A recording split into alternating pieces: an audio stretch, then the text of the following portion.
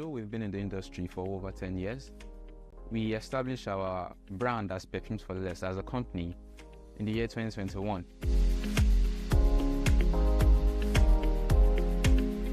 It all came about the idea of giving our customers something unique and high quality at a lesser price. So as you can hear from our name, Perfumes for Less, that is high fragrance qualities at a lesser price. In an industry like ours, the fragrance industry, there is a lot of noise. We had to pick a niche, going into something and that thing alone, which was Arabian perfumes. Giving our customers originality has helped us a lot in what we do and how we do it. Customer experience in any business is key to scaling your business or enterprise from 0 to 100. Our major strategy we've used over the years is content creation. Our main value in our content is originality, where you can't find anywhere else. Whatever we share with our customers is unique to us alone, and it is made by us, and it is original. The issue of being an illegitimate business or scammers has been eradicated.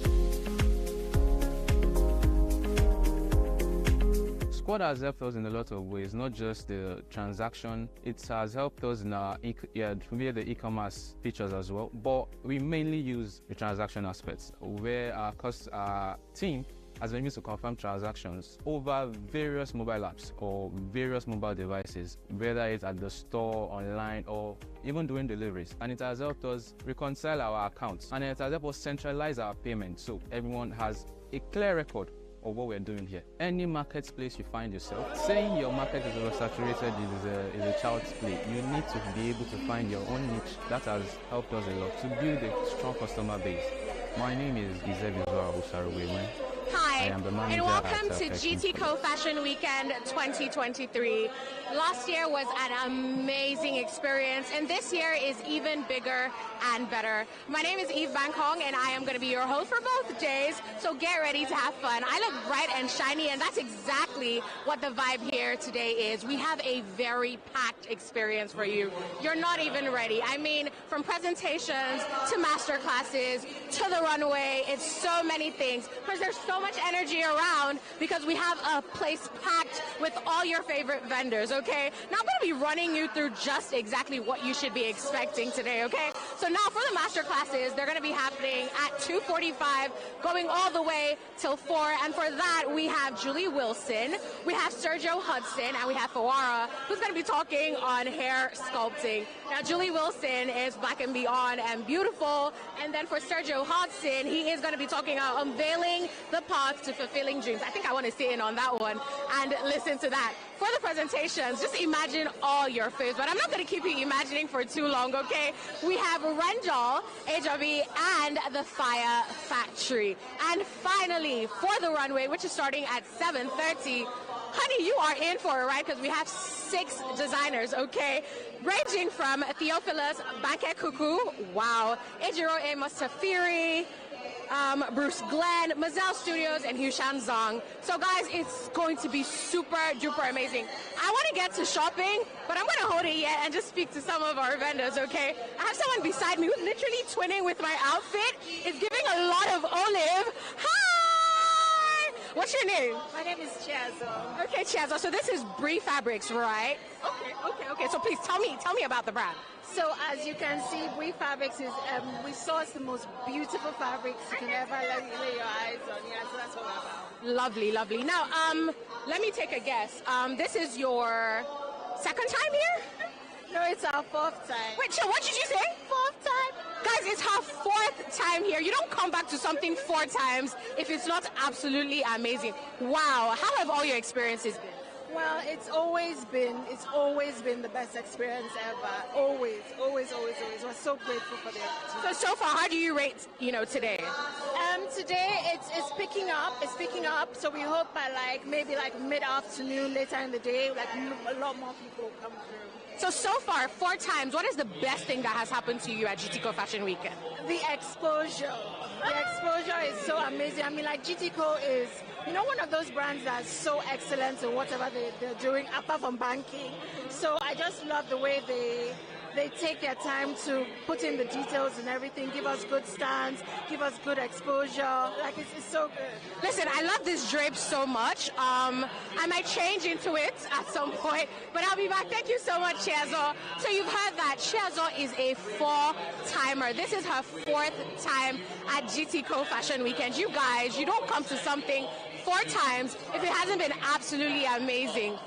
4 whole times. So I'm going to be speaking to some other vendors because I need to know what everyone's experience is. If you are planning to do any shopping this December, you need to be here. Like, literally, you really need to be here. So this is the place to be. I want to speak to someone else. Okay, so I see this cute stand and it's already very, very busy. But hey, let me walk around because they're so busy. They're probably not going to want to talk to me anyway. So let's see. Okay, this is quite a cute stand. It's the Oiva stand. All right, who can I speak to? Who am I going to... Who are you speaking to? Okay, let's walk in. Hello! Hi! Please, can you tell us what's going on here? Because it seems like you guys are already busy. Yes. How are you finding today? It's going fine. What's your name? Miriam. Miriam, smile for me now. You're so busy making sales that you don't even want to smile. Did you hear that? She's really busy making sales. Okay, so how many times have you been at GTCO Fashion Weekend? I think 3 times. We were here last year and then 2 years ago. And how has it been for you? It's an awesome experience. We always make new leads, new customers. It's good. So what time did you get here today?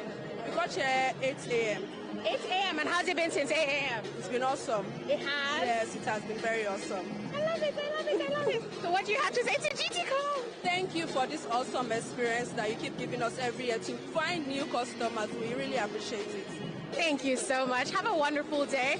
All right, guys, so you've heard her. This is her 3rd time here, and it's so wonderful to see that people keep coming back. So we're doing something right with retention, aren't we? All right, so I'm just going to case the joint. I'm going to walk the floor and just see how everything is going. But I'm already having too much fun.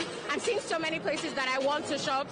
Hopefully I don't spend all my money here because I probably will. But as I was saying, if you're looking to do any shopping, okay, if you're looking to do any shopping, please, by all means, come here. But I mean, you want to keep some money aside because you probably finish all the money you have, okay? You probably will. I'm not even joking. All right, I'm looking at everything, and everything looks pretty good. And another thing, I'm seeing so much olive. I'm seeing loads of olive outfits, and that's just getting me so excited because I don't know. I guess I got the theme. All right.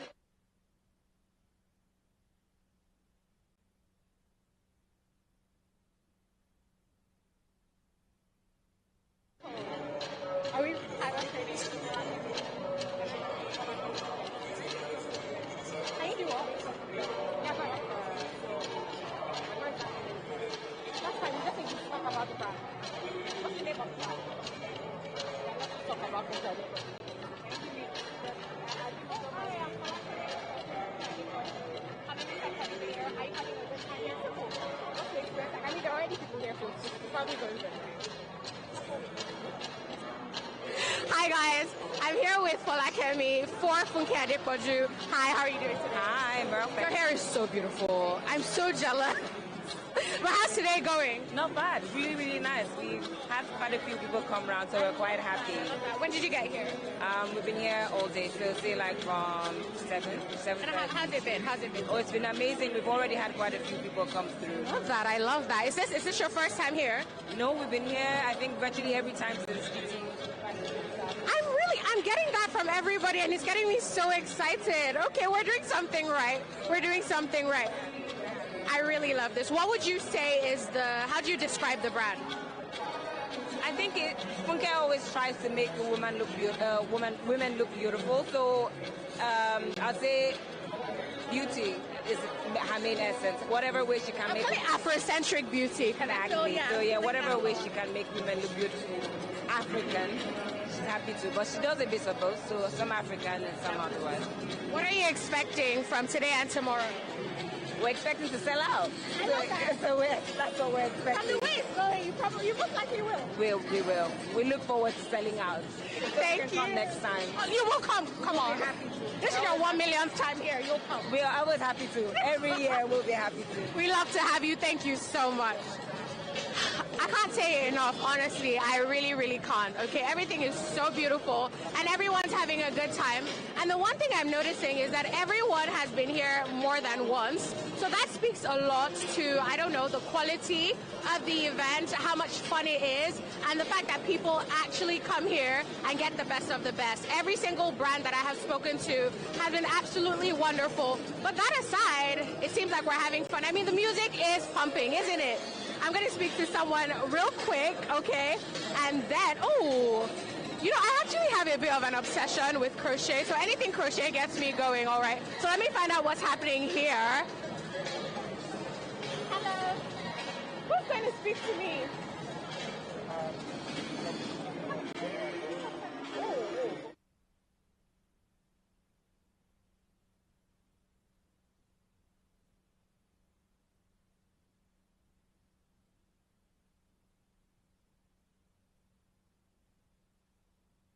Yeah, that is so cute. I actually really, really like the green one. Yeah, that one is actually really cute. I love it. But is it stretchy? Because it doesn't, but it's stretchy. Oh, okay, nice. I love that. We're waiting on you.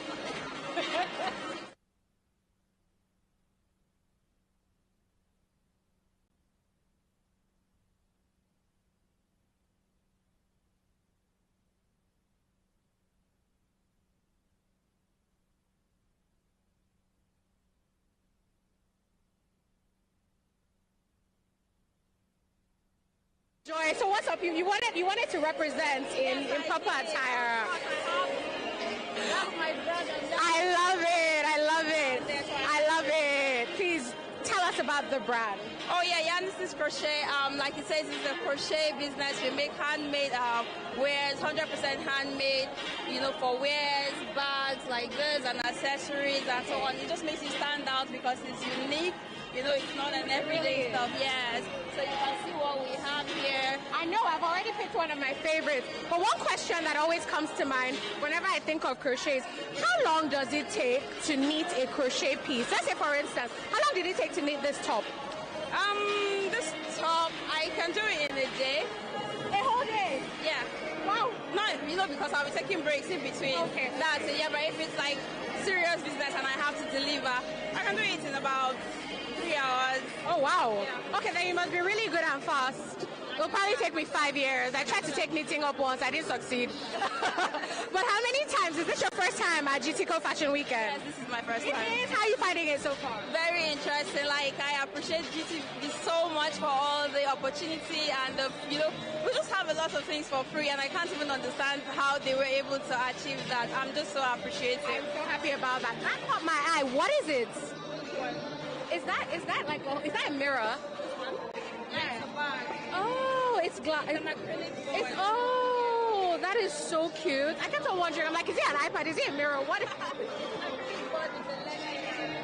Okay, that is really beautiful. So please, what are you looking forward to today? Oh my God, I'm looking forward to just meeting people that are interested in creativity, you know, just building like a tribe that are interested in creativity, meeting customers, of course. We have to drive sales and all of that, and then just, you know, networking and connecting and just moving forward, yeah. You know what? Have an amazing time. I'm really sure you will. Everything is beautiful. Thank you. All right, you guys, that has been absolutely fun. I've had so much fun, and I'm still having so much fun just walking around, talking to all these beautiful people, learning about their experiences. It is so refreshing. I mean, last year was amazing, and every other year is amazing, but truly, it gets bigger and better, I promise you. I've seen so many new vendors this year, plus the old vendors I had seen even from other times, so that just goes to speak a lot about what is happening here. So we want to speak to one of the brand owners. All right, but look at this cute brand. Hello! So pretty, I love your hair. Please, can you tell us about the brand? Okay, so it's called Moke. It's a new brand. We just started. But When did you start? April. Okay. I know. How's it been? Very good. I can't complain. It's been good. A lot of work, but it's good. Yes. So we're enjoying being here. So how's today going for you? Very well. I mean, I like the fact that there's a whole different range of people, young, old, Gen Z, older crowd. It's good, and everyone has something to look out for here. Exactly. We also have something for everyone. I love what you're wearing, and I love these. So obviously, knowing that it's a new brand, I'm guessing this is definitely your first time here. What inspired you to want to, get in on this? Well, I mean, I know of GT Fashion Fair. You had attended previous years. Actually hadn't. Oh, cool. It's okay. You're here now. I was supposed to last year, and I missed it for some reason, but I'd seen pictures and I'd said to myself, I must attend. I have to be here. And here I am. And you're having a good time. So I just need to know, are you going to come back next year? Absolutely, if they'll let me. I mean, you're making details, huh? Yes. We have... I mean, there's a lot here. It's definitely something we want to do again. About the name, what's the inspiration behind the name? It sounds so pretty. I want to know. Okay, so my middle name is Olajumoke. Oh, girl, that is so good. Isn't it real? Yeah. So a little abbreviation of Olajumoke. I love that. Have so much fun here. Everything is beautiful. Have a wonderful time. So guys, it's her first time here. It's a new brand, and she knew she just had to be here. And she says she's having the best time. I'm so excited when I hear stories like that, because it's like, listen, you already know what is happening here. It's jumping. I'm lost for words at this point, okay? But we're still going to walk around and find out what's going on, okay? You guys, whenever I see a really packed store, I get so excited. Okay, hello. Hello. You too, thank you. I love your hair. Please tell us about this beautiful brand. You guys, it's so packed. Yeah, I mean... What time did you get here? I think about 8 o'clock or like... How has it been since 8? Funny enough, it's been busy, and I'm sure it will get busy as time goes on. I love how busy it is. Busy is very good for business. So please tell us about the brand. Okay, the brand is called Mufa. My name is Olayinka Lambo, and I'm the creative director of Mufa. I knew it from the wig. Oh, really? Actually creative. Thank you. So about the brand, we are more into like colors, very classic outfit. We do a lot of brocade. I mean, now we've been doing a lot of batik, but now I think there's a serious place for it. Yeah. So we have a lot of batik. We do mix and match, and our pieces are very timeless, something that you can wear in 5, 10, 15 years. I mean, we've had clients coming back to readjust the pieces that they bought from more like 15 years ago. Oh, wow. Yeah, so we do classic, timeless pieces, which are not dated. I hear you say 15 years ago. How long has this been in existence? About 17 years. That is amazing. Is this your first time at GTCO Fashion Week? Fourth time. Listen, you guys. And how has it been every time? It's been amazing. Otherwise, we won't be coming back. I mean, we apply and then they keep choosing us. So it's been a great experience. You're doing something right. Exactly. And thank you guys for the opportunity. Thank you so much. Wow, this is beautiful. Love to see the beautiful pieces. What are you looking forward to, this time? I know every year gets bigger and better. So what are you looking for? What's the best experience you've had? I think I'll say 2019, just before COVID. And COVID came and messes things up for... But 2019 was it for you? Yes, it was. Because we didn't participate last year. So 2019 was amazing, was really great. So this year we're hoping to double or triple the numbers. It looks like you're off to a good start. So we'll see how that goes. Thank you so much. Have fun today. You look wonderful. Guys, it's the constant. I've been here 3 times. I've been here 4 times. I've been here a million times. That really, really has me feeling super great, okay? Because it's like, wow, we definitely are doing something right. Okay, guys, so really quick. To the side of us, we have the presentation stage, and everyone is taking pictures now. I'm so jealous, okay? But, yeah. We're having a really, really, really good time. So we're gonna keep, how do I say it? Casing the joint. Yeah, we're gonna keep casing the joints to find spots that I'm shopping in. And just because I'm trying to find where to shop, you get to find out about things that you want to shop as well. So it's like a symbiotic relationship in some way. Abby? Let's walk and find my next new best friend, okay? All right, let's walk. Let's check. check. Everything here is so beautiful, honestly.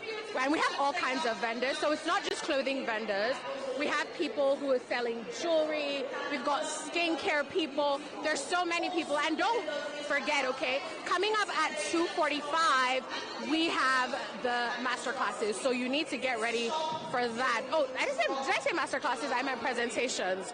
We have the presentations. Okay, so there's this wonderful jewelry brand. I got so excited by everything. FF Accessories. Hello, who am I speaking with? Who's speaking to me? Okay, hello. Hi, please tell us about the brand. The name of our brand is called FF Accessories. Most of our products come in from Hong Kong and India, and they're very versatile pieces. We have bracelets, pendants, hoop earrings, and all sorts of jewelry. So please come and shop with us at the GT Bank Fashion Weekend today and tomorrow. We hope to see all of you here at our stand, FF Accessories. All right, so please tell me, is this your first time here? No, this is, I think, our third time at GT. I love that. How has it been every time you've come? Oh, it's been fantastic. Our pieces usually do sell out. It's always been good every year. We always have fun meeting, you guys, meeting our customers, and we're happy because we always have repeat customers come in. This is how a lot of people get to know about our brand. So, yeah. I love that. But everything looks so good. And how has it been today? How has today been? You can see all our customers. Yes. On the road sold out. Come quickly. Come quick. All right, guys, you've heard it from her, okay? On the road to sold out. I like that tagline. It's actually very, very nice. And everybody keeps saying it, that they're sure to get sold out today. So, yeah, that is super duper exciting, okay? We're walking in now. I think another thing I absolutely love is the fact that I keep seeing loads of African prints here. Hello. Hi. Hello.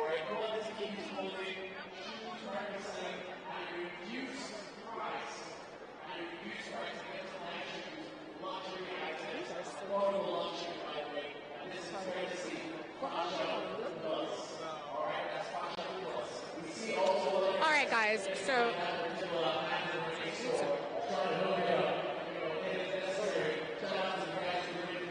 it can be anywhere.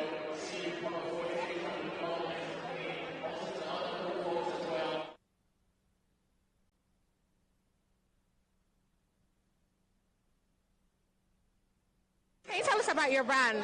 Okay, this is Boundless Apparel Limited, so we deal in handmade products. Okay. Yes, all these are made sourced from everywhere. They are sourced from everywhere, really. So they are all gemstone bracelets. We have gemstone bracelets, and then we have gemstone necklaces, all handmade by us.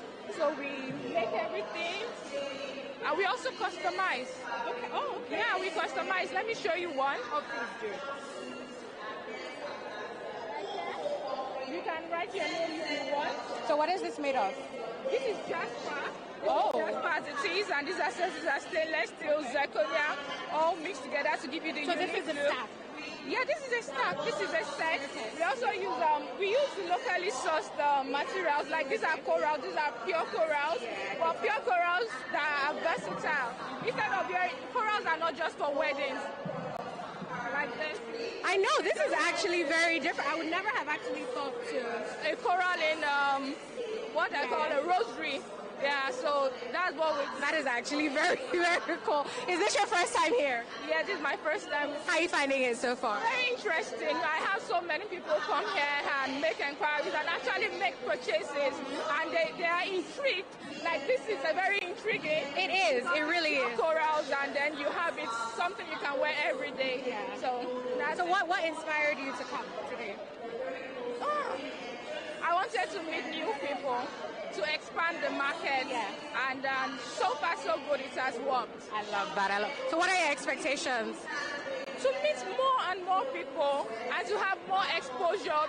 This handmade part of the business is not so exposed, and we look at having more people to see corals, to see gemstone bracelets as something they can actually wear.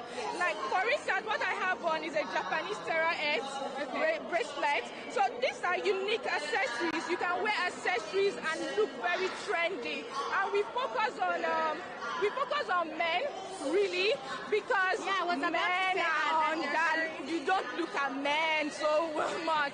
Okay. So now we are moving away from boxers to these as bracelets. Yes. Moving away from boxers. No, we have moved. Women have moved. We have moved. So these are accessories for men, although women can wear, like you have this one for women. I have very androgynous styles. Yes. So that's... Thank you so much. I wish you have a wonderful day. I know you will. I know you definitely will. You already, I love that. She said she's already having a wonderful time. She's already having a wonderful day. And so am I, okay, guys? I'm going to take a quick break. And I'll do some shopping, okay? Then when I come back and after I bought my feel, I'll be back to you, okay? So wait, hold on. Where's everybody? We're going to presentation style. Actually, perfect. My body is I don't know how long it's supposed to be. You have a picture.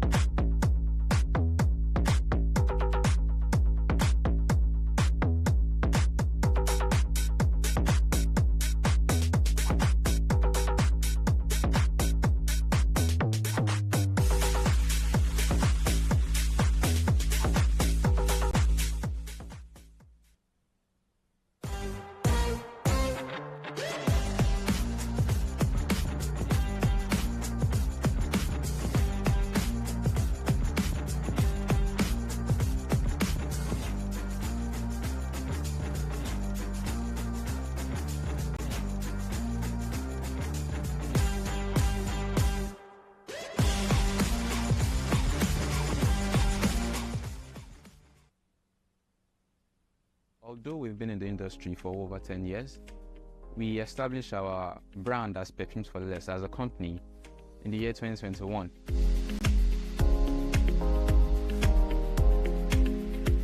It all came about the idea of giving our customers something unique and high quality at a lesser price. So as you can hear from our name, Perfumes for Less, that is high fragrance qualities at a lesser price. In an industry like ours, the fragrance industry, there is a lot of noise. We had to pick a niche, going into something and that thing alone, which was Arabian perfumes. Giving our customers originality has helped us a lot in what we do and how we do it. Customer experience in any business is key to scaling your business or enterprise from 0 to 100. Our major strategy we've used over the years is content creation.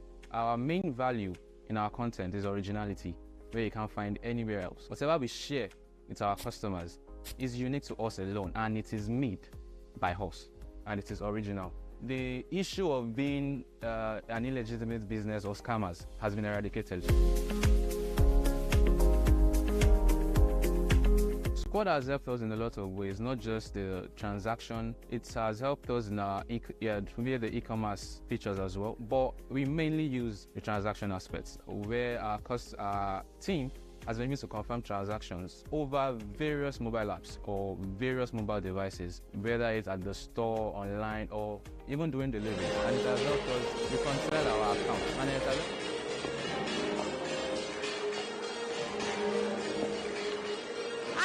such a fun time, okay? And I can't wait till what is supposed to happen here is happening, okay? I want to say you should guess what's happening, but I don't know if you can guess, okay? So now in less than an hour, we are going to be having presentations, okay, from some of your favorite designers. I do want to let the cat out of the bag. Should I? Okay, I will. We have Rendell, we have Fire Factory, and we have Ejiro, and they will be presenting in less than an hour. Or actually, yeah, in about an hour. At 2:45, the presentations are going to kick off, and this is where you definitely want to be. We have made such a grandiose stage. I envy anyone who's walking it. I might be walking it, we'll see. But listen, I am having so much fun. I want to stay here. Can I stay here?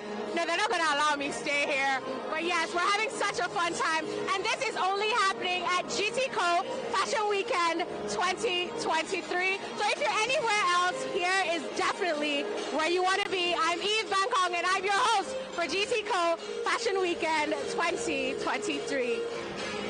I'm going back up.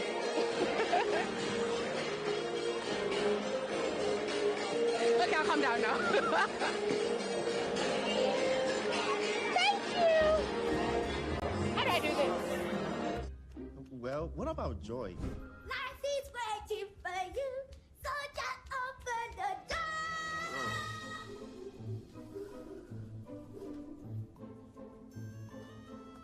I think Victor might just be the chosen one.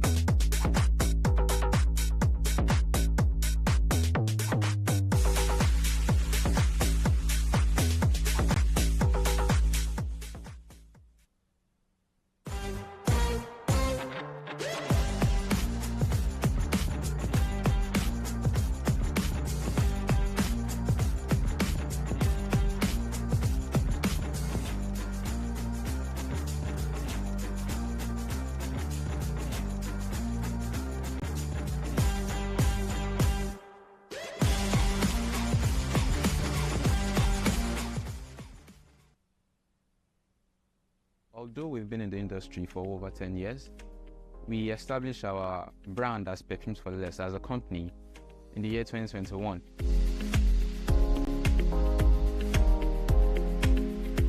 It all came about the idea of giving our customers something unique and high quality at a lesser price. So as you can hear from our name, Perfumes for Less, that is high fragrance qualities at a lesser price. In an industry like ours, the fragrance industry, there is a lot of noise. We had to pick a niche, going into something and that thing alone, which was Arabian perfumes. Giving our customers originality has helped us a lot in what we do and how we do it. Customer experience in any business is key to scaling your business or enterprise from 0 to 100. Our major strategy we've used over the years is content creation. Our main value in our content is originality, where you can't find anywhere else. Whatever we share with our customers is unique to us alone, and it is made by us, and it is original. The issue of being an illegitimate business or scammers has been eradicated. Squad has helped us in a lot of ways, not just the transaction. It has helped us in our via the e-commerce features as well, but we mainly use the transaction aspects, where our team has been able to confirm transactions over various mobile apps or various mobile devices, whether it's at the store, online, or even doing deliveries. And it has helped us reconcile our accounts, and it has helped us centralize our payments so everyone has a clear record of what we're doing here. Any marketplace you find yourself, saying your market is oversaturated is a child's play. You need to be able to find your own niche. That has helped us a lot to build a strong customer base. My name is Ejiro. I am the manager at Perfumes for Less.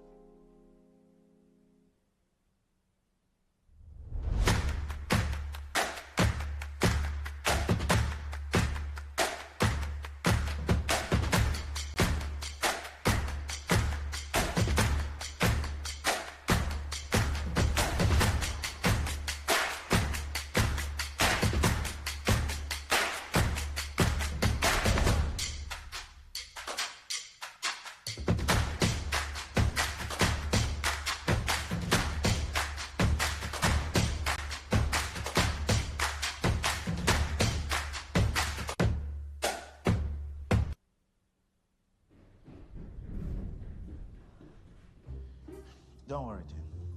Well, very soon we'll be relaxing and we'll be well taken care of. I see Michael being a rich footballer when he grows up.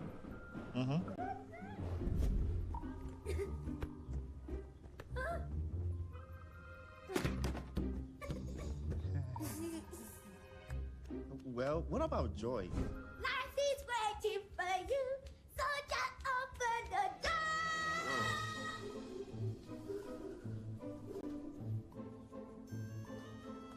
I think Victor might just be the chosen one.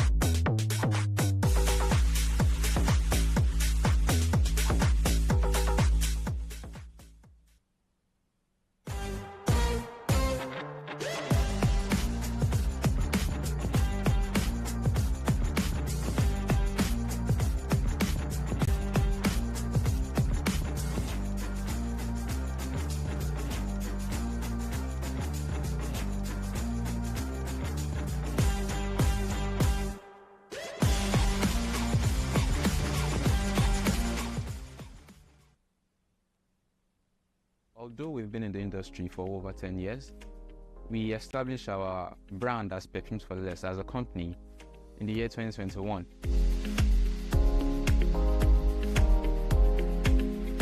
It all came about the idea of giving our customers something unique and high quality at a lesser price.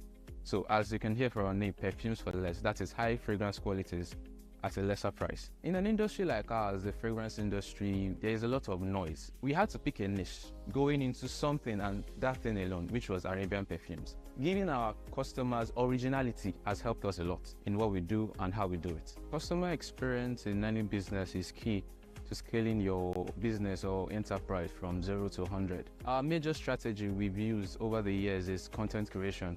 Our main value in our content is originality, where you can't find anywhere else. Whatever we share with our customers is unique to us alone, and it is made by us, and it is original.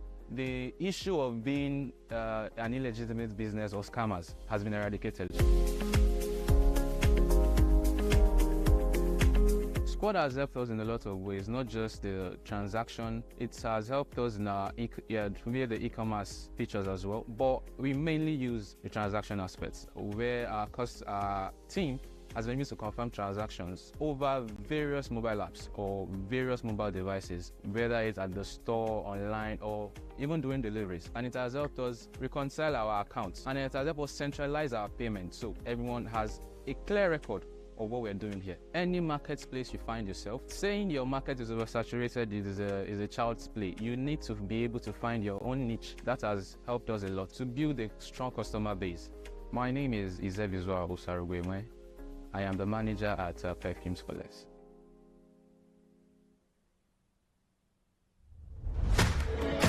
Hey guys, so funny enough, I ran into an old friend and I'm so excited to see her. She hasn't aged a day, looking absolutely beautiful. What's up, girl? Hi, darling. How are you? I'm fine, thank you. How are you? I'm fine, thank you. Lovely stand. Tell us about the brand. The brand is Sergio Fabrics. We've been doing this for a lot of years. It's generational, my mom and me. So we have fabrics for men and women in great quality, affordable prices.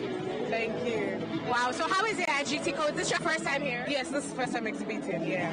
How's it going? It's been good. It's been good. I love that. So what inspired you, coming to GT? I mean, I felt like it would be great exposure for the business. We'll be able to reach more people and tell them about the business.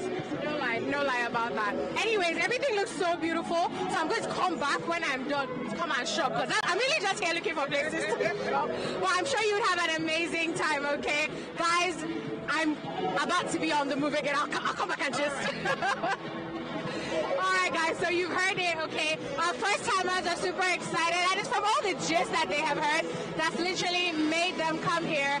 And now everyone is telling me, yes, I'm gonna come back. I'm definitely coming back. I'm having a good time. So I'm gonna speak to more people and get more gist while I'm also tasting joints where I'm going to shop. And I wonder who the next person we're gonna be talking to is.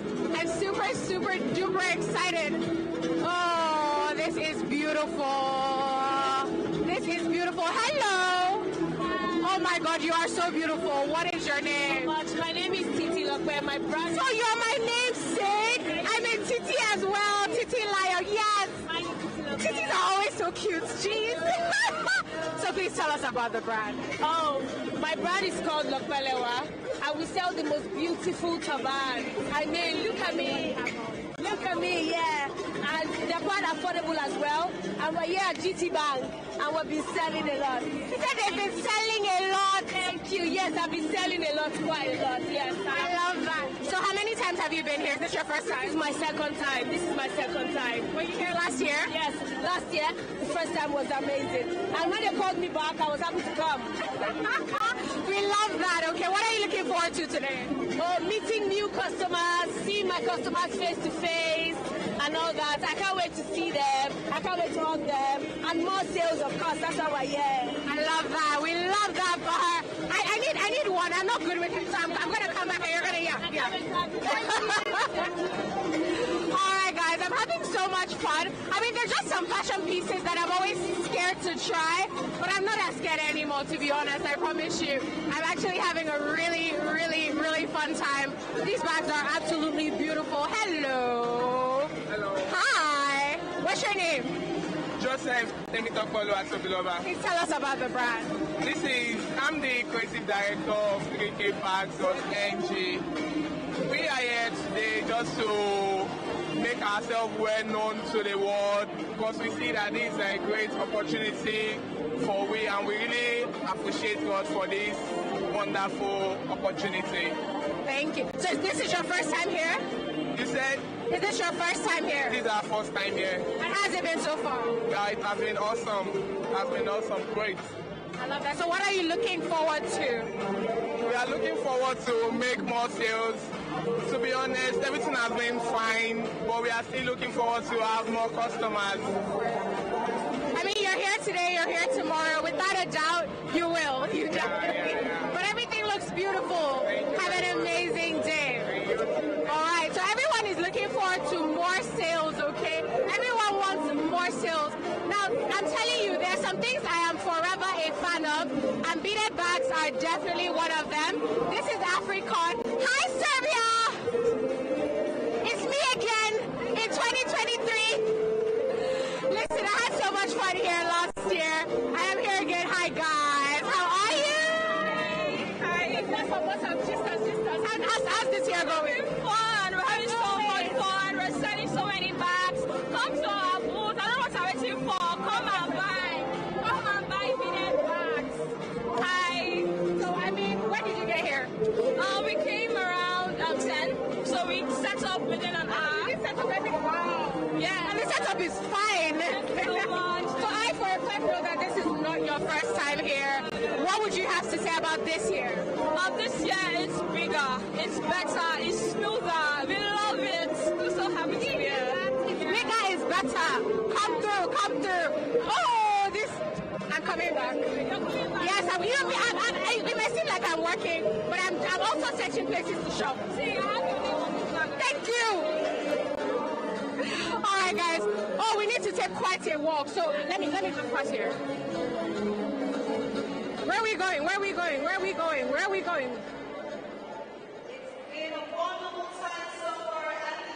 Hello. Hi, how are you?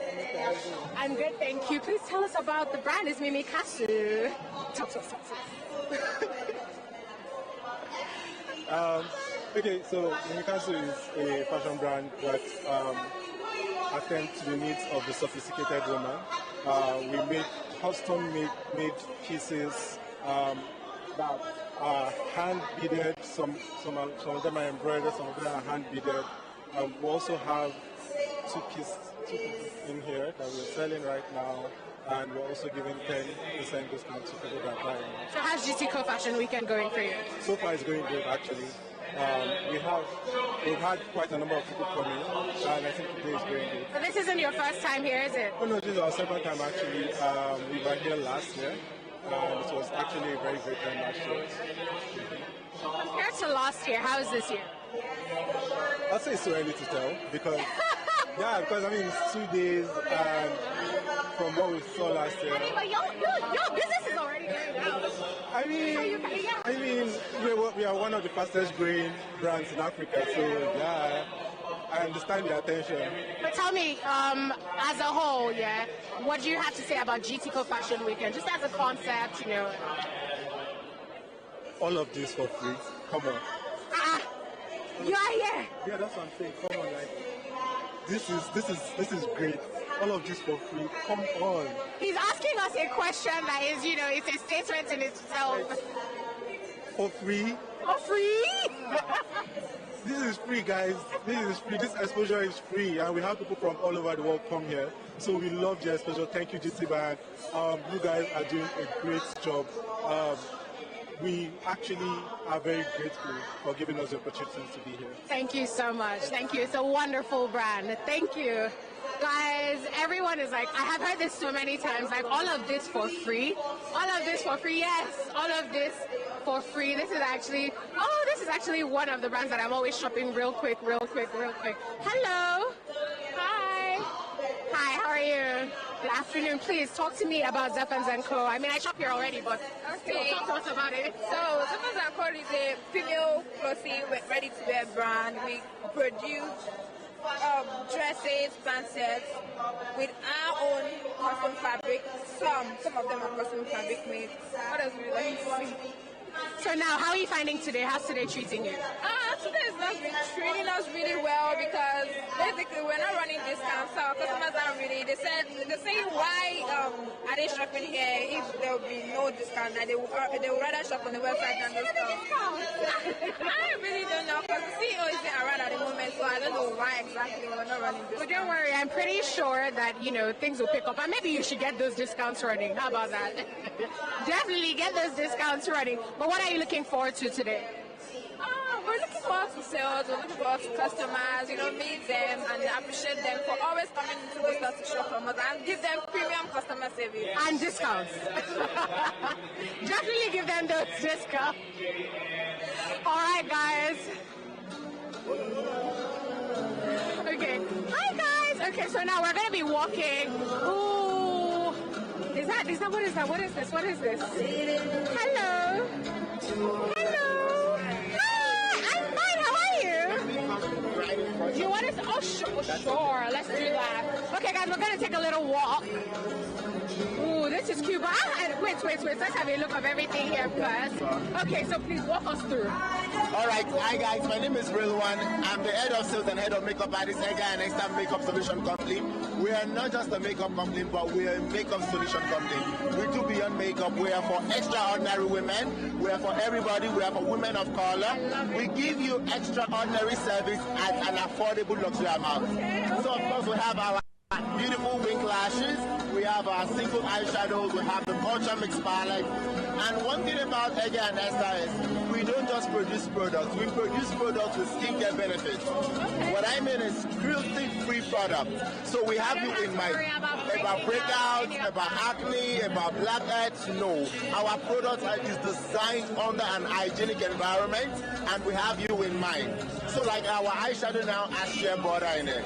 Because of shea butter, you're sure that it is organically made and it is beautiful, well intensified to give you the color and the pop that you need. And of course we have our flash pan, that's our bronzer. We have different shades of foundation, powders, concealers. Trust me, we are the glam squad. Thank you. So how is GTCO Fashion Weekend treating you? Oh, excitingly, we are having fun at the GTCO Fashion. For me, over the years, I'm a makeup artist, and then of course I can tell you, I'm a Mac guy, so I'm usually backstage. But now that I'm with Ega and Esther, I'm enjoying all the experience. I'm loving it, the ambience, the energy. I love it. Okay, so you can hear they're having so much fun. So are you going to be doing like a makeup, are you guys going to be doing like a makeup presentation at any point? Okay, so what we're doing now, like the ladies are having their makeup on, so that's like a demo for you to see how our makeup would look on you. So you're sure and certain that this product that you're buying will sit well on your skin. But we're not going to be having like a live demonstration because of time. We have a lot of customers coming. We might not have time, but then of course on our social media, you can swing in at Ega and Esther and see our previous live demos and what have you. All right, sounds wonderful.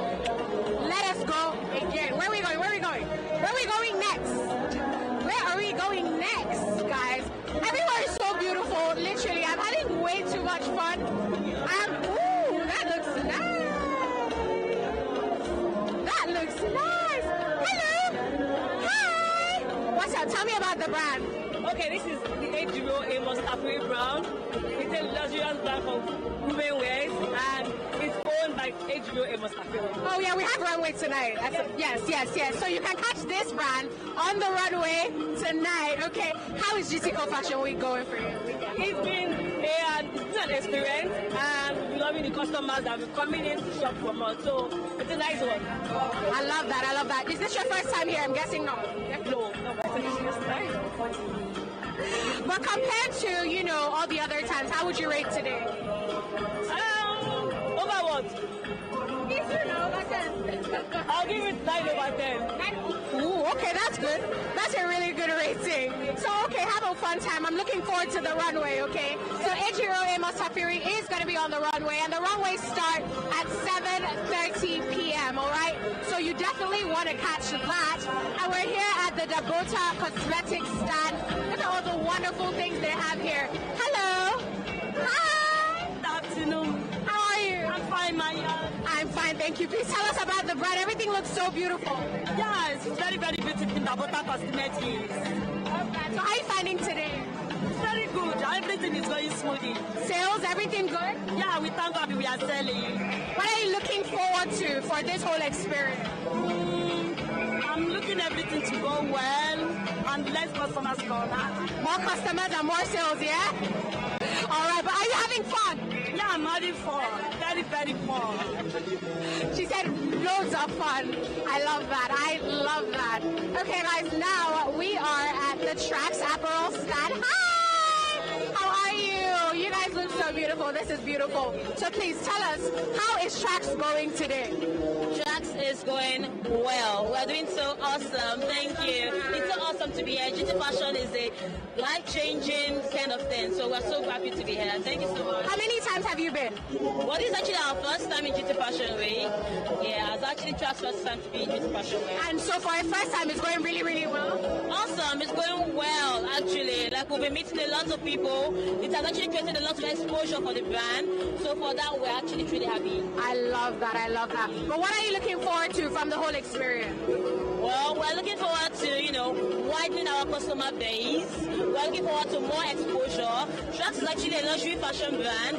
We are a contemporary African brand, taking African pieces to the whole world. Yeah, so we're looking forward to more exposure because Trax is a brand that the whole world should know about. Definitely. I love that. I love that. I wish you all the best today. Thank you.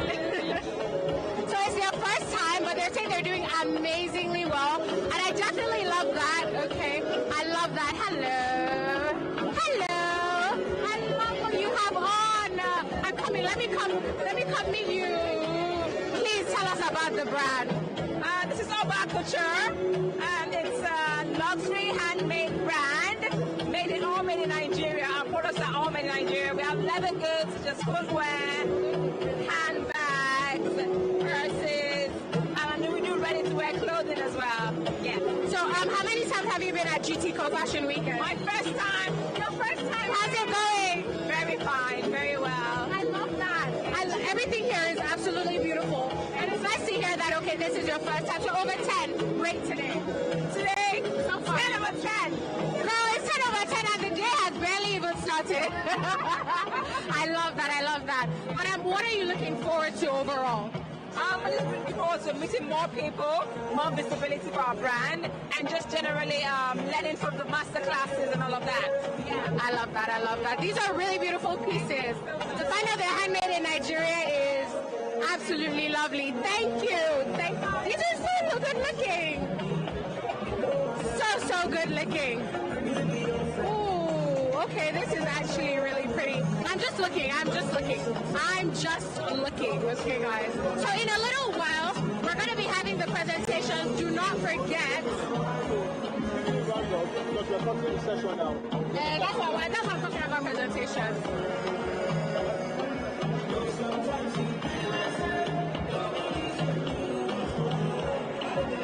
Alright guys, so it's inching really close to when the presentations are going to be starting.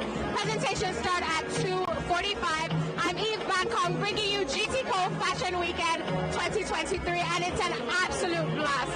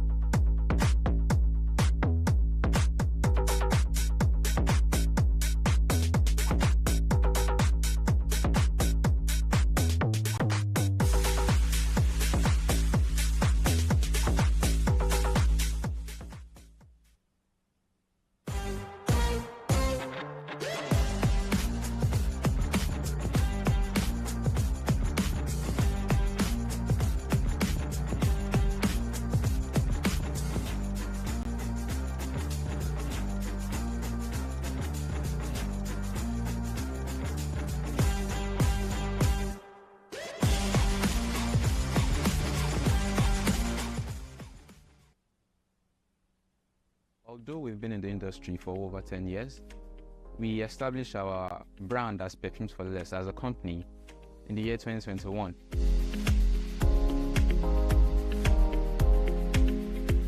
It all came about the idea of giving our customers something unique and high quality at a lesser price.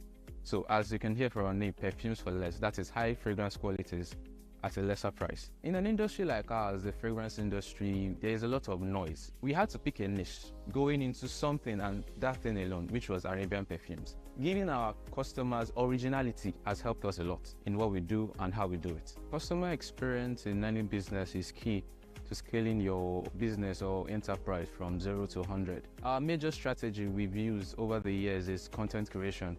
Our main value in our content is originality, where you can't find anywhere else. Whatever we share with our customers is unique to us alone, and it is made by us, and it is original. The issue of being an illegitimate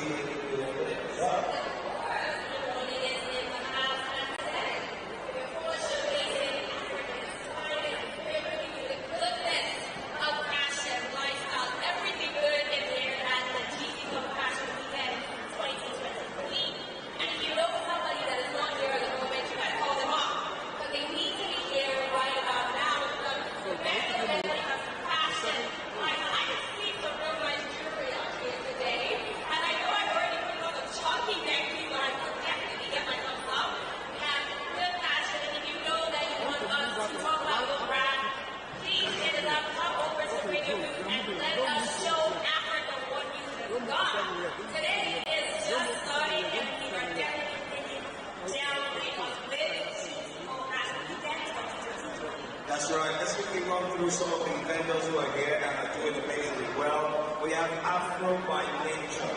Afro by Nature. Now they sell natural hair. Natural hair products. Natural hair products that are actually infused with multi-vitamins to grow and nourish the hair. Yeah, they're called Afro by Nature. Now they're located right in front of the big screen beside just right in front of the big screen beside the banana tree. Okay, that's what they said. Now they're giving lots of giveaways with everything you buy. They're also giving 5% discount on all products plus extra free giveaway items. They're called Afro by Nature. You should check them out. They are amazing. If you have and you love your natural hair, then check them out. Definitely should check them out. We also got Ejiro, which is the luxury brand that specializes in custom-made running and versatile jewelry for phenomenal women. So if you know that you are a phenomenal woman and you want to, show your style out, better hit up Ejiro right now. The categories range from between suit sets, dresses, two pieces, hats,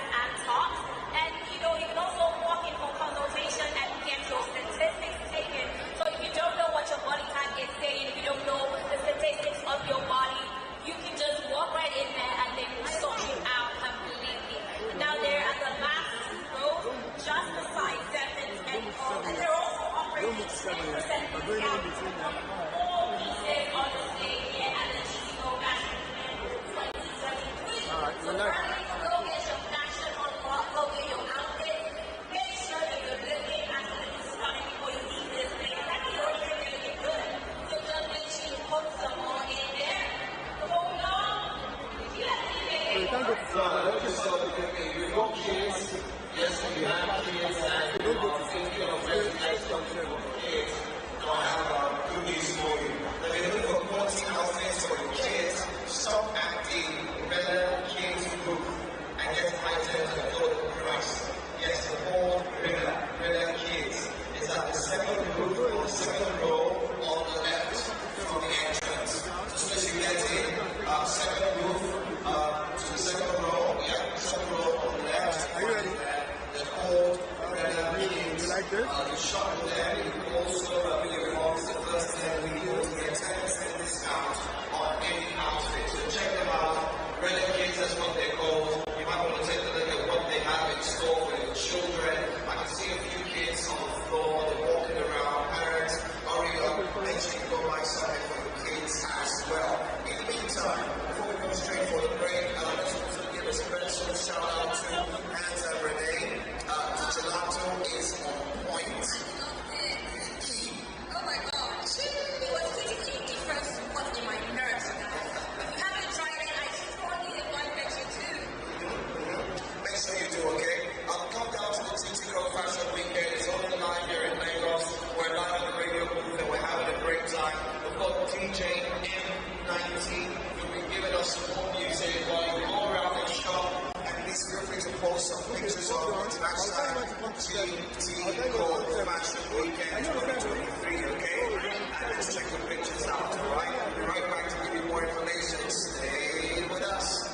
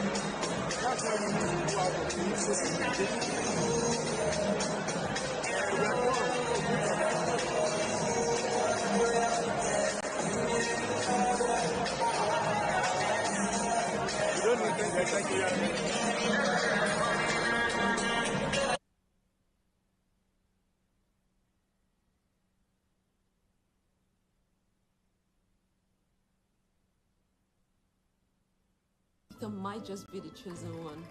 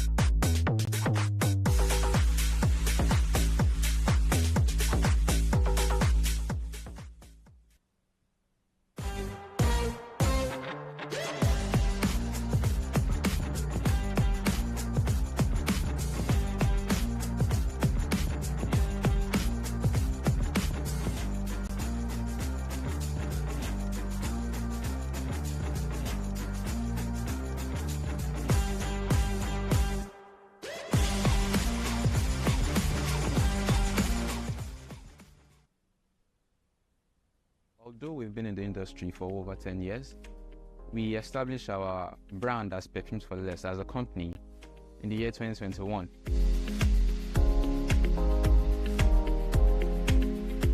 It all came about the idea of giving our customers something unique and high quality at a lesser price.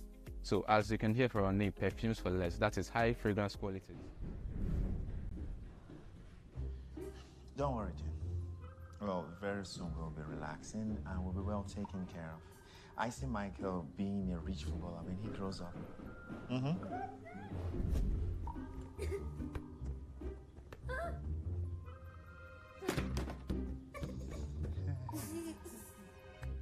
Well, what about Joy?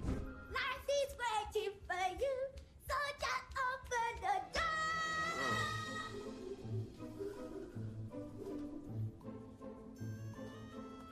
I think Victor might just be the chosen one.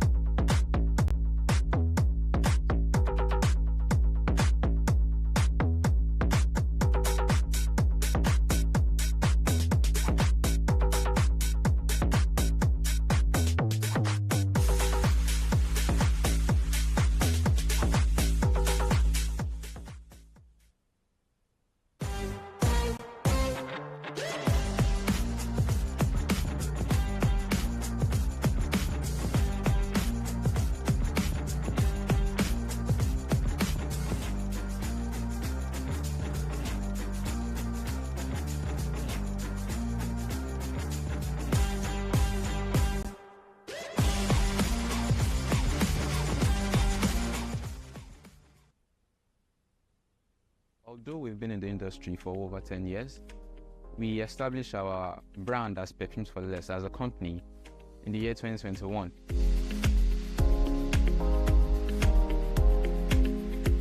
It all came about the idea of giving our customers something unique and high quality at a lesser price.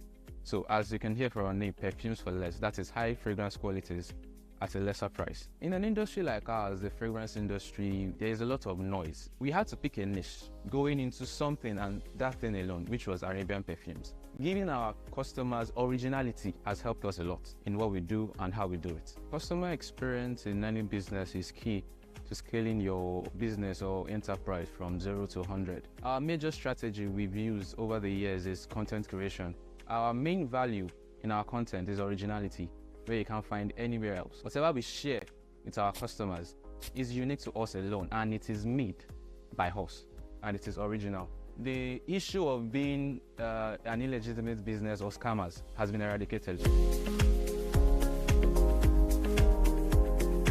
Squad has helped us in a lot of ways, not just the transaction. It has helped us in our the e-commerce features as well, but we mainly use the transaction aspects, where our team has been able to confirm transactions over various mobile apps or various mobile devices, whether it's at the store, online, or even doing deliveries. And it has helped us reconcile our accounts, and it has helped us centralize our payments so everyone has a clear record of what we're doing here. Any marketplace you find yourself, saying your market is oversaturated is a child's play. You need to be able to find your own niche. That has helped us a lot to build a strong customer base.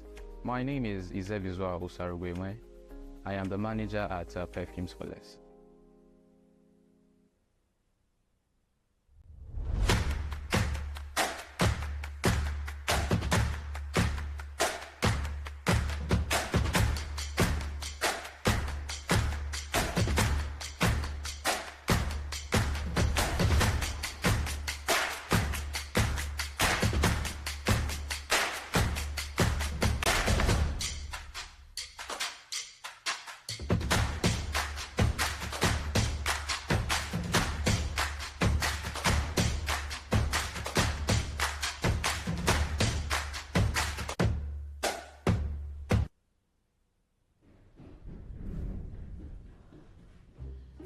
Don't worry, Jen. Well, very soon we'll be relaxing and we'll be well taken care of. I see Michael being a rich footballer when he grows up.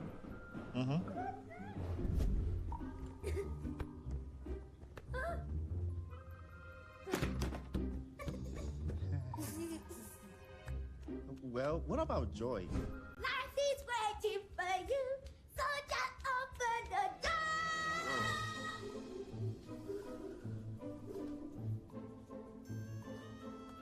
I think Victor might just be the chosen one.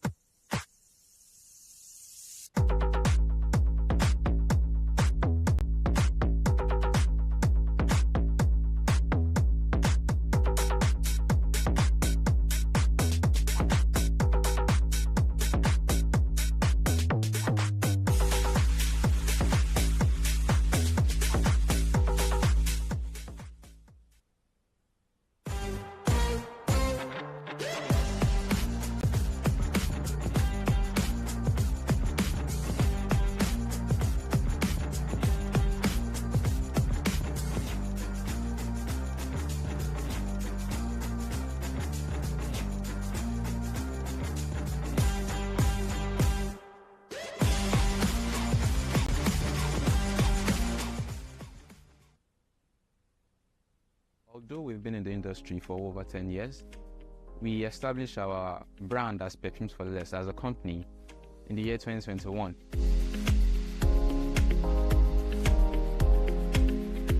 It all came about the idea of giving our customers something unique and high quality at a lesser price.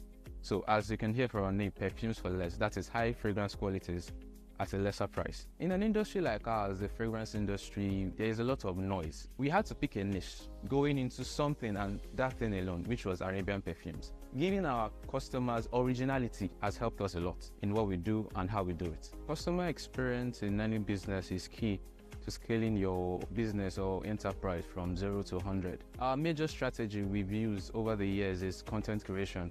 Our main value in our content is originality, where you can't find anywhere else. Whatever we share with our customers is unique to us alone, and it is made by us, and it is original. The issue of being an illegitimate business or scammers has been eradicated.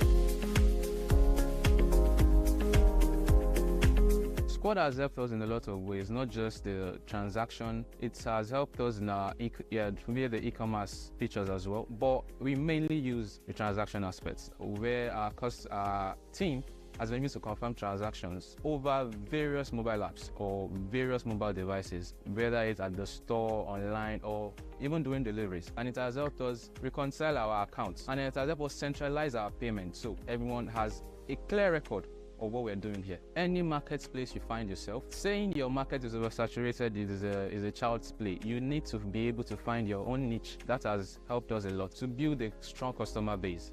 My name is Ejiro. I am the manager at Perfumes for Less.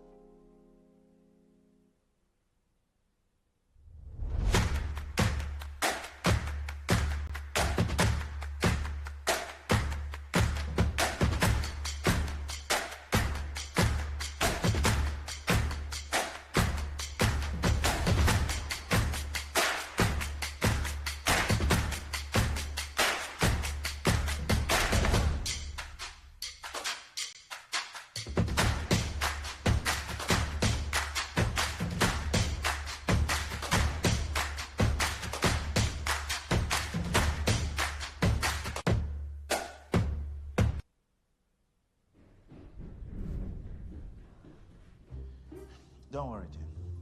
Well, very soon we'll be relaxing and we'll be well taken care of. I see Michael being a rich footballer when he grows up.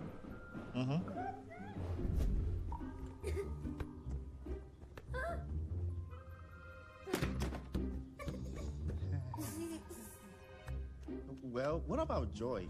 Life is waiting for you, so just open the door.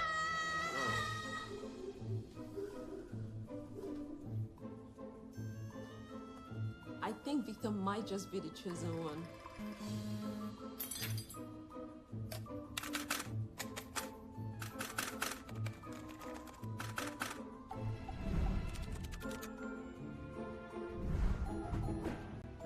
And get one free. Buy one and get 30% off on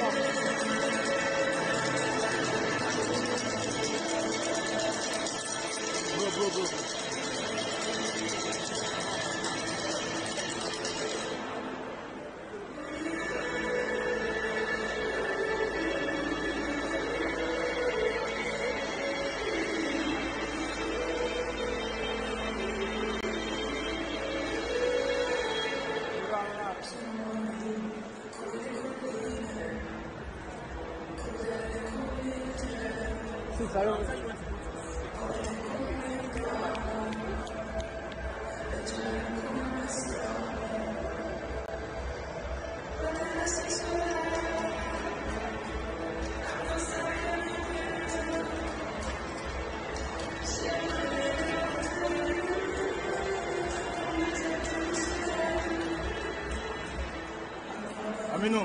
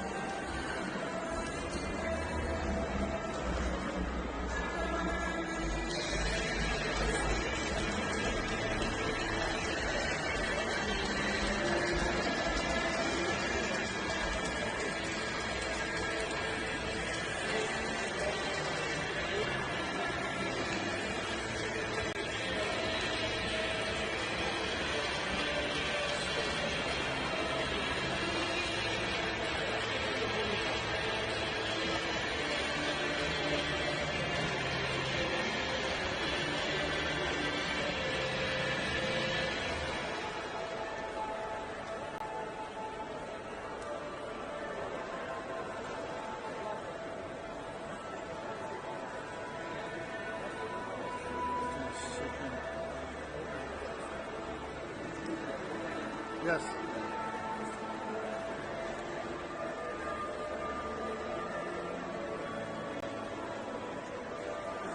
Mine. Started somebody eats it now.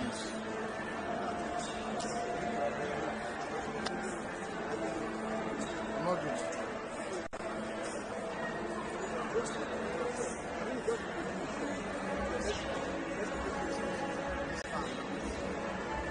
Okay, balance now.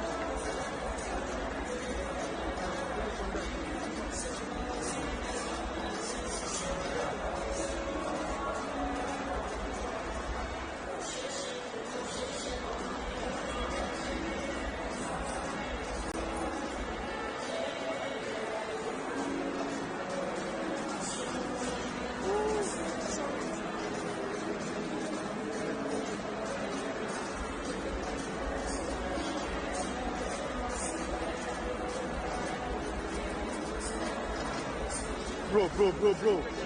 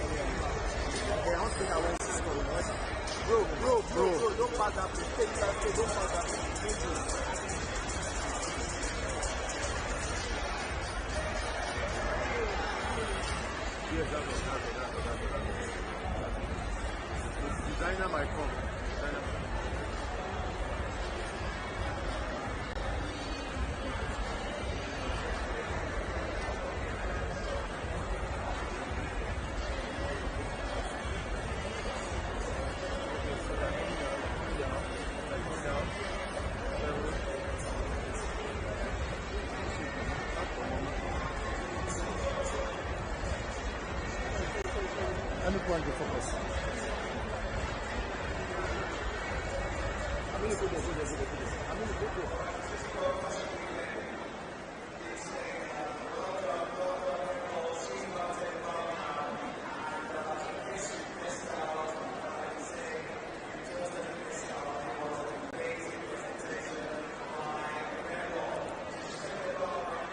Tell this guy not to follow us.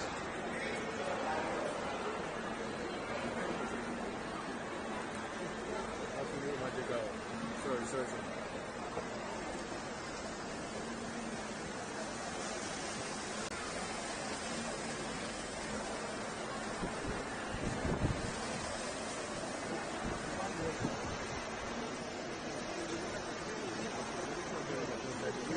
Guys, bend down.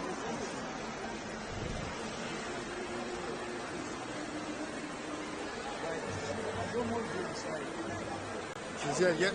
Aminu. Bro. Open up, guys, open up. Move.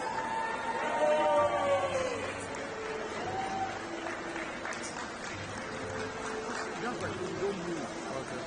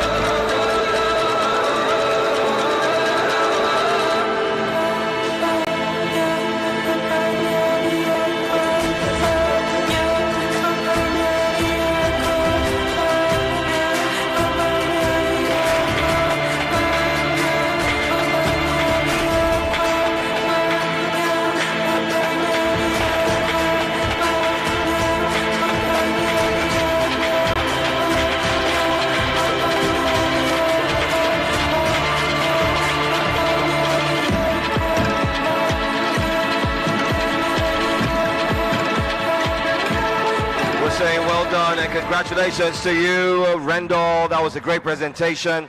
We do have more presentations later today, and we'll let you in on who and what time. But what we have to tell you now is you can start making your way into the masterclass. Of course, the masterclass starts at 4 p.m. It's going to be by Julee Wilson, and she'll be focusing on Black is Beyond Beautiful. Time 4 p.m. to 5 p.m. Don't miss it for a thing. If I were you, as soon as you're done with the presentation, start making it down to the masterclass area. If you're wondering where you can find the masterclass area, it's not far, it's within the arena. All you need to do is, as soon as you come into the hall, turn right. Or you can ask any of the attendants or any of the ushers. They'll be more than willing to show you where you can find the masterclass area. It starts at 4 p.m. Black is Beyond Beautiful by Julee Wilson.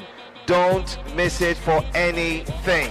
You are advised to be in the hall at 3:30 p.m. You can start making your way in there to make sure you get yourself a choice seat. You don't want to be way behind, and you don't want to miss out on any detail. Big ups to Rendell again for that amazing showcase. I absolutely loved every design. Big ups to you. Now that we're still here at the GTCO Fashion Weekend 2023, don't forget that we have a whole lot of magical stuff for you, from fashion to jewelry to skincare to makeup. We have a good number of things for you, and we have some announcements to also give to you. Don't forget, there is Swarovski in the building. Please note that you can get your sparkle on at Swarovski stand right here at the GTCO Fashion Week. Now visit the stand at the extreme end of the hall to get your crystal jewelry pieces, ornaments, figurines, watches at great prices. Now you can get 10% to 15% off jewelry and sunglasses. So hurry now to the Swarovski stand to get the best deal off your crystal pieces. I definitely love a little bit of bling bling, and I mean, they say diamond is a girl's best friend, so you better go get yourself some good jewelry right there. All right, let me tell you about another vendor. Her name is Selinat. Selinat is at the Streetwear Village. Selinat is at the Streetwear Village, that's outside, and she has premium dresses. She's got jackets for all occasions, and of course she has cords in linen, silk, sateen, and much more. She is giving out 30% discount. 30% discount, Selinat. Selinat can be found before the food court outside. So if you're outside, check out Selinat. Once again, Selinat. 30% discount is what she is offering. So check her out and do that very quickly. Let me also tell you about another one very quickly. Ruby and Teal. Ruby and Teal. Ruby and Teal is offering a whopping 20% discount. Yes, you heard right. 20% discount. The Ruby and Teal is here, by the way. They offer the best when it comes to formal and casual pieces, from dresses to pants, suits, and casual dresses. All you need to do is visit your stand, Ruby and Teal. Just walk around, you'll find them, and I'm sure you'll be able to grab that discount. It is indeed an amazing discount. 20% it is, so do not miss it for anything. All right, let's check out more vendors and let you in on who's giving out what right about now at the GTCO Fashion Weekend. Yes, more vendors, they say. We have Nisho in the building, and they are a leather clothing brand. Now, if you see the picture of the leather dress I have here in my hand, it is absolutely stunning, and you have to head over to Nisho to see that for yourself. Now, all pieces from Nisho are made from leather and sourced and processed here in Nigeria. Now, explore a variety of leather colors in well-made garments at their booth.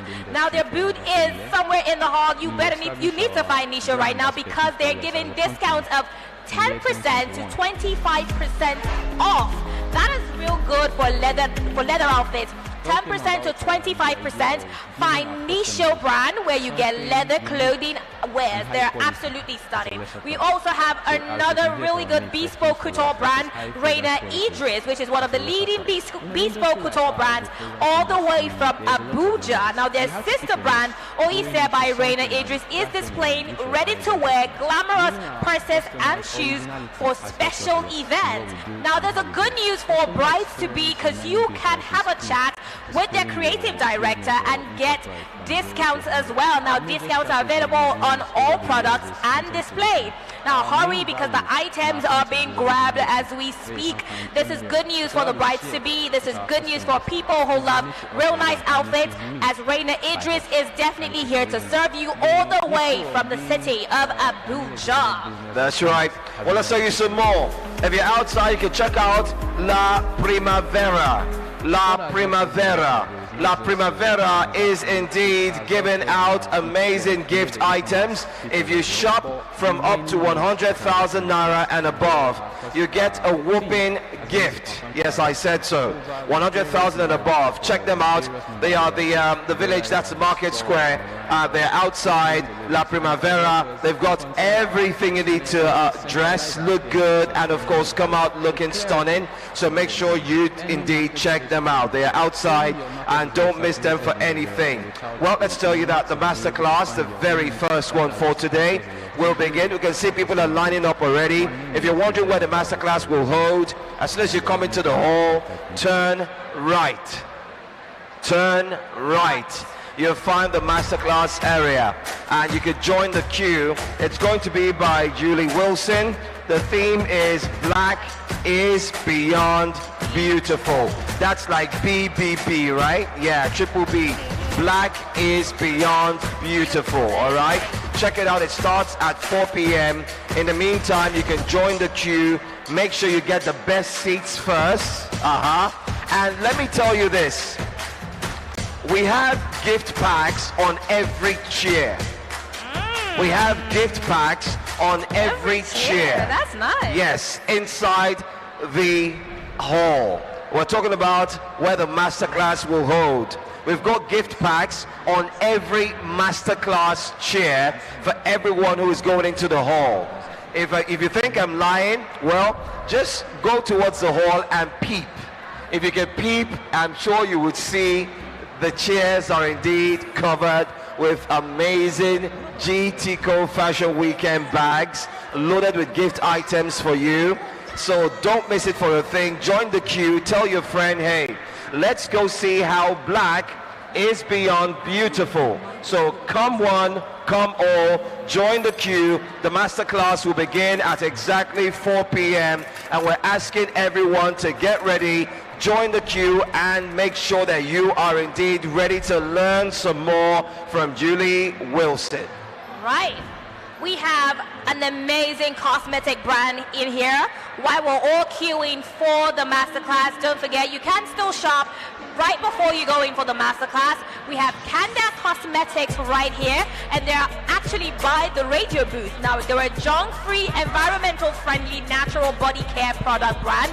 Now, all their products are handcrafted and locally sourced from natural ingredients without the use of synthetic chemicals and toxins.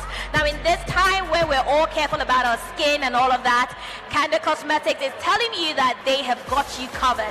Now, their products include cold pressed soaps, lip balms, body balms, facial oils, beard and shave oils, because they also got the men covered, and facial toners and much more. They have facial toners and they have a lot of good skincare stuff for you, so you better go on there and get something for yourself. They are just by the radio booth in the building. We have a whole lot of stuff for you, a whole lot of goodies. Don't forget to queue for the masterclass if you want to join it. It's starting exactly 4 p.m. by Julee Wilson, and she is talking on Black is Beyond Beautiful. Now, we will come back with more juicy details and more information, but right about now, the DJ will be taking us away. Let's go.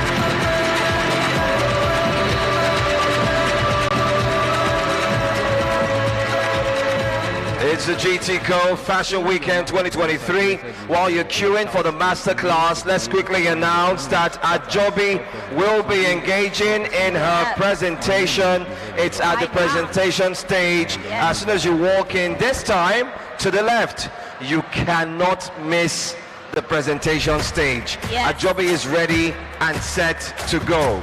Ajobi will be doing this presentation for a few minutes, right after which the Masterclass will also kick in. So you see, we have a lot of activities for every single person. Yes, a lot of activities. While you're queuing for the Masterclass, you can also be shopping, and you can also be right in front of the presentation stage waiting for Ajobi, who will be presenting her designs real soon. Ajobi has real amazing designs that you definitely want to look out for. I am definitely impressed with all the designs and the designers that are showing up at the GTCO Fashion Weekend 2023. Now, if you're not on the queue for the Masterclass, which starts at 4 p.m., you should be in front of the presentation stage for the presentation of Ajobi. Right about now, we're all excited for this one. I personally want to see what comes out of this. If you're shopping, you might want to take a quick break once the presentation starts. If you're not on the queue, you should be right in front of the stage. Ajobi will be presenting her designs very soon. That's right. So don't forget, Ajobi starts in just a few minutes. Not far off. She's going to begin now. While she's doing that, also remember that at 4 p.m., Black is Beyond Beautiful. That's the first Masterclass for today, day one. I like what I'm seeing. The queue is quite impressive. And let me tell you a catch. We have goodie bags on every seat. Yeah. That is the most exciting part for me personally. That's right, that's right. So if you're not on queue, you can still make the queue. You could just decide to say, you know what, let me see what Ajobi has in store.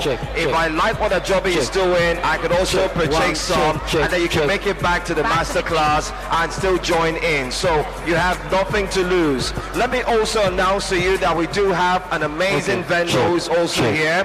BM Pro Makeup. Oh yeah, nice. BM Pro Makeup. For the ladies. Banke, what's up? BM Pro Makeup is currently having a 30% discount on all makeup products. They are next to the Experience Center, okay? Next to the Experience Center as soon as you walk into the hall. So look out for BM Pro. BM Pro, 30% discount. Right, we also have Trax Apparel, which is a luxury fashion brand set to bring inspiration and pride to Africans worldwide. That is Trax Apparel. Now, all products are currently discounted by 20% and more discounts on purchases above 150,000 naira. So there is currently a painting going on as well, and your Ashoke pants and hand-painted dashiki can all be done there. They have shirts, skirts, and all things African fashion luxury. Now they are facing the slush at the gelato, so make sure you go get a Trax Apparel outfit right now for yourself, because the discounts are reigning here at GTCO Fashion Weekend 2023. That's right. Let's take them straight to Ajobi. Ajobi is ready to go. Let's go straight to the presentation stage live. And it's all about Ajobi, so let's have a great time with our presentation. Let's go.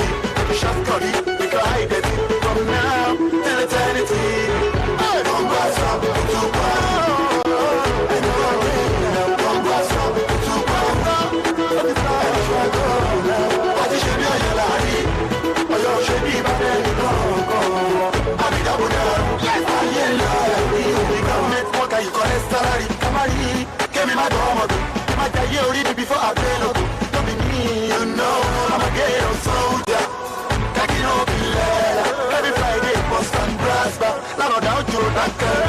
Life too short, you know. Nobody knows tomorrow. Can't start away your sorrow.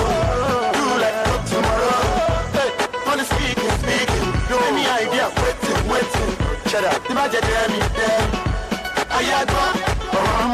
Come back. You know. Come back.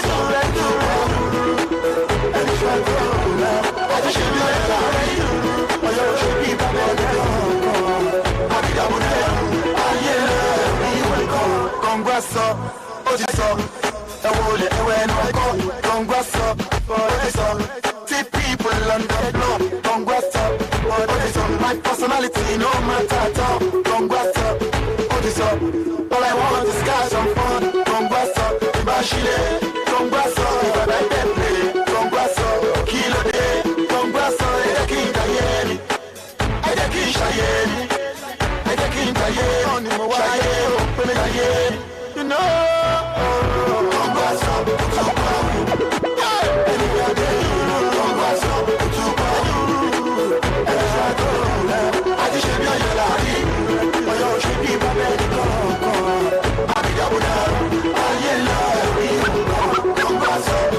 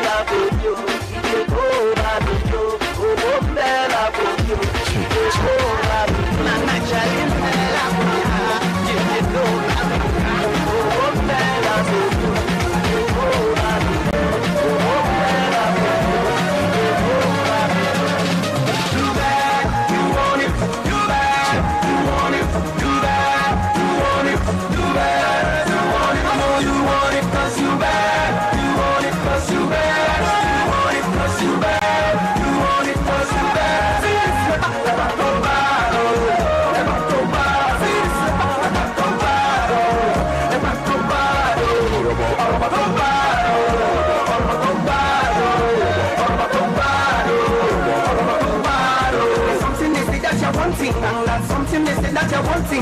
You be hunter, you continue hunting, and that's one thing will lead to one thing, and that's one thing will lead to something. On what they do, how you know they're fronting, straight to the point, you don't get time for hunting. Bad girl, you are looking for trouble. If you try me, I'ma give it to you double. Right now, I'ma take it to my room, I'ma have you screaming, it's W.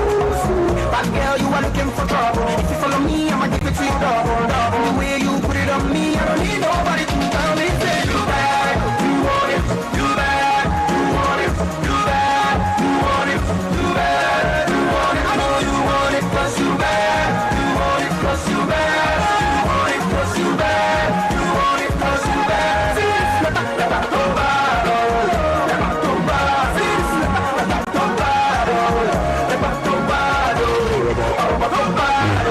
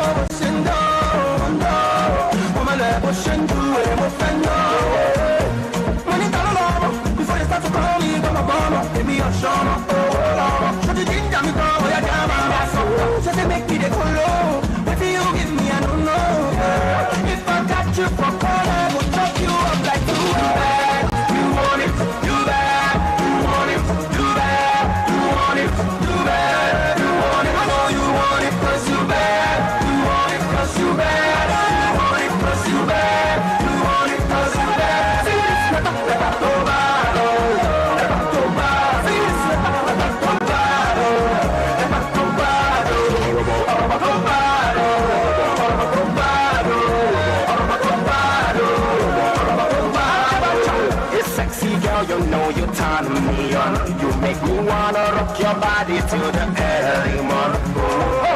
Girl, I like the way you twist and wind, the way you back that thing up on me. Girl, you blow my mind. I wanna be close to you today. I want you to stay with me, baby, today. I wanna make love to you today. 'Cause baby, you bad, you bad, you bad.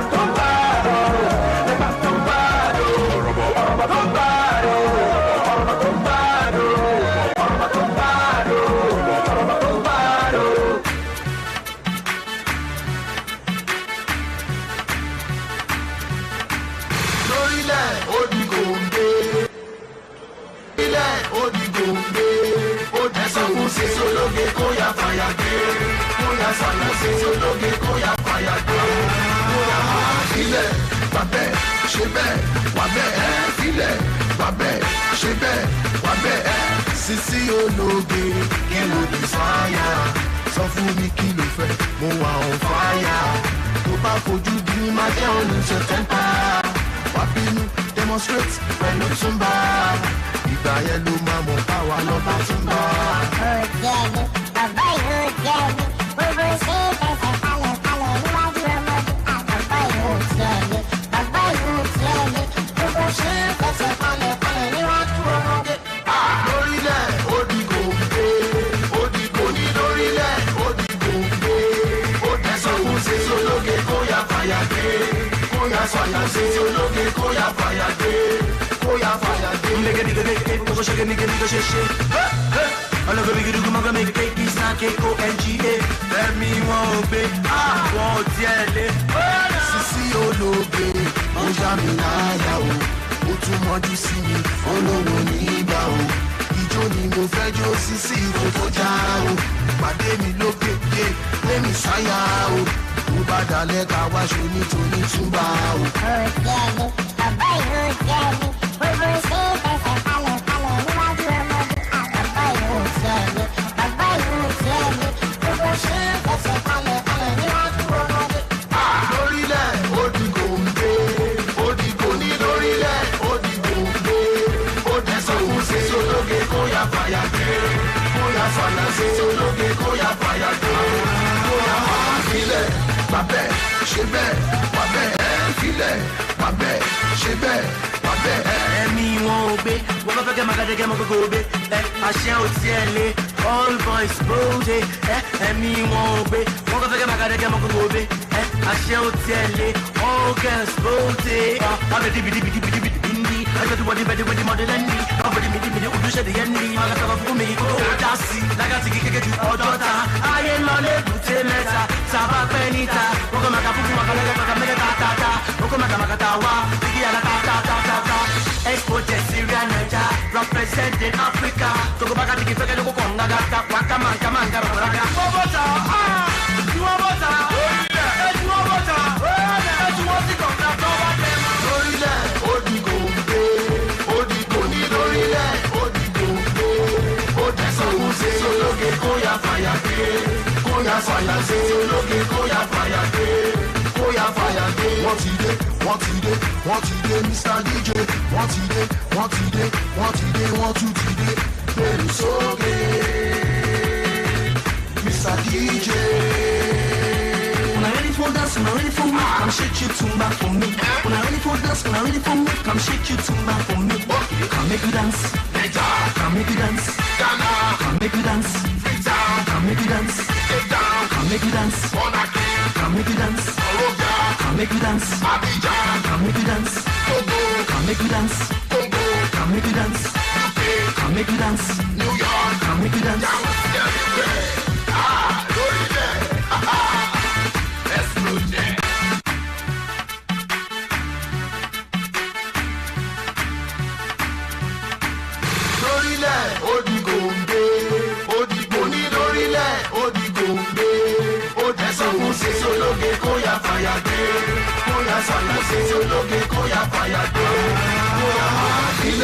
Bàbẹ̀, ṣe bẹ́ẹ̀, wàbẹ̀ ẹ̀ filẹ̀, bàbẹ̀, ṣe bẹ́ẹ̀, wàbẹ̀ ẹ̀. Sisi ológe, kí ló dé fáyà?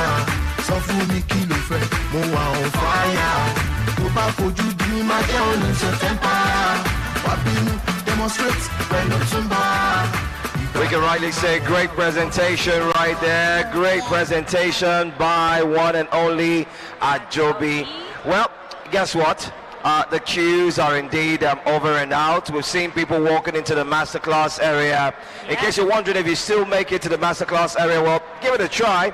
You never can tell. The very first Masterclass starts at exactly 4 p.m. It is by Julee Wilson. Black is beyond beautiful. It starts at 4. Don't miss it. Like I said, the chairs were filled up with goodie bags, courtesy of GTCO Fashion Weekend 2023. Everyone who got into the hall was super excited to see the goodie bags on each seat. Yes, everybody that got in there got excited. I'm pretty sure that if you make your way down to the Masterclass right now, you just might find yourself a seat with a goodie bag. Now the queue is completely out, so you can just easily walk right in for the Masterclass. It starts exactly 4 p.m.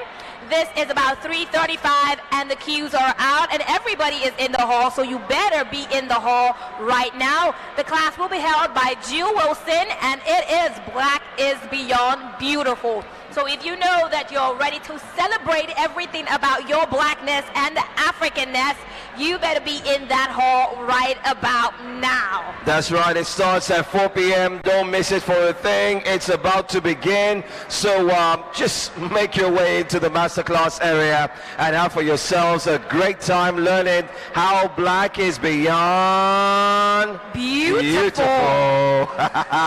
Okay, so let me tell you about a vendor who's around town. VWH Apparel is an Adire brand that specializes in functional contemporary women's wear pieces.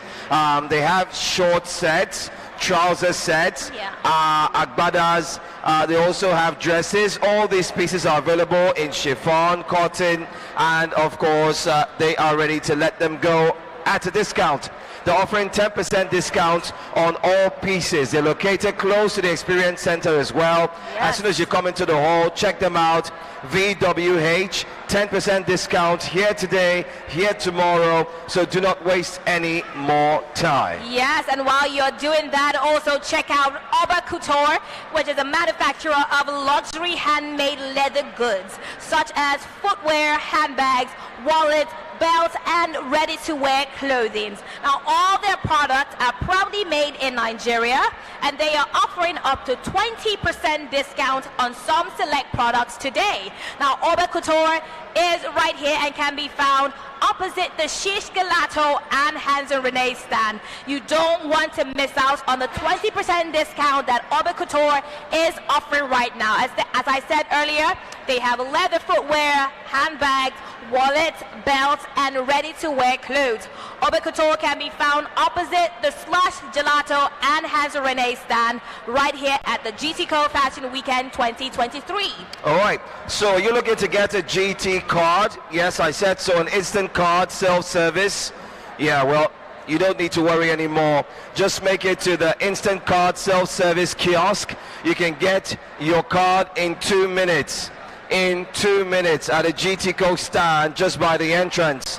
Also, remember to go there if you need your card. I'm going there right now because I need to get a GTCO card. My last card expired. I never bothered going to the bank. So what it means is I can get it here without stressing myself. So go to the GTCO self-service kiosk.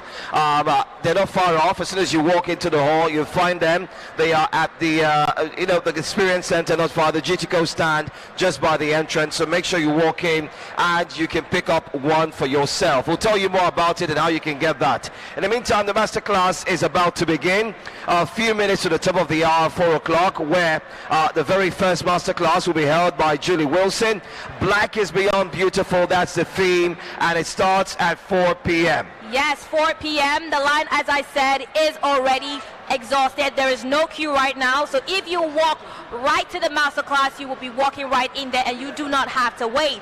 We have special gifts on every seat for every one of you, courtesy GTCO Fashion Weekend 2023. You don't want to miss out on that one. You definitely need to be there. Julie Wilson will be taking us on Black is Beyond Beautiful, and that is exciting for all of us. That's right. Well, let's tell you some more things that you need to know quickly at the GTCO Fashion Weekend 2023. Let's also let you know that this wouldn't be the only masterclass. We have more masterclasses to take place. So do us a favor, just stick around and we'll let you in on more information. We'll be right back. It's back to DJ M.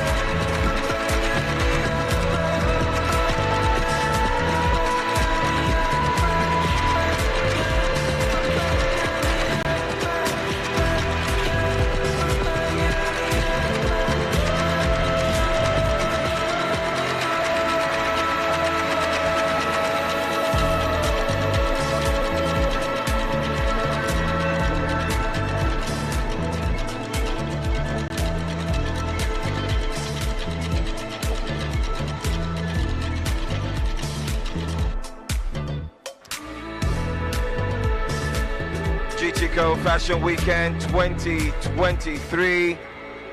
All right, so let's make a quick announcement. We have another presentation. So we have another presentation that's about to take place. Just in case you're wondering, it starts very, very soon. It's by Fire Factory. It's at the presentation area. If you couldn't make it into the masterclass, then you can make it into the presentation area. As soon as you come in, turn left, okay? You see the stage there. It's Fire Factory. She's up next, or they're up next. You might want to check them out. They're starting very, very soon. Yes, yes, yes. If you did not make it into the masterclass, that is by Julee, Black is Beyond Beautiful, which is starting exactly 4 o'clock, which is in 15 minutes. You definitely can make it to the presentation stage where we will be having Fire Factory right about now. In a few minutes, Fire Factory will be right there presenting their designs, and we look forward to seeing all of that. You can still see that presentation and as well join the masterclass because it will not be too long. Masterclass starts at 4 o'clock and the presentation starts right now. So if you're not already in the hall for the masterclass, please check out the presentation stage. Once you come into the hall, you turn left and you will find the presentation stage, and we will be having Fire Factory right there, ready to wow us with their designs. As I said, you're either in the masterclass, you're either shopping, or you're at the presentation stage. Pick one, but pick right, because the masterclass has goodie bags for you, and the presentation stage has a lot of good designs waiting for you. So head over to the presentation stage, which is on the right side, once you walk right into the hall. We still have a lot of good designs for you, so check out the stores, check out our vendors, selling good fashion designs and all the good stuff right here. A DJ is waiting to take us away. Let's go.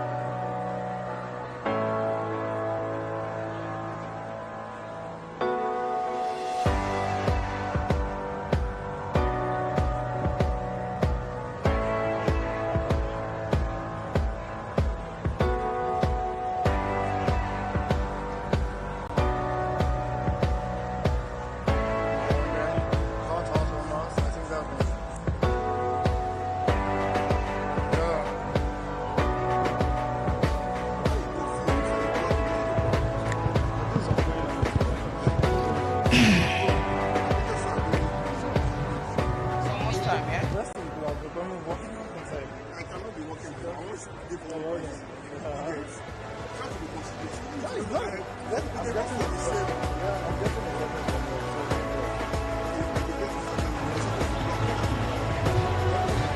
afternoon, ladies and gentlemen. Good afternoon, ladies and gentlemen. I will keep greeting you until you answer. Good afternoon, ladies and gentlemen. I love it. This is what we're talking about. How you doing? It looks as if GT Bank decided that GT goes and we want to pack all the fine people in Lagos and we'll just put all of them here. But I feel like maybe it's this angle that took all the beauties. Did you guys take the beauty? Did you take the beauty? You people are quiet, which means you agree. Do you agree? So who took the beauty? You people you are not confident. You're not sure of this beauty thing.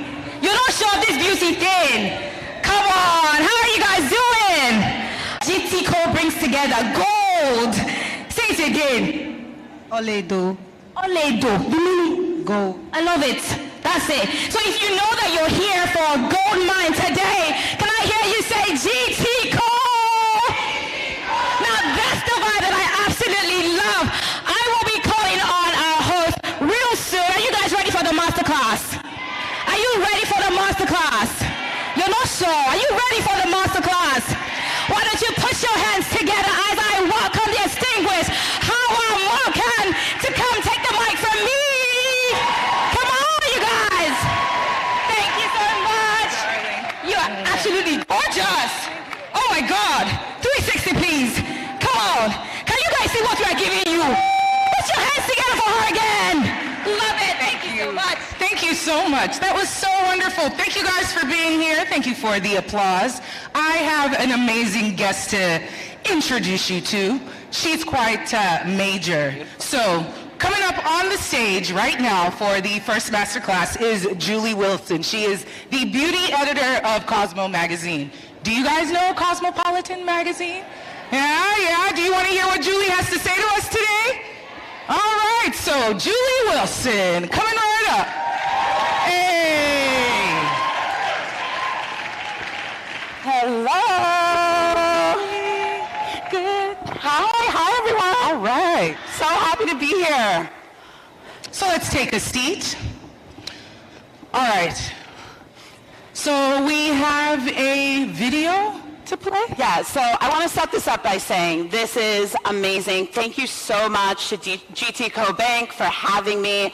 This is such a privilege to be in the motherland. Being here for the first time in Lagos has been amazing. I've already called my husband, told him that we might be moving here. So that might happen. But it's beautiful. You all have been so welcoming. But I wanted to start it off by saying, like, this is a big dream of mine. Just seeing my face on these walls and around is wild. I might get emotional. I dreamed of doing this and telling stories on a big level. And so one of the things I wanted to show on screen is this video of me as a little girl kind of talking about wanting moments like this. So we should play that video. All right, let's cue the first video. Where's little Julee? The next one. Uh-huh.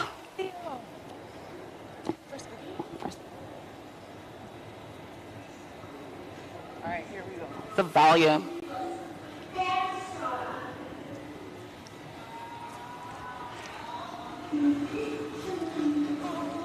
So cute. So I don't know if you could hear that. Oh my God, I want to cry. I'm saying like Julee Wilson, I can see it now, like my name in the lights, right? And then this next video, we're going to talk about this in our conversation about my journey from that to this next video where I'm doing something.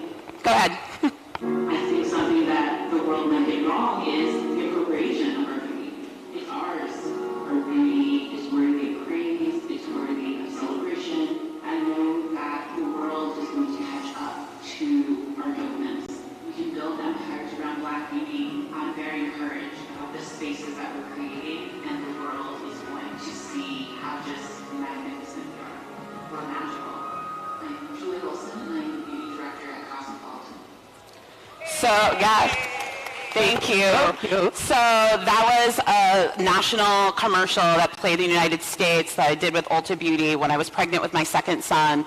And it's just full circle now. And the fact that I can be in Africa, in Lagos, here, talking about the work that I do is just magical. So thank you so much again for having me. And we can talk about this life. You can see some pictures of my family, my husband, my sons up there while we talk. Okay.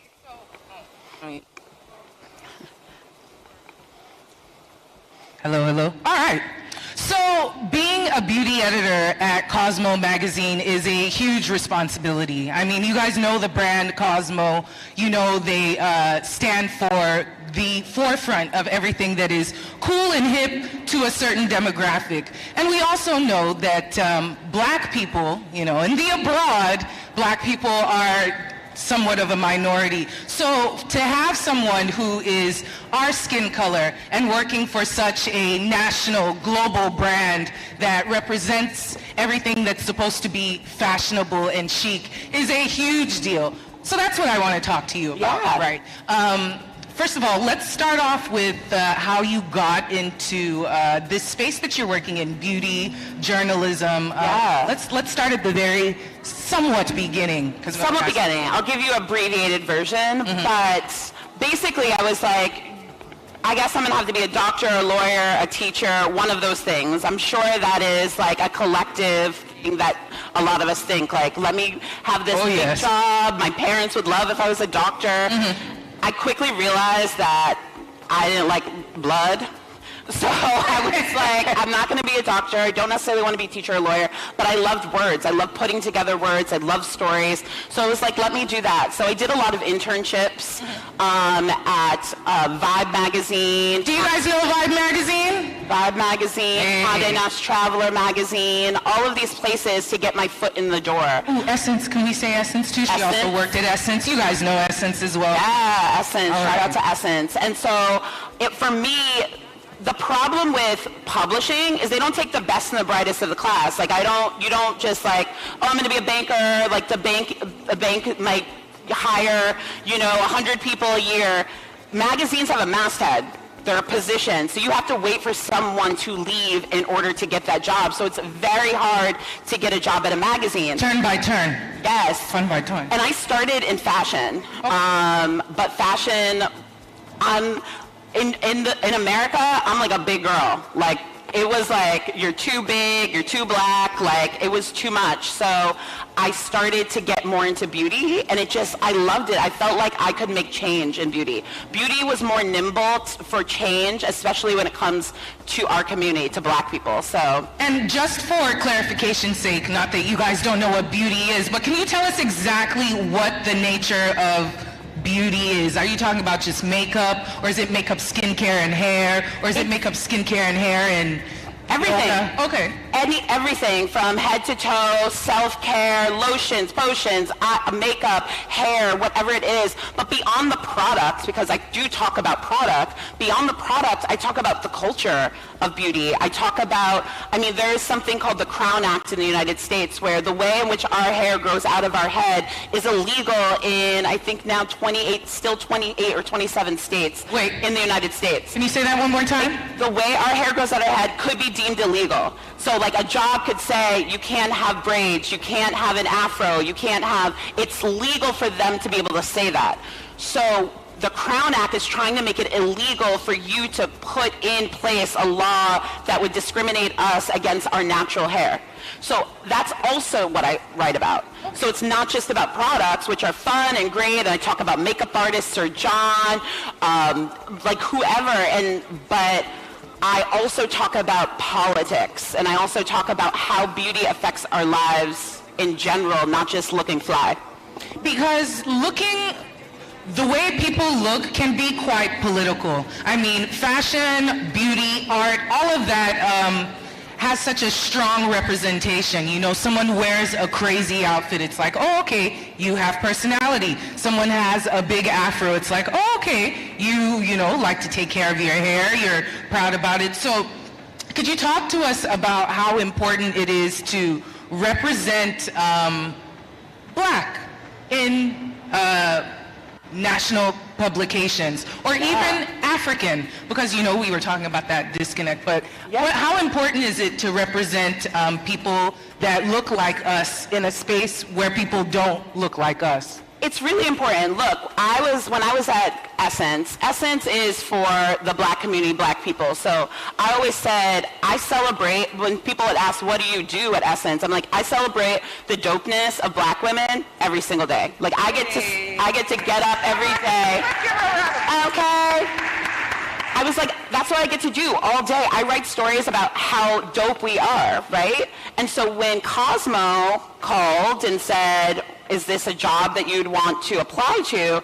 I was like, absolutely. I love the magazine. I love the brand. But I was so unapologetic about, in that interview, I was like, look, I celebrate blackness and how beautiful, how beyond beautiful we are every day. I understand I'm now coming into a white space. If you don't, what I want to do is tell black stories. And I literally in my interview was like, I need to be black, black, black, be black. If y'all don't want that, cool. I have a job at Essence.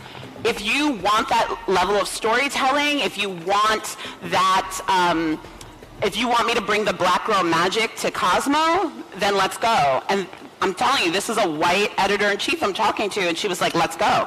I love it. And they've allowed me to be me, fully me, and tell black stories in a very white space. And I do that unapologetically with my whole chest, and in a way that hopefully, in a way that hopefully makes my community, my people proud, because I'm not gonna sit at this extra white table and then just like cower away and not say the things. I have to be able to tell the stories. There's small fights that you don't even see when I'm doing like stories. Like I did a silk press story. So, you know, we wear our hair all different ways, but in the United States, when it gets like cool, I mean, we wear silk presses year round, but I was like, I want to do a silk press story in the fall because less humidity, you know, we want to be like, our hair to be flowing. And so I was like, I'm going to do a silk press story. And the editor was editing it, and she was like, will you explain what a silk press is? And I was like, I don't think I have to explain that. I was like, we don't explain every single time you say blowout for the white woman in the magazine. Like, I'm not writing this story to educate white people. I'm writing this story for the black girl that's reading the story who wants to know how to achieve the best silk press at home. She already knows what a silk press is. This is not for the white reader's gaze. This is distinctly, I'm writing stories for black folk. Black and brown people. So those are the little things that you don't see. You open the magazine and you read the silk press story. You didn't know that there was an editor in the office making sure to fight for the fact that like I didn't have to over-explain what a silk press was in that page. Yeah. And, you know, I guess it kind of goes over our head. We're very blessed to live in Nigeria, in Africa. We look around and we see people who look like us, different shades of black, different shades of brown. Yeah, I've been seeing, like, I know there are probably some white people in here, I don't know. But I've been seeing white people here. I'm like, are you lost? I'm like, I was like, it's been so weird to see like white people here. And they are. In Africa. Because we are a very well-kept secret. Yeah, you know, there's a huge expat community out here. And people have found that Lagos is really lit, right? This is the place to be at. Lit. But what I was saying was, we take it for granted being in Africa or on the continent when we look around and everyone kind of looks like us. I know we have different ethnicities. There's the Yoruba, there's the Hausa, there's the Igbo, but for the most part, we look the same, right? So we understand what we're talking about to a general extent. But in the abroad, it's like, there's a whole different race, you know? There's different races that don't look like us. So they're not really used to the stories that we have, maybe the way that we wear our hair, the issues that we have with creaming our body when it's cold outside and we get ashy. You know, there's differences between the white and the black, and it's important to highlight the individuals who have taken it on their backs to make sure that those stories are told, those stories are understood, because people like Julee actually make it easier for them to digest our African stories. You get? You know, they're used to it, they're receptive of Africa and just things that are different from what they're used to.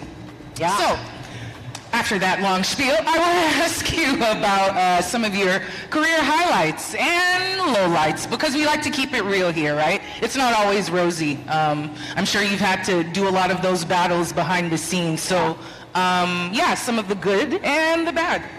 Yeah, I mean, the good is that I'm unapologetically taking up space and telling our stories, right? It's not easy, to the point I made, but it is rewarding to know that, like, if, again, I do have this seat at the table, I'm able to do that.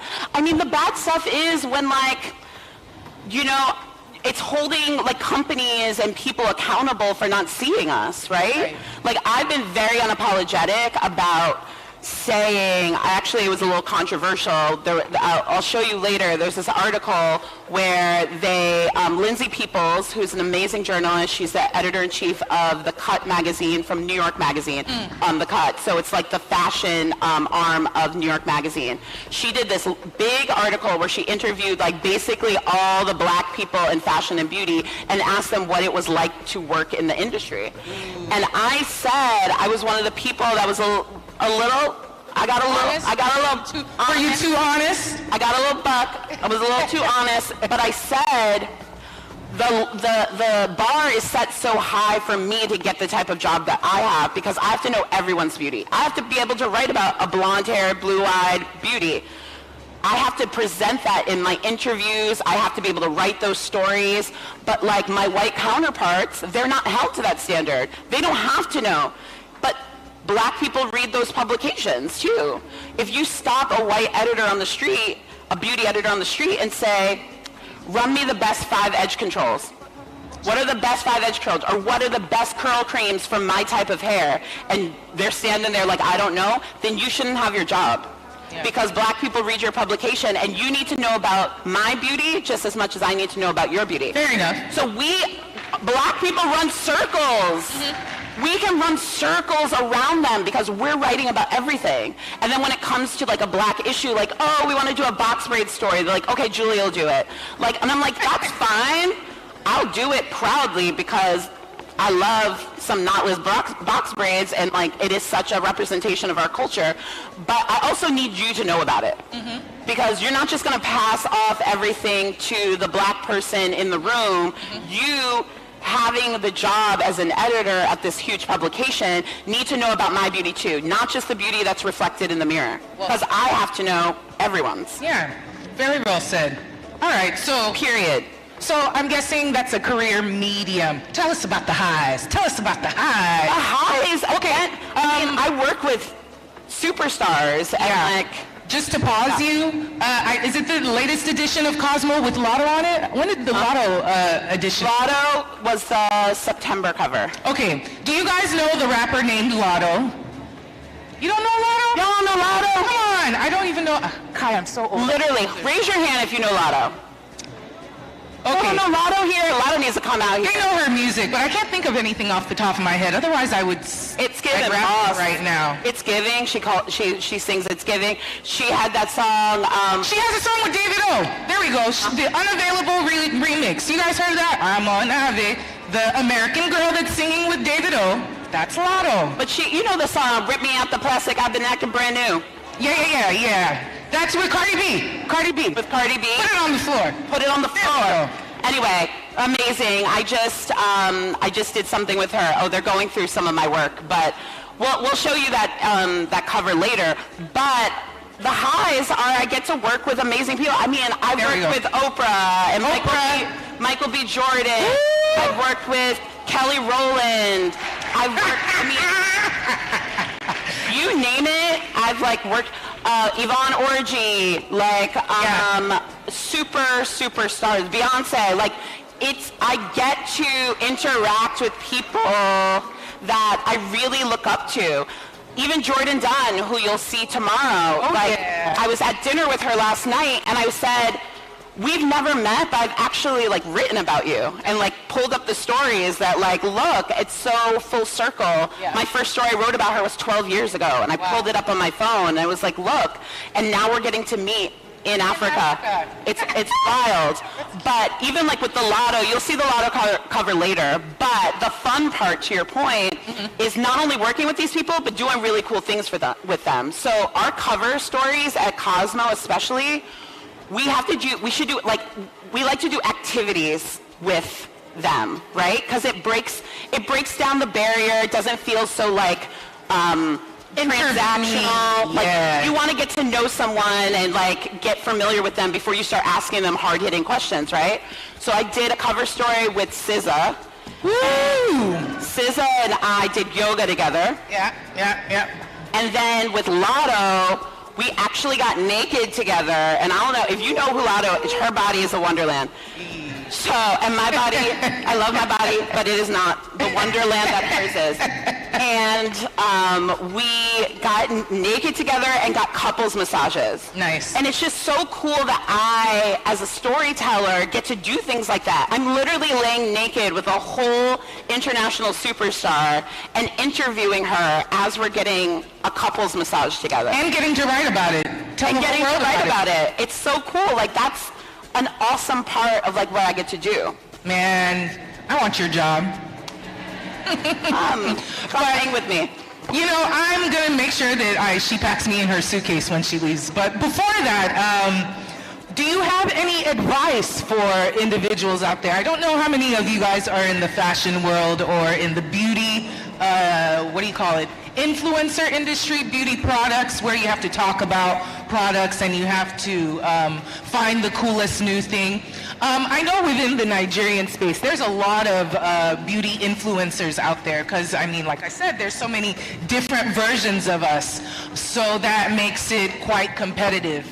How does one distinguish themselves in the beauty and fashion space in a saturated situation? Like, This is the best advice. This is the best advice I can give you, is be yourself. Don't try to be anyone else. Don't look at someone and be like, oh, it works for them. They have 1 million followers and like they're doing that. Let me replicate what they're doing. I'm telling you, the second, and I'm guilty of it too. Early on in my career, I was like, oh, she's so pretty. She wears that. She does this. She does this on her Instagram. I should do it. Like, the second I let that go, and I was just Julee, and if you follow me on the internet, which you should, because it's hijinks and shenanigans, that I am very unapologetic about what I do. Yes, I get to do amazing things and hang out with really cool people and celebrities, but I also talk about being a mom and being like, I have no clean underwear, so I guess I'm gonna have to wear this bathing suit under my clothes. Ooh, you do that? I've just been so busy that I haven't done laundry, and like, this is what I have to do. But people really respect me and like value me for that, because they're always saying to me like, thank you for being so real. We know that this isn't all paved in like silver, like gold and like diamonds. Like, it takes a lot of work. I tell people too, like, sure, I get to sit there and like, I did one of my favorite cover stories was with Tracee Ellis Ross. Do you guys know who Tracee Ellis Ross is? Oh yes, from Girlfriend. Amazing. She's an amazing actress. She's a founder of the hair care company Pattern. Yep. And she was created in a whole icon, Diana Ross. Diana Ross's daughter, y'all. Yeah. I literally said to her, I was like, what was it like being in your mother's womb? Was it crusted in diamonds? Like, what was that? Was there music all the time? But I had such an amazing time with her. We're jumping on a bed together after I interviewed her. But what people don't see is like, I now have to go home and I have to write that story. The pressure, the anxiety of that like I have to sit there now with the whole interview and be like, how am I going to put these words together? Tracy's not only going to read it and want it to obviously reflect the conversation we had, her whole mama, Diana Ross, is probably going to read it. Like, all of these people. And so it's not just like, la-di-di-da, like I get to hang out with Tracee Ellis Ross and then I go home and lay down. I now have the weight of the world of putting that story together. So it is a lot of hard work, you know? So I think people don't see that as well. And like, even with Essence, I was telling this story last night at dinner. you see someone's resume and you're like, oh, she worked at Essence, she's at Cosmo, she's at the Huffington Post. I was like, Essence rejected me 3 times. What? I applied to work at Essence 3 times and they said no. And I cried every time. I was devastated. I was like, why am I not good enough? Like, I know I'm good. And then I had to let it go. This is great advice. Sometimes you just have to like, people will see your magic when they need to see your magic. I just kept my head down. I kept working. And when I got that job at Essence, guess what? They called me. Hey. They called me and said, would you come here and be our fashion and beauty director? And that to me was like such a one answered prayer, but it was such a validation of like, I am doing the work, I am good, and not to give up. They said no 3 times. People would like pack it up and leave. I was just like, just keep doing the work, just keep going on, and it's hard. Yeah. I mean, I also was like, okay, I'm leaving journalism because I don't think I'm gonna make it. There were times where I was like, I don't know, I'm not getting these jobs. How am I gonna become somebody in this industry? And I was telling this story last night too, is that I was like, you know what, I'm gonna pack it up, I'm gonna be a lawyer. What? Let's just be a lawyer. Like that seems like, it seems fancy, it seems cool, I can run this mouth, litigating for people. And I went and took the LSATs, the test you have to take to get into law school. Those are really hard. Tell me about it. When I tell you those scores came back, and what I wasn't going to be doing is becoming a lawyer. It was like, what, you're not getting into law school with these scores, Julie. Just stay the course, do the work, tell the stories, and your life, trust the timing of your life, and the things that are meant for you will be yours. That's actually really beautiful advice, because rejection is a huge part of every person's story. You know, it's nothing anyone wants to highlight on Instagram or anything, but it happens, and how you bounce back from that, what you do with it, and the importance of just doing the hard work, and something will eventually catch up with it. Because if you stop doing the work, nothing can catch up with it, and then angry, and then you're resentful, but you gotta keep doing the work, and God will eventually meet you where you're supposed to be at. All right. Absolutely. So, Julee, let's talk about your personal life, but not too personal. Okay, let's go. All right. I'm an open book. Work-life balance is a big topic for women.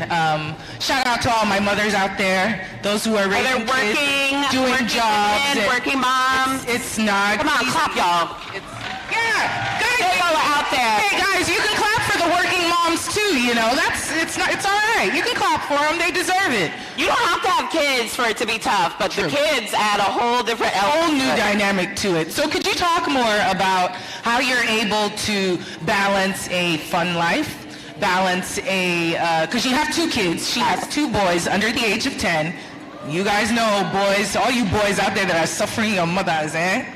But she's got 2 kids under the age of 10. She's married, and she has a full-time job and like cool people that she does stuff with. So how do you balance out? Oh, and then coming to Nigeria just before Thanksgiving. How's that? Well, I have to say, having the dopest husband is key. Hey, we'll give it. Like, I just have a great partner, right? I think it's about having a great partner where I'm like, I gotta go to Lagos for a few days. Like, are you gonna hold it down with the kids? And he's like, I got you. Like, he pours into my dreams, right? He's like, I know that this is your purpose and your dream, to go out and talk about being extra black in white spaces and inspiring others to do the same.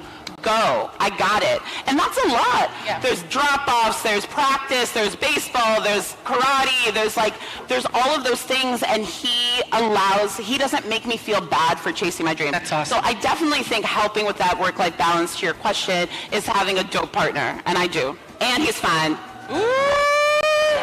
All right. But also, it's about having a really great village. Like, I'm telling you, like, my friends in the industry, which some of them are here. Sir John. Hey, Sir John. My family, my cousin Erica is here with me. Like, I can't do this without my village. Yeah. Right? Like, these are these are people that love you and believe in you as much as you love and believe in them. I'm like getting emotional about it because it's hard. Again, you see the glitz and the glamour and the covers and the this and the that of it all, but like there's a lot of times you go home crying because you're like, I don't know if I can do this. I don't know if like, you know, this opportunity is going to happen. And like, these are the people I lean on. These are the people I cry about to. My brother, Sergio, I'm texting him or calling him and being like, have you been in this situation? Even coming here, I was like, Sergio has been here. I can't believe I got this invitation to come to GTCO's fashion weekend, and he got on the phone call with him and he was like, you have to go, it's amazing, it's gonna be the best time, the people, the place. Like, and like, I was like, say less, it's done. Like, got on the email, was like, yes, I'm coming. Like, that's my village, right? So it's the people, honestly, that help me get through anxiety, depression, whatever it is that I'm going through. It's the people and my fine-ass husband. Woo! Well, may God bless us with fine-ass husband as well. Can I get an amen? All right, so you've had a lot of different roles within your career. You've been able to merge the writing with the beauty, with the influencing, I don't know, am I saying it right? Social media content creation. I mean, you can find her in magazines, you can find her on Instagram at Miss Julee. Make sure you guys follow her. And we also see you, you know, now live. So with all of the jobs that you've had,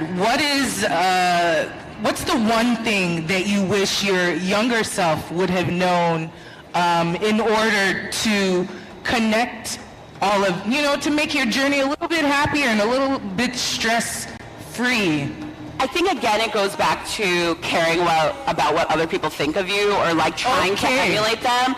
I wish I could tell myself is stop worrying about what other people think or, oh, that person doesn't like me or I didn't get that job, like taking it personally. No. Just stay the course, be yourself, and everything else will work itself out. So like, again, I think there's too much, like, even with social media now, there's too much comparison culture. We're scrolling all day like, oh, I wish I had skin like hers. Oh, my curls don't look like that. Oh, my waist isn't snatched like that. Oh, I wish my butt looked like that. Like, we're constantly comparing ourselves to people. And I love social media for the inspiration of it all and the storytelling, but I want us to get out of our heads about comparing ourselves to people. Yes, that's that person's life and blessings, but also make sure when you get in front of the mirror in the morning, at night, in between the days, whenever you pass a mirror or have some time for self-reflection, that you also give yourself grace and love. Because I do that a lot. Like, you know, like I'm always like, oh, my stomach could be flatter, like, or whatever, and it's just like, what? Like, this body created two human beings. Yeah. Who am I to talk so poorly about it? Yeah. Like, yes, my body is not what it used to be, but look what it did. And this might be my new normal, but like, then I look at my beautiful children, and I'm just like, I would do it 10 times over again because I get to see y'all. So I think, again, we just need to give ourselves grace and stop comparing ourselves. That's really beautiful. Really beautiful. So now you're in Lagos, and you've seen, you know, what everyone's been talking about. And we that have been here, we've been watching the explosion of our culture. Not only our music and our fashion. Yo, y'all are lit in the United States. Yeah, we're pretty lit. Yeah. Being Nigerian is like the new cool in America. It's like, oh, you're Nigerian. It's like, yes, I came from Lagos. I mean, like, so everybody wants a part of this culture. And they want a part of the culture because they can identify with it, right? They can identify with some of the sounds, the colors, and the way we put ourselves together, like our attitude. And can you maybe look into the future? Yeah. What is the future of African fashion, beauty, etc.? in these predominantly white spaces? I mean, they're already looking at what y'all are doing. You might not think that, I mean, beyond the music, they're looking at the social media, they're looking at the geotag of Lagos, Nigeria, and seeing what everyone's wearing, how they're moving, what they're doing at night. I'm telling you, white people in the United States are doing this. It's a part of them figuring out what's cool, what's the culture, how can we make money off of this, right? Which is why I'm also like, we also need to own, y'all need to own your culture and monetize it. And monetize that magic before they do, because they're looking at it like, okay, Burna Boy and Thames and like all these people, like how do we capture that and make it a business? Whereas you guys should be the forefront of that. You should be at least at the table getting a paycheck, telling them what it is and how to do it with respect, right? Very well said. So I think in the future, it's just going to get more prevalent. So please think of yourselves as cultural ambassadors, obviously, and assets to a lot of companies that are trying to bottle what you guys just do naturally. We're just fly people. You're just fly people, but they're trying to figure out how to do that. So make sure you're the ones at the table. You're the ones making sure and getting paid for it if that is what they want to do. But I'm telling you right now, like, it is the future. They are looking here. We talk about it all the time. That's great. So, ladies and gentlemen, prepare yourselves. The future is nigh. It's coming. Make sure you do the hard work. Take all the advice that Julee said, make sure that you're being authentic to yourself and not giving up. But now I want to talk about the fun side. So I saw you had a little fun yesterday. I was on your Insta stories. All right. So tell us a little bit about your Lagos experience. I know you just got in. Yeah. But what have you eaten? Who have they made you wear? Have you? Yes. Beauty products. Like, have you been exposed? I haven't. I'm about to. Any beauty products? I'm about to spend a lot of money out there, going and like doing all the things. I want all the clothes. We've been to the market. Samuel, my chaperone, brought us some. My cousin Erica and I to the market yesterday. Bought some clothes. We want to go back and get some fabrics. I need to get my husband the caftan. Ooh, yes. Y'all brothers look clean with that on. I'm like, oh. Yeah. Every time one walks by, I'm like, okay. Yeah. So definitely that. We went out last night. Where did we go, Sergio? Mako? All right. Oh, you guys were out. At Moist Beach. Yeah, they were at Moist. They was out in the streets. The sun almost came up last night. Well, thank God you made it today. I know. Now, I actually like that I'm like first on the docket, because now I can like relax and really like get lit. Yeah. So, but we've been having a lot of fun. It's great. I love the fact that I can share this with my followers in the United States, to be like, come here, see the people, see the culture. It's so beautiful. It's such an amazing time. I think if more people come here and see this, their minds will be blown. And the more you highlight like the bits of your trip to your audience, like the better it is for us. Like the better we treat you when you're here, the more it does. You're our little ambassador now to go and spread to other individuals to come back and share information with us. Now, you have a lot of work that you've done. I want us to go through some of the slideshow so that we can describe some of your I wanted to show you some of the covers I've done. Ooh, look at Hallie and Chloe and Hallie. Yeah. Sisters. One was like the Little Mermaid. Wait, can you go back to that other slide? Yeah. Yes. Is that Iman in the middle? That's Iman in the middle, and then that's the cover I did with Tracy Ellis Ross. So not only is it really cool that I get to tell these stories with them, you spend the day with them. We were in the desert in California with Chloe and Hallie. That's not just a backdrop? No, we were in the desert. Oh, wow. There were like signs that said, watch out for the rattlesnakes. Like we were doing the most. We had them in gowns. It was so cool. And then with Iman, that was an amazing shoot too. I don't know if you can see in the picture, but she's beyond just the braids she's wearing. She's actually like holding a bundle of braids like in her finger. Can we get that picture back up? So again, part of it is the storytelling that you'll read with the words, but also what's the visual story? We wanted to put the tribal like paint on her. This was jewelry. This was a cover like right before Essence Festival, and so it was all about our tribe, and so we wanted to do that. But again, she's holding the hair. Tracy, this was we were celebrating the launch of Pattern Beauty, her hair care company. So I was like, for the beauty direction, I was like, hair, like the hair has to be insane. Huge. So I was like, let's do hair. The person who did her hair is Navasha. She actually did my twist that I'm wearing now too. But Navasha is an amazing celebrity hairstylist, and we were like, it's so much fun to work with the makeup artists like Sergio or Jawara, the hairstylist, who you can sit with and talk about like, well, what do we want to do? Do we want her afro to look like this? Do we want it to like point out to the side? It's such a creative and cool process that the visual can then match the story that you're going to read. And so the next slide, what's the next one? Let's go over to the next slide, if you will, s'il vous plaît. Okay, so this was Naomi Campbell. Cover. This is Naomi Campbell. Yeah, we know her. Naomi Campbell is. We know her. We know. Yes. So this was a really amazing project for me because it was the launch of. Do you guys know who Dapper Dan is? We've had him on this very stage for twice. Dapper Dan and I are very close. We actually live on the same street in Harlem. So we see each other all the time. He's always sitting on the stoop. Awesome. But Dap was launching his clothing collection with Gucci. So we were like, we need to have a Dap moment. That's a Dap medallion, Gucci chain and glasses. But we didn't want to put Dap on the cover, and he didn't want to be on the cover. So we were like, let's get Naomi. We're going to put her in Dap. That's also Carly Kushney. The dress is a black designer.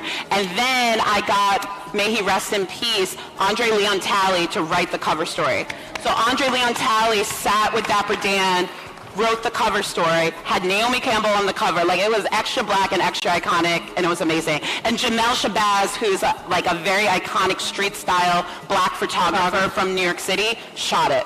That's so beautiful. These are the type of things that we're working on at like the magazine. It's like, how iconic and amazing can we get it? Who are we tapping to create these images and stories? And it makes it so much more deep and so much more special, you know, because looking at it face value, you know, it's a great picture, but when you realize all the little bits and all the very high-powered individuals you called in for such a project, it's really amazing. And I got to dress Naomi Campbell. It's like dressing Black Barbie. I know. Like, I'm in the dressing room with her, like putting on the clothes, and I'm like, it's like a life-size Barbie. This is insane. That's great. So Naomi comes here quite often. That's another regular for Lagos, and Dapper Dan. Sorry. Yeah. So this project is near and dear to my heart. Top 10 projects I ever worked on. These were digital covers, so these weren't on the newsstand, but we did these digital covers at Essence that I wanted to, again, making sure I'm being extra unapologetic about being black and showing how we show up in the world. These are all black beauty executives at like your favorite brands, L'Oreal, to MAC, to NARS, to Dove. You don't know that there are, a lot of times you don't know that there are black people at the table behind these brands working on them. So I said, I need to pull back the curtain, and I want to celebrate y'all and give you your flowers and thank you for helping push black culture at these brands. And so these women are major executives at major beauty brands that don't get to be on covers of magazines. But I was like, we're changing that. We're going to get you glammed up, and we're going to put you on the cover of Essence. That's really awesome. Really awesome. Yeah. Oh, hey, is that you? That's you. If you read the headline, this was this article written about me in the cover tour that they sat down and did an interview. But again, I'm going to be black with my whole entire chest. I'm like, you know, I'm not afraid to call out the beauty and fashion industry and saying like where these industries are being racist, where they're missing the mark. I always talk about there's so many blind spots. Like, I'm like, there's a beauty ritual that most black people and brown people do in the world every night. Put a scarf or put a bonnet on their head. What major mainstream beauty company, other than the black companies, are making these things? If white women were putting scarves and bonnets on their heads, best believe there would be a whole aisle full of scarves and bonnets. But why aren't you meeting our needs? And I tell them, I was like, y'all, I go to these like board meetings with some big beauty brands. I'm like, y'all don't like making money because you're not meeting us where we are. I'm like, walk around one weekend and count how many people with braids and locks that you see. Now tell me at your company what products you have that would help me achieve or maintain that hairstyle. None. A white woman wears a hairstyle and she's got a million products for her. Why aren't you catering to us? And beyond just this mainstream white company catering to us, why aren't you investing in black companies that are already doing the products for us? You should be buying them for hundreds of millions of dollars. You should be bringing them into, like those founders into your teams and paying them to develop lines. But like, why aren't you meeting our needs? So I talk about that a lot in front of people on TV, and so articles like this get written sometimes. And these are the necessary, uncomfortable conversations that have to happen behind the scenes in order for us to be represented. And yeah, well done. Do you fear backlash or like being blacklisted, or no, you just do it with your full chest because you still do the work? That's got me. Yay, that's a good one.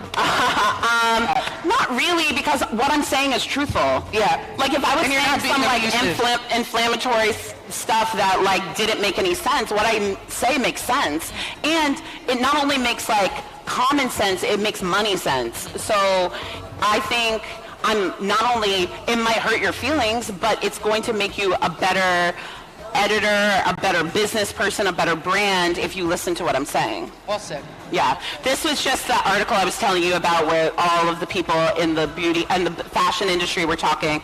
So that's that. Next one is, what is the next one? This is an article I did at Cosmo about how black women intersect with beauty in a different way, which was really fun to write because so many times they're talking about like anti-aging and stuff. I'm like, black people don't really like think about anti-aging like that. Like, that's not something that's like really a concern. We have monikers like black is beautiful, black don't crack, like all of those things. And so I wanted to write a story to say, like, look at how dope we are and how we think about beauty. We also revere age in a way. Like if you ask people black people who their like beauty icons are, they're like usually older people. It's like Tracee Ellis Ross is older than me, her mama's definitely older than me. Like all of these older women who were like, oh, but you don't see white people saying like Helen Mirren or Meryl Streep. Yeah, they're always talking about younger people that want to be youthful. And so I wrote this to say, look how dope we are, that as a people, our beauty is so self-referenced. And so if you go to the next slide, they did a collage on with all of these amazing black women who, Grace Jones, like who were like, these are the people that we look up to, and it has nothing to do with like youth or anything like that. We just love us, right? Beautiful. So, and Beautiful. This is in Cosmo magazine, which is very white, and I was like, I'm gonna be very black. So that's that. I think the next slide. This is a story I also did at Cosmo. The scarves, bonnets, and such. Right, and I was like, what mainstream publication is writing about how we protect our hair at night? We need to talk about this, right? And it was really fun. We did it kind of like a choose your own adventure. So if my hair is straight, if my hair is in braids, if my hair is curly, if I did a twist out, these are the different products that you might need. And if you're just like, I don't have time to put anything on my head, then get yourself a silk pillowcase. That's at the end. But I want to tell these stories for us. And I think the next slide is, this is my column that I have every month in Cosmo. It's called Yours, Mine, Ours. Okay. And it is the intersection between black beauty and, or black culture and beauty. And these are just two examples of like the soft life. I don't know if you guys talk about that a lot here, but in the United States, black women have been talking a lot about the soft life. Oh, we love the soft life here, don't we, ladies? Yeah. Next person that leaves here owes me 5,000 naira. I'll wait for your payment after. And I'm going to show you a video next about like how it works, but how I bring it to life. But like the first one is like about the soft life and talking about how we want to set down the strong black woman trope. Like I don't want to always be strong. Like why do black women have to be everything and everything to everyone? Like I want to have a soft life too. But while I'm looking for the soft life, here are some beauty products that give me soft hair and soft skin and soft lips and a candle that gives me a soft spirit. And then the other one, I love this story. It's called Did You Lotion? And I love that in the black community, we consider lotion like a verb. It's not just a thing, a noun. We're like, did you lotion? I hope you lotioned before you left the house, because the last thing you want to do is be like ashy out in these streets, right? Nope. Because not only is it bad hygiene, but you're representing black people, right? And they're not just looking at me like, oh, Julie's ashy. It's like, oh, look at black people looking unkept and ashy all the time. And so lotioning and moisturizing to us is such like an act of like self-care and respect for our community. And I do a little video for each one of these columns, and the next slide is a video if you want to play it. Oh, this is about the Crown Act. This is also my column. And so the video on the next slide is the video I did about this, the Crown Act.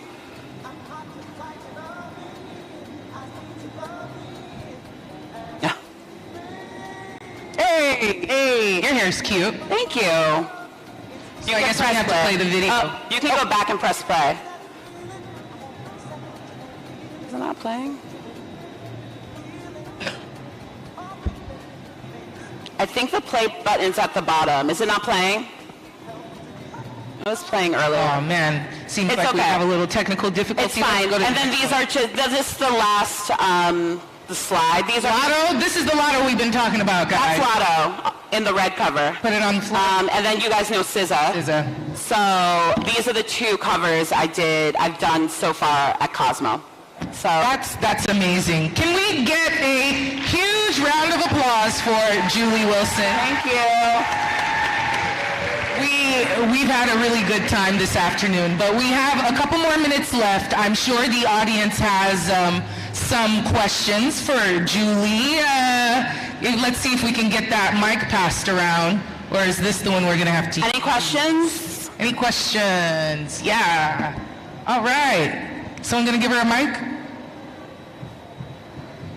Perfect.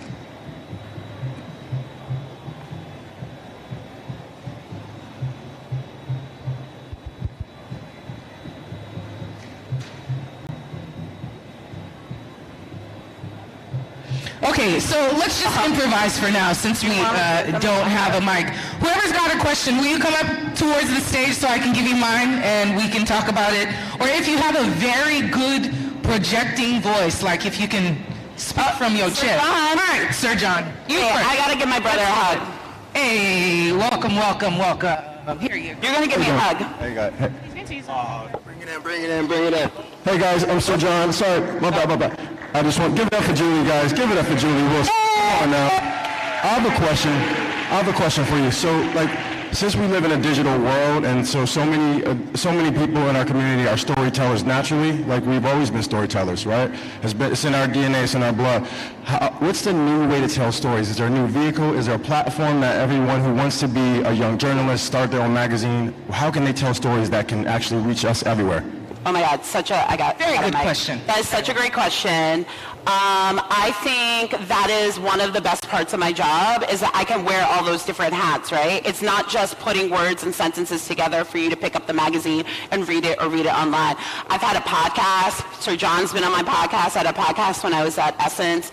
And to tell stories in that way with spoken word and interviewing someone and bringing their stories out is really powerful. I tell stories, like I said, on Instagram, there's TikTok, there's Substack now. I don't know, you guys have Substack out here, which is basically like personal blogs that you can also monetize. Like, y'all need to get this. When I was telling Samuel last night, I was like, look, Like, you guys have such a rich culture here. You're in such a beautiful place. Start making stories and content on your social media.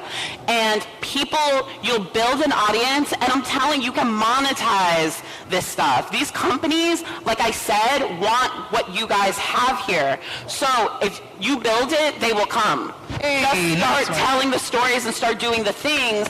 And then, I'm telling you, some of these creators in the United States can put up one Instagram post and make $20,000 US. Amen. We're trying to get there. That's what we're trying to get. One Instagram post, just because a company likes their vibe, likes their storytelling, likes what they're doing. Y'all can do that here. And those companies want to talk to this region of the world and this community. So once you start creating those type of like stories, they'll come, and then you can actually monetize your magic. So definitely do that. I think that other ways of telling stories are also collaborations. You've done a great job with that, Sir John. Collaborating with brands to tell your story. So there's so many ways. Just do them all. Maybe one won't stick. Like, I'm not really on TikTok. Like, it just makes me like, I mean, I like to scroll and watch it, but it exhausts me thinking I have to make a certain amount of different content on Instagram and then TikTok. I'm like, you're just gonna catch this Instagram like content and leave me alone on TikTok. But find what works for you. Yeah. All right, well done. Next one. All right, whoever comes to the stage first is the person who's going to get the... Let's not trample each other, though, but... Thank you. If we can get more than one person. Come on. If you don't mind standing. Come on. Anyone else? They're great. Hello, everyone. I'm Bess. I'm a photographer and a creative director. Oh, what? A photographer and a creative director. Okay. So my question is, I love what you're doing. So it's about showing beauty where people are not seeing it and where they don't even want to see it. So, but you got to navigate. So can you like give us a little bit more detail on how you did it? Because, yeah, that's just it. How did you get them to find value in the story you're trying to tell when they didn't even want to see it in the first place? Find value in the stories you're trying to tell when they didn't want to see it in the first place. Like they were all about individuals who aren't interested in seeing your content anyways. How do you get them to be interested? My content, or like content in the magazine and stuff, like getting black. Like black, yes. I think it's again being like not sitting at the table and allowing your voice not to be heard. Earlier on in my career, don't get me wrong, I was just happy. I was kind of like just happy to be there. Like, just don't rock the boat, don't say anything. But as I got more confident in my work and my voice and like my dopeness, I was like, what I'm not doing is going to sit up here and allow you to put another white person on this cover for the 6th month in a row. Amen. Like, let's talk about like how we need to diversify, how we need to be more woke, but we have to be at the tables, right? Yeah. But if you get at that table, if you get in that room, don't allow the opportunity to slip by you. You have to open your mouth. Yeah. Because they need your perspective. They need you to say, yeah, that's cool, but can we use this model? Like, and have work to back it up, to say like, we've used black models in this many issues or this many stories in the past, and they were all, you know, had straight hair. We need curly, kinky hair this time, or we need different skin tone, or in different height, or people don't even think about the diversity of like body diversity. Right. Can I get somebody with curves? Like, everyone's just so, like, it's great to have a straight, skinny model, but can we get someone with some butt, belly, arms? Oh, yes. You know what I'm saying? Like, that's also important. Yeah, yeah. Whether they're black, white, or otherwise. Like, let's show diversity in other ways as well. So open your mouth when you get a chance to. Yeah. Open your mouth, but make sure you come correct as well. Yeah. Don't open your mouth and be all sloppy and not have your work done. Make sure everything is to the T, so that when the attention does come on you, you get, you have full impact. All right, next person. Come on up. Thank you. Come on. Thank you. I was just, you said a beautiful talk about your life, your family, your business, and then you gave us an insight about the magazine you work for. So I just want to ask if you have any interest in collaborating with Africa brands, because I know we have a lot of good care products, hair care products, skin care products, makeup, and all sorts of. So I just want to know, maybe your magazine have an interest in collaborating with Africa business owners, enterprises. absolutely. I'm very excited about being here and walking around and talking to the founders and everything, because this inspires me to then go back, and you saw those pages in the magazine. That doesn't mean, like, one of your brands could be on there. Yeah. But it's also, I always tell people who want to be a part of the magazines and stuff, like, also make sure you're ready. Right? Yeah. Because, like, what happens if you get in the magazine and then all of a sudden you get 50,000 orders and you're like, I can't even fill this, right? Then I look bad, the magazine looks bad, they're like, why would you even put this in front of us if we can't order it, right? So be ready, be prepared for that type of exposure if you want it. But for me, also beyond, like, learning the other brands that are out here that I can bring back to the States and talk about, I think it's also about just also learning about how you guys intersect with, like, beauty here. Like, what is the thing here? Is it all about the eyeliner or the mascara? Or, like, are you using a certain ingredient in your skincare that we're not using back there? I think that's also what I'm excited about gathering here about. I'm happy to collaborate with anyone. I was just out there with this whole dress off, getting measured. Oh, that's awesome. Clothes that I'm going to buy, so. And that's why it's important that you guys follow her on social media, because this is a good way to connect, to see the kind of things that she's doing. So you're not just asking her, please, can you put my thing on your magazine? It's like, no, okay, let's see what she does. Where can we meet her in the middle? So smart. And a lot of people don't do that. Like, just know, like, I know your work. So I read last month in Yours, Mine, Ours that you did something about moisturization and lotion, right? I have amazing moisturizer. Like, I answer DMs all the time. People slide into my DMs all the time. It's a good way of networking. But also, again, know the subject, know what's going on. Yeah, because if it's something that she's looking for or interested in, you'll be chosen. Just make sure you're prepared and you're doing the hard work. All right, I think this might be the last question we can take. Hi, so I wanted to ask about, working in the industry, you tend to have a lot of negative opinions. Negative. So being a creative, how do you deal with those negative opinions? And I know sometimes a lot of people say just ignore it or try and find ways around it. But, we all have our tough days, so I wanted to know how you tend to deal with it, especially with a lot of followers. Yes. Jesus. The haters. I'm like, Jesus and tequila.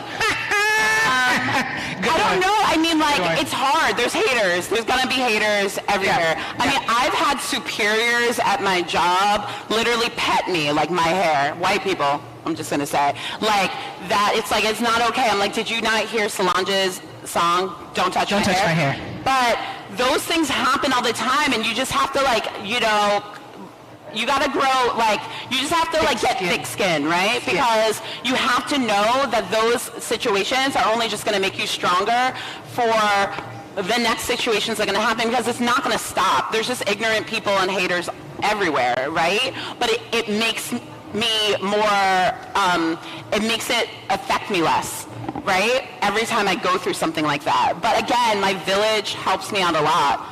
I probably cry like 2 or 3 times a week. Just off some, just like, I don't know if I can do this. There's so much going on. I have so many deadlines. Like, am I going to lose my job? I mean, like, the publishing industry isn't the healthiest industry right now. So it's always hard to think about what my future is going to be, and it doesn't make it any harder when there's negative opinions and hate. But I think you just have to have a healthy, also, like, sense of yourself. Like, I'm dope because I'm Julee. Like, you want to be my friend and mess with me and work with me because I'm just Julee. What makes me doper is that I get to be the beauty editor at large at Cosmo, right? But that's not, they could take that from me. That's not my, like, I'm employed by a company, right? Tomorrow they can say, that was great, Julee, we're going to bring somebody else in and, like, whatever. I have to know that without that title, without that job, I'm still dope and I'm still going to be in Lagos talking to y'all. Oh, yes, you are. Hey, and on that note, we have to say thank you. We have overspent our time. You guys have been an amazing audience. Thank you so much. Thank you. This was lovely. We have to take ourselves. Yes. Oh, okay, great. And he's going to take. Do we have to have these things taped to our face?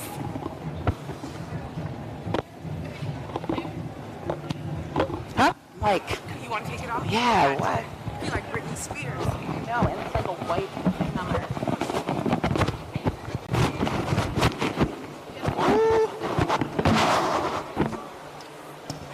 I'm over here holding up my.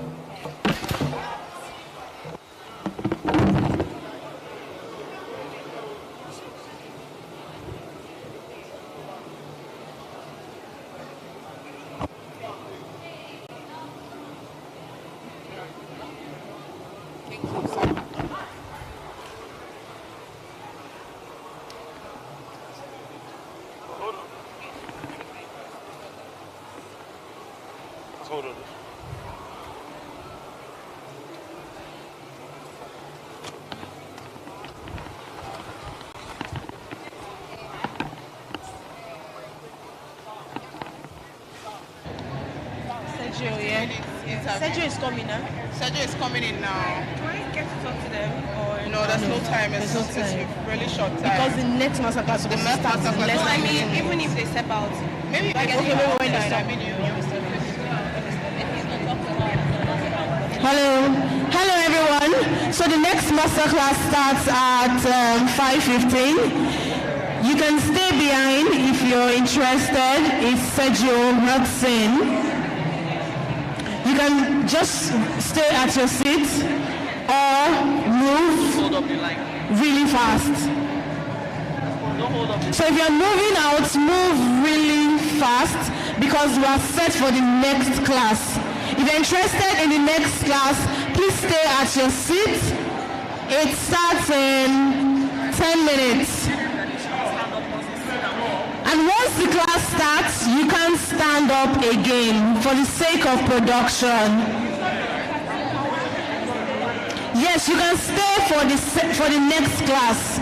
Sergio Hudson's class starts in less than 10 minutes. So if you're interested, please keep your seat. If you're going out, please do that quickly and swiftly. We're starting in less than 10 minutes. Thank you.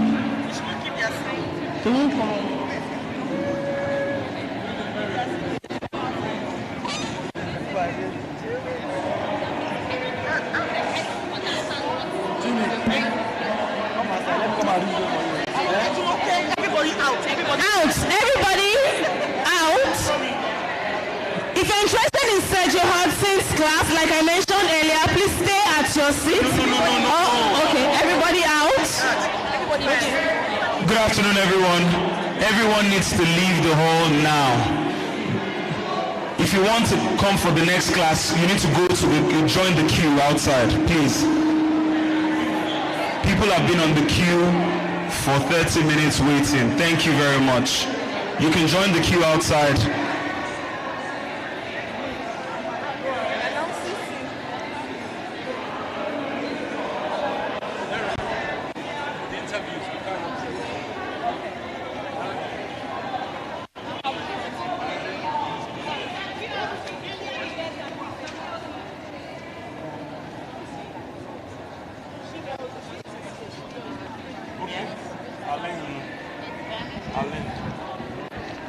Thank you for coming for this class. Thank you. We need everybody to be out, please, because we need to set the seats for the next set of people, and we have less than 10 minutes to do this. Thank you for coming.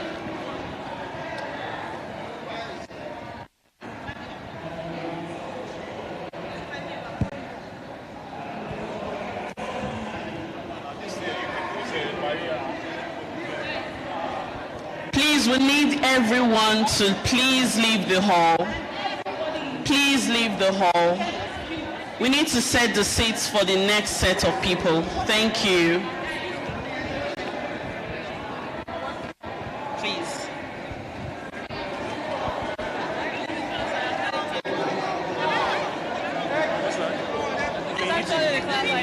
I know.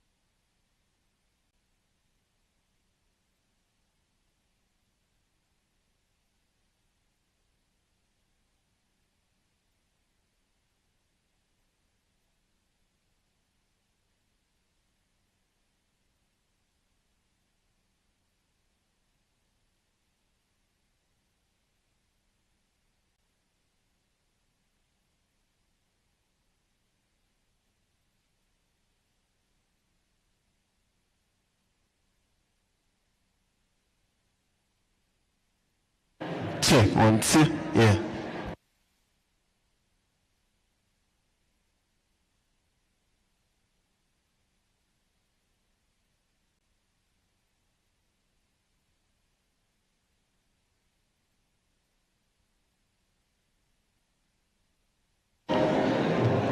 Please, can everyone please leave the hall?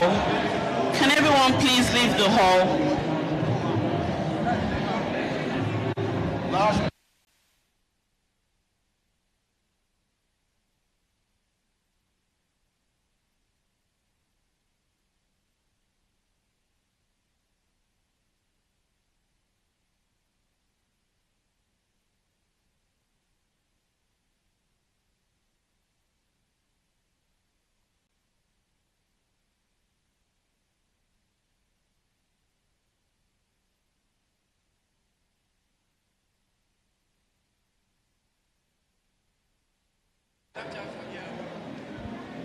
This one is on now.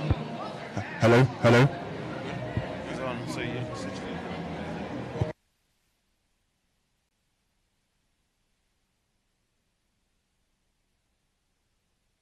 Testing.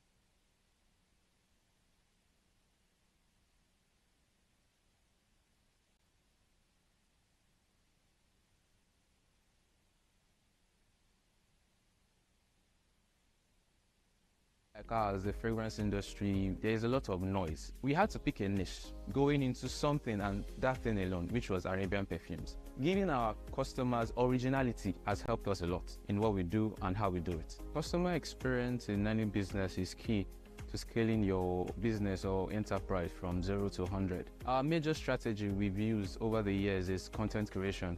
Our main value in our content is originality, where you can't find anywhere else. Whatever we share with our customers is unique to us alone, and it is made by us, and it is original. The issue of being an illegitimate business or scammers has been eradicated.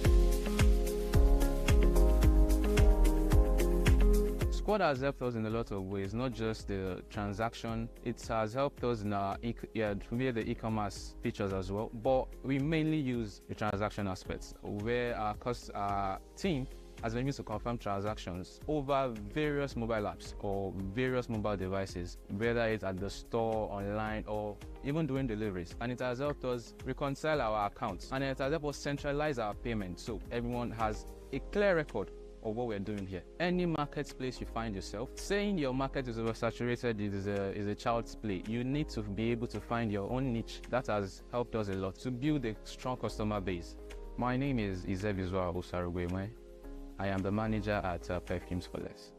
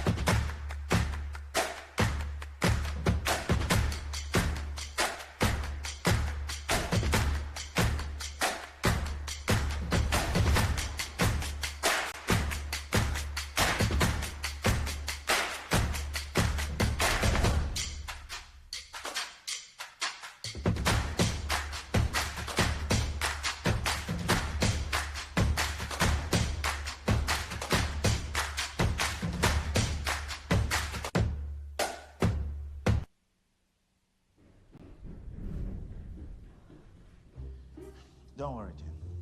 Well, very soon we'll be relaxing and we'll be well taken care of. I see Michael being a rich footballer when he grows up.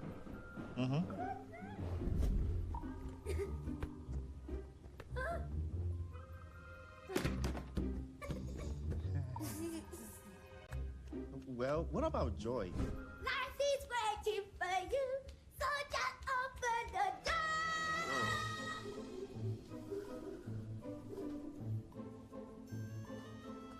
I think Victor might just be the chosen one.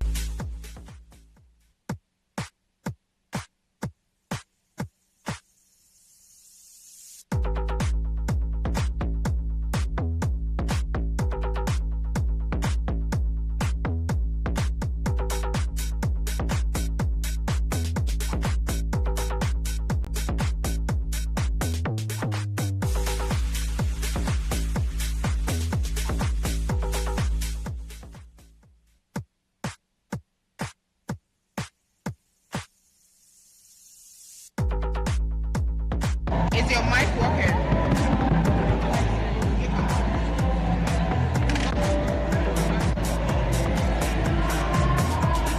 Good evening, ladies and gentlemen. Good evening, ladies and gentlemen. The OGs know that if you don't answer me, I will not mount this stage. And by OGs, I mean the people that were in the last masterclass. And I'm sure there are some of you here. Good evening, ladies and gentlemen. That's what I'm talking about. Good evening, ladies and gentlemen. You have such glowing faces. I don't know if it's the sunlight or your beauty is blinding me. One of them. Is it the sunlight or is it your beauty? It's your beauty. I love the confidence. The people here, you are not confident because I didn't hear you. I heard these people here, they say it's their beauty. These two lines. Is it your beauty or is it the sunlight? This row. These people in this row, they don't have beauty. Please, if you don't have, is it your beauty or is it the sunlight? I love it. I love that. Welcome to the next masterclass. If you were at the last masterclass, can I see your hands up? People are few. I like the fact that you guys have decided to do this. So I'm sure by now you guys now understand how good your black is, right? How much beyond beautiful that your black is. The ones that were here, you people missed out anyways. But welcome to the next masterclass. This class will be hosted by Sergio Hudson, and we're talking about unveiling the path to fulfilling dreams. Are you guys ready to unveil the path to fulfill your dreams? I love that energy right here. I love the energy right. Are you ready? If you're ready, once I say GT, can I hear code GT? GT. I see people who are ready to take on their dreams, and I absolutely love that. This session will be hosted by Nicole Asinugo, who is a writer and storyteller. She's going to take us through this entire class while I will sit and watch and learn a lot, because I'm also trying to fulfill my dreams as well, like you guys. So can you put a round of applause for Nicole Asinugo? Come on, you can do better than that. You can do better than that. Until she comes on stage, I want us to keep clapping. Come on. If you don't clap, I will take your GC bag away. I will take your goodie bag. Welcome. Thank you so much. Thank you so much. Hi, everyone. Welcome to GTCO Fashion Weekend. How are you feeling? Okay, so today we're here to hear from an iconic designer. His name is Sergio Hudson. A little bit louder. Okay, so for those of you who don't know, I'm just going to reel off a few people that he's dressed. Just some people. Beyonce. Rihanna. Jennifer Lopez. Tiffany Haddish, and one really small person, Michelle Obama. Okay, that's what I thought. So just a little bit of background. He shot to fame. He's been designing his whole life, but I'll let him talk about that himself. But 10 years ago, he won a reality show called Style to Rock, which was produced by Rihanna. And from there, he took off. And today we're going to be talking about his journey to fulfilling his dreams and how you can too. Please, without further ado, a big warm welcome to Sergio Hudson.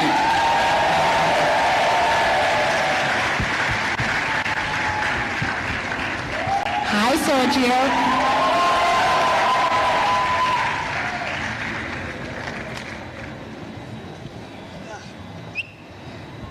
Hi, Sergio. How are you feeling? I'm wonderful. How are you? Good, thank you. How does it feel to be on the continent in Lagos, Nigeria at GTCO Fashion Weekend? It's kind of surreal. My business partner called me. I was still in New York, and she was like, I've never been in first class with so many black people. And I was like, wow, that's amazing.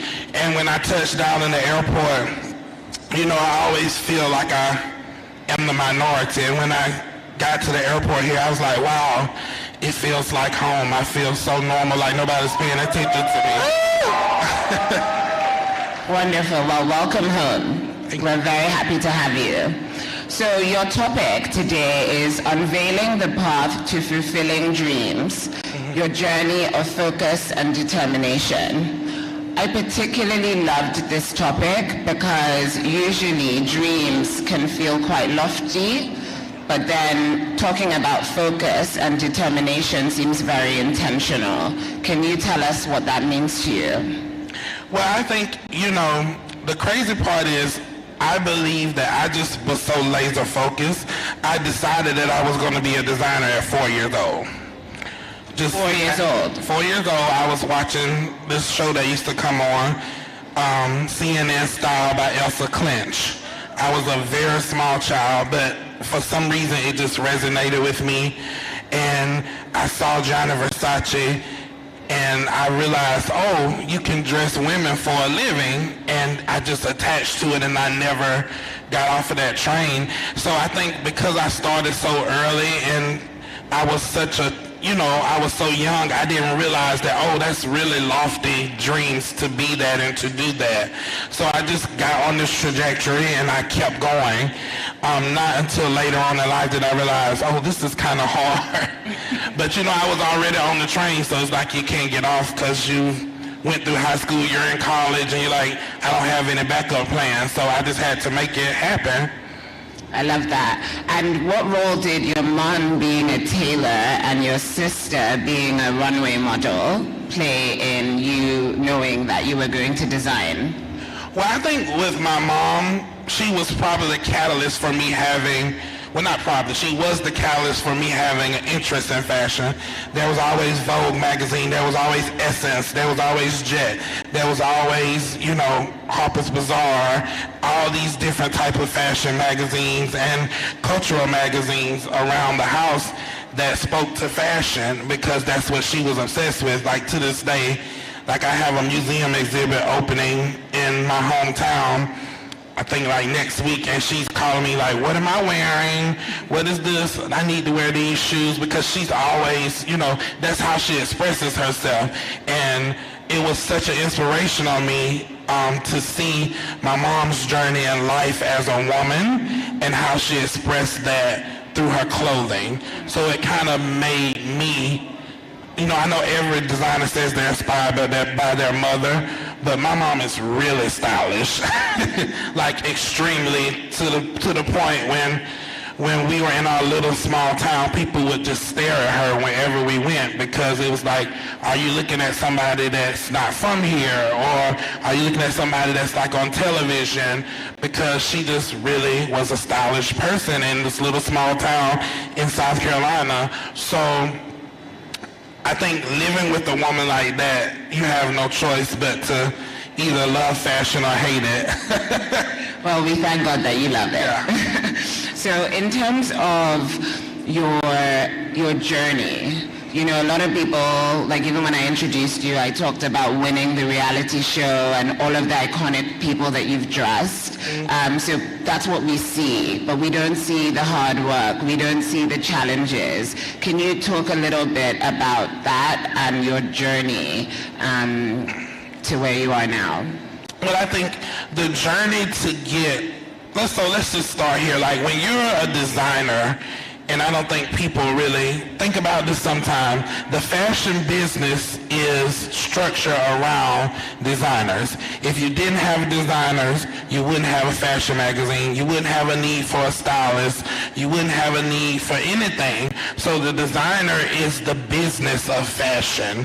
And to be a part of that is one of the hardest jobs to have in fashion and one of the hardest entryways to get into fashion. So of course, I didn't have the capital to, just start a fashion business. So I started, after I did Style to Rock, I kind of started at zero and started dressing celebrities. And when we started dressing the celebrities, it gave us the notoriety. And, we just kept going and going and going. And I joined with my business partner. We started the collection. And then I just kept going and going. Sometimes it was hard, like, you don't eat a meal, you buy a yard of fabric. You don't, go this place because you have to do this, or you have to do that. It's been a life of sacrifice to get to where I am and where the business is now. And I don't think it's a daily sacrifice, even when you get to the place where you are making money and you are able to, you know, do things that you weren't able to do, then it's like, okay, now it's a new type of sacrifice. And I think that's something that people have to know about this sector of the fashion business. It's a constant sacrifice. It's never ending, and it's always a job, a journey, and a struggle.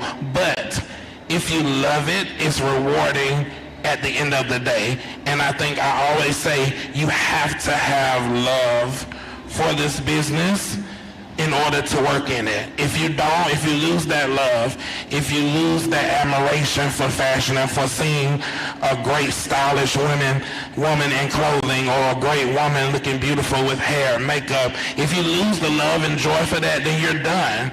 Because it's the only thing that keeps you sometimes. Like sometimes I'm so burnt out and I scroll Instagram and I see a beautiful ad campaign, or I'll see, you know, a video from the 90s of a runway show, which is like my entry point into fashion, and my love language is 90s fashion.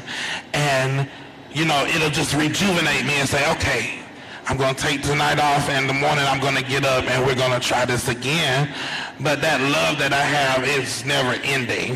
That's how I feel.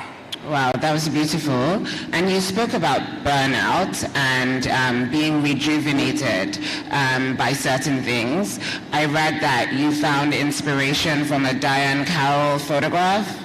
Oh yes, it's this Diane Carroll photograph that's like, I don't know, if you guys have your phones now, you can Google Diane Carroll in a white sweater on a sofa and you'll find it. But it's just the most casual picture. She was just sitting there in a white sweater, in a pair of white trousers, in a pair of slingback Manolo Blahnik shoes, all white, everything. And it was just a casual day, but she looked so beautiful and so casual.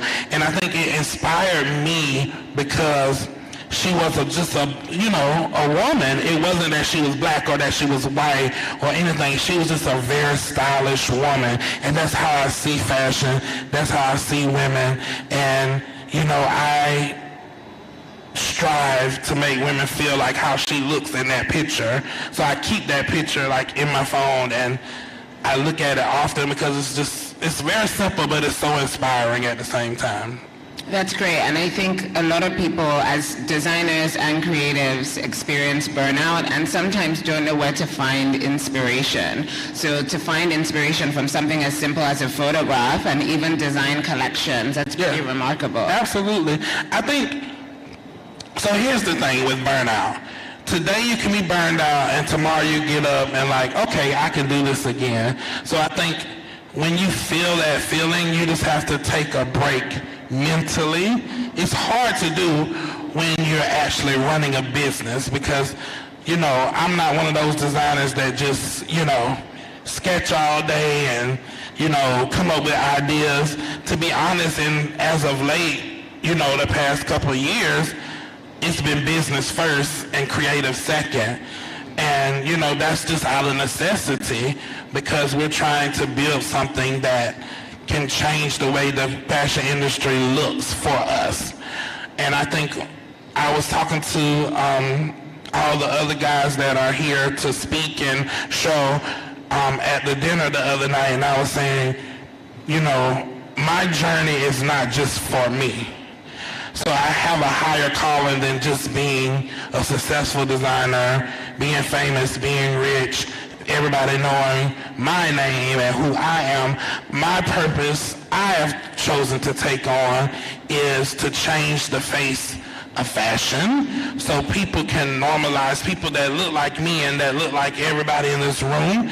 In this industry, when you think about it, you go to the mall and somebody tells you, let's go and buy something, you know, a legacy brand. The first brands that come to your mind are not brands that are owned and operated by black people. It's just a fact of the matter, and we know that's because of generational wealth. We know that's because they don't want us there. But I feel like it's been so many people that have come along that just couldn't make it to the end of the finish line for whatever reason. And I feel like if I can make it there, then the next generation can make it there even further than me, and they can keep building, and it'll be easier and easier, and you'll see a Sergio Hudson alongside a Gucci. You'll see a Sergio Hudson alongside a Louis Vuitton. You'll see my store on Rodeo Drive on Madison Avenue, and it'll be normal. It won't be like, wow, look at that black man that has that brand. It'll just be like, look at that brand. And that's what I think every day, that's what gets me up and keeps me going, even when I'm like mad and angry and, you know, I'm venting about how the industry doesn't allow you to do this or do that, or I don't have money to do this or do that. I think that's what keeps me motivated, is that end goal to normalize my people in this industry. That's remarkable. I think that deserves a round of applause. Okay, take us through your journey with Style to Rock and how that came about, and it being produced by Rihanna and you winning. What was that like?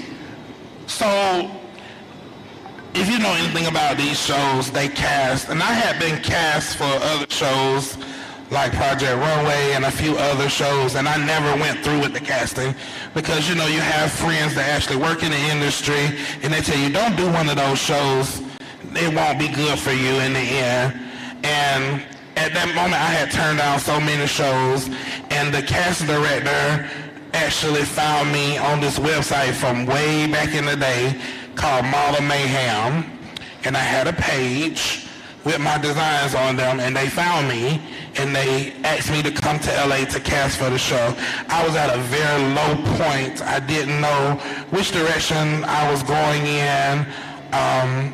I just knew it's something new and I needed a change. So I actually agreed to go out for casting, believing that this was the move for me. Went out there for casting. They put you up in a hotel for 2 weeks. You can't talk to anybody, you can't see anybody. And they just cast you every day. You come in, you do something, whatever. And at the end of the 2 weeks, they didn't cast me. They sent me home. I was devastated. So I was upset. I got in the car, me and my best friend, Charles.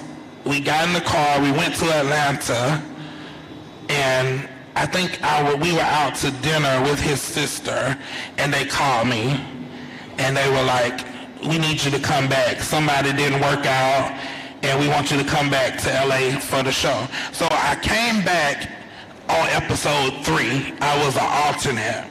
Wow. And, you know, from the time, I think this is where destiny aligns with purpose and skill level, because I was, you know, like, I was working, like I was sewing every day, I was making clothes every day, I was in it, you know, I had to survive, I was making clothes for whoever needed them, so I could sew, I could design, and I had, you know, I had the same taste level that I have right now. So when I went onto the show, you know, I was in tip-top shape, you know, I was like, I felt like Michael Jordan in Game 6, I was ready, like I wasn't gonna fail. And I went in, I started winning the episodes, like I won the first 3 episodes. And, you know, to be honest, it really wasn't that hard. I won the whole show. And at the end, thank you, I won the whole show. And, you know, this is where I like to say, you know, you think this is the moment, but it's not really the moment. At the end of the show, you know, I'm expecting, you know, I'm this little southern boy from South Carolina. I didn't really know how things work. I thought I knew how things worked in the entertainment industry, but I was promised, okay, you're going to be on Rihanna's design team. And now that I think about that and I look back, what is Rihanna's design team? But at that time, I was like, okay, you know, she's really famous. She has a design team that designs her clothes. Now, and I don't know, now that I work in the industry, I know, I'm like, that doesn't even make sense. And so at the end, I was promised this opportunity, and I'm like, okay, I'm moving to LA, I gotta figure this out, I gotta figure that out. So I go home, 1 month, no call, 2 months, no call, 3 months, no call. Finally get a call to dress her. She went on a tour with Eminem called the Monster Tour. They sent all the creative. They asked me to make stuff. The stuff had nothing to do with how I design. But I was like, look, this is my opportunity. I'm going to do it. We made all the stuff. I get the call back. They say, the stuff is made terrible. It doesn't look good. It's not right. Blah, blah, blah. All of this stuff. And at the end of the day, when the tour came out, I was devastated, of course, because I didn't want to argue with these people. I knew what I had made, and it was made beautifully. Anybody that knows me, when I used to make my own clothes, they were made beautifully. It was no question. And I knew it was something up. So when the tour came out, it was a completely different direction than what they gave me. So what happened is they changed the whole direction of the tour, and they told me it didn't work. And I never got a call again. And, you know, at that moment, I could have chosen to be, you know, angry, devastated, whatever, but I chose to say, okay, this isn't my path. You know, let's take what we got from this path and keep it moving. So everybody assumes that after that show, it was like, boom, I blew up, but it wasn't. I started all the way back over at zero. Nobody knew who I was because nobody watched the show. I think our highest ratings was like the premiere episode was like 400,000 viewers. And because they buried us on a Friday night on Bravo. And it just wasn't like that moment. But I'm thankful for that because when I tell people about it, they're like, oh, wow, you were on one of those shows. And nobody really knows. So it kind of worked out for me in the good in the end. But I'm saying all that to say, every moment leads you to the next moment, and you can't let the moment that you thought was going to be the moment, when it doesn't happen, you can't let it throw you off track. And that's what I think. You know what I mean? You have opportunities, like you get your big job interview for the job of your dreams that you've been working towards your whole life, and you just know you're going to get it, and then you don't get it. What do you do in that moment? Do you run away and retreat and hide, or do you say, okay, I have to try something else? And I think, you know, I just started all over, and God did what he was going to do, because it was definitely not me, for sure.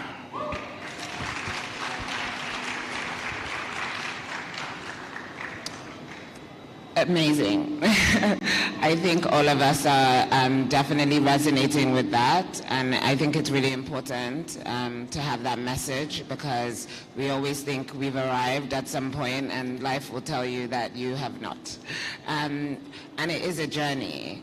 I guess the next question would be back to something you've already spoken about, but I would love, because I know we have designers in the audience who would want to know. You said something about putting business first and then creativity second. What does that actually look like in a practical sense? I think for me, and this is just me, my bigger goal is to have that legacy brand. So what does that mean? That means you have to sell clothing. It means you have to have products that people want to buy, and that's more than being creative. That's figuring out your marketing, figuring out, okay, what do the customers like? What can we do to make sure they know that we have this available? What strategies can we use to make our Fashion Week show look better? You know, all of these are business things that me and my business partner talk about on a daily basis. And, you know, my design team that I work with, you know, a lot of times I have to neglect them because it's like, okay, we got to figure out this business, because if I don't figure out this business part, you're not going to get paid, and I can't take care of my family. So I think you have to put the business first, but it is a creative business. So you have to balance that as well. But if you put the business first, the business calls for the creative to fund the business. So you have to put the business first, and the creative will come in after that, because you got to have the creative for the business to sell and go and do what it needs to do. So when I say put your business first, it means think about your fabrications, think about your price point, think about your customer. Don't just go out there designing stuff that you want to design. It's a hard pill to swallow sometimes, because it's like, I'm in the mood to make really sexy dresses, and that's all I want to show on the runway. But my customer loves my suits, so I have to put suits in the show. I have to figure out a way to make this creative match this business, and that's what I mean about putting business first. Thank you. You're just dropping gems. I feel like every time you stop speaking, there's a round of applause. In terms of intentionality, I think I read that you wanted to dress Michelle Obama. Yes. And something about an Instagram. Okay, so here's the story. Now I've told this story a lot of times, and every time I add more detail to it, because you know, you don't want to tell everything. But so years ago, I don't know, maybe it was like right before the pandemic or right, I don't know, I noticed Meredith Coop. That's Michelle Obama's stylist. Like, she dresses her. I noticed she was following me on Instagram. You know, you get the little notification when somebody's following you. As soon as I saw that notification, I messaged her. I said, "Hi, I love your work. I would love to dress Michelle Obama. How can we do that?" And she said, "Yes." And those words, like, I never forget, because she just said yes. And it was the best yes I ever got, because from that moment, we just started working together. And I don't know, I guess it was, you know, like I said, it was destiny, it was God, because this woman she can get clothes from anybody in the entire world. I believe somebody who doesn't make clothes would make clothes for Michelle Obama. I would make clothes for Michelle. Yeah, you know what I mean? Like, you'll be like, I'm not a designer, but I'll figure it out. And so the first thing we did was we did a bunch of clothes. She had an Elle magazine cover shoot, and we did a bunch of clothes for that. We sent those clothes, none of them fit, because they gave us old measurements. And Meredith was like, "Okay, that didn't work. We'll do something for the book tour." Okay, so a few months later, we started working on stuff for her becoming book tour. First time we dressed her in a like an eggplant color suit. It was for her, I'll never forget, her Atlanta stop on her tour. It was the second to last stop on the tour. I know everything.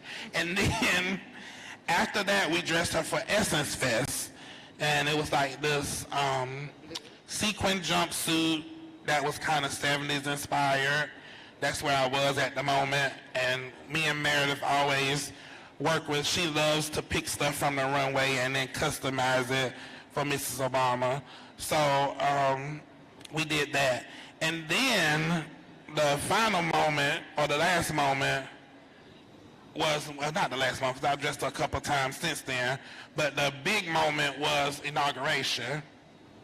And I love to set up this story because I wasn't, you know, really, I've dressed Mrs. Obama a few times now. You know, I'm feeling, you know, I'm something because I've dressed her. You know, that's a notch off my belt. Like, I've dressed her. It's cool. You know, so she called and she was like, "Would you like to dress Mrs. Obama for inauguration?" And I was like, "Okay, cool. You know, yeah, like, nothing to it. You know, I got the measurements. Let's go." And so we sketched for that. And, you know, we did it. We made it. It was done. Meanwhile, at the same time, my focus was on the vice president, because throughout the campaign, I had been dressing her. But, you know, we kind of volunteered to do it because, you know, my business partner is from Los Angeles and California. We're California-based. So, you know, we were very proud of her. She's from California, you know, so. And then they had promised us, okay, if you do this for us for this tour of, you know, trying to get in the White House, we'll give you inauguration.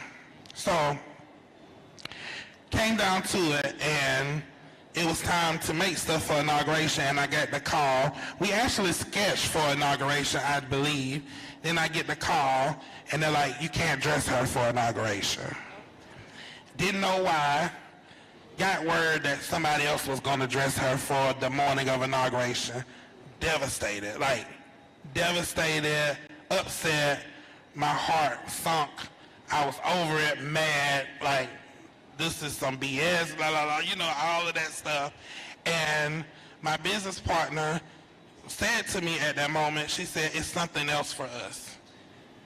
And anybody that knows my business partner knows she's the one to be like, I'm gonna make a phone call, this ain't right, we did this, we did that. Like, she's business. Like, you told us this, we should have this. And she just at that moment said to me with such peace, it's something else for us. And it calmed me down, and I was like, okay, you know, cool. And fast forward a little bit to the night before inauguration, because I did end up dressing the vice president for the evening of inauguration. So I was in DC fitting her in her coat, and I get the call from Meredith the night before, and she's like, question, are you dressing the vice president for inauguration for the morning? And I told her, no, I was, but I'm not. She said, okay, good, because if you were, I was gonna put Michelle Obama in something else. So had I got that opportunity to dress the vice president, the moment that we got from that inauguration would have never happened for us. And I think, you know, that's such a great lesson, again, to know that God, the universe, whatever you believe, has what he has for you is for you. Nobody can take it away. Nobody can, you know, you can't manufacture your own opportunity. And I think that's something that we can set ourselves up for opportunity and make sure we're conditioned for it, but you can't change how things are supposed to be, because his plan is the perfect plan. My plan wouldn't have worked out as well. Right. You know what I mean? Because that morning of inauguration, nobody was talking about what the vice president wore. Nobody. Everybody was talking about what Michelle Obama wore. And that was not intentional. That was not us. And to me personally, the outfit was great, but I don't believe it was just the outfit. I believe it was ordained that that was the moment for the world to know who we were. And it was time for our brand to be known. And it was no way of getting around that. So from that moment on, I've always said, you know, what's for us is for us. We're going to work hard. We're going to make sure we're excellent in everything that we do, and we're going to be set up for the moments that we deserve. Yes. So for the people in the audience, the designers, we're going to open it up to questions. I'm sure everybody wants to ask questions.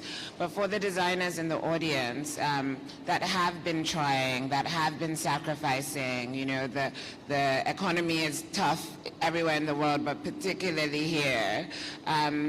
How do they stay focused and stay determined despite the obstacles that seem never ending? I always say to,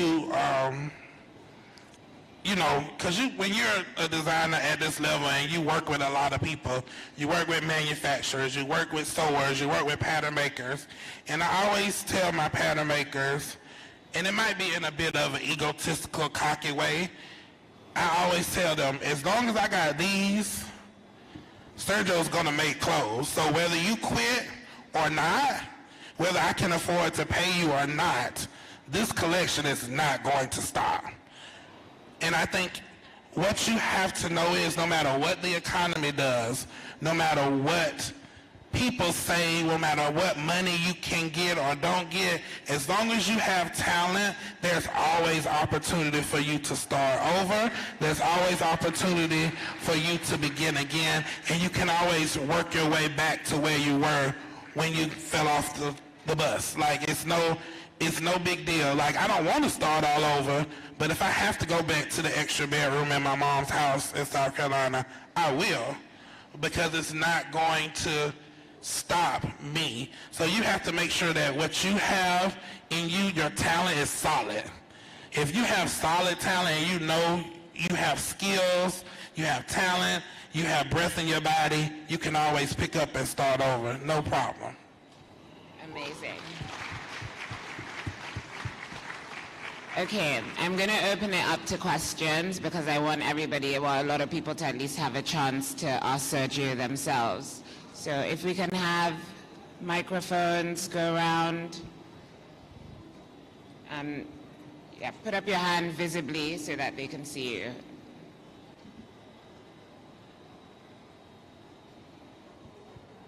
Thank you. Hi, Hudson. Good to have you. Thank you for sharing your experience with us. My question is, you keep talking about your partner. At what point did you get this partner? And what part did he play in the business? Thank you. At what point did you get a business partner, and what role does he play in the business? Okay, so maybe about, we're in our 8th year. So I met my business partner through a client of mine that's her family member. And I have a female business partner. I don't have a male business partner. But her husband is my business partner too, but she's the one I work with every day. So we got together, I think it was in January of 2016, and it was at a moment where, you know, I had already been dressed as celebrities. I had started building the name of the brand already. Like, I had won the show, I had started the collection, and I was dressing people, but I wasn't really in business. Like, I wasn't wholesaling. I was putting out collections, but they were more press collections.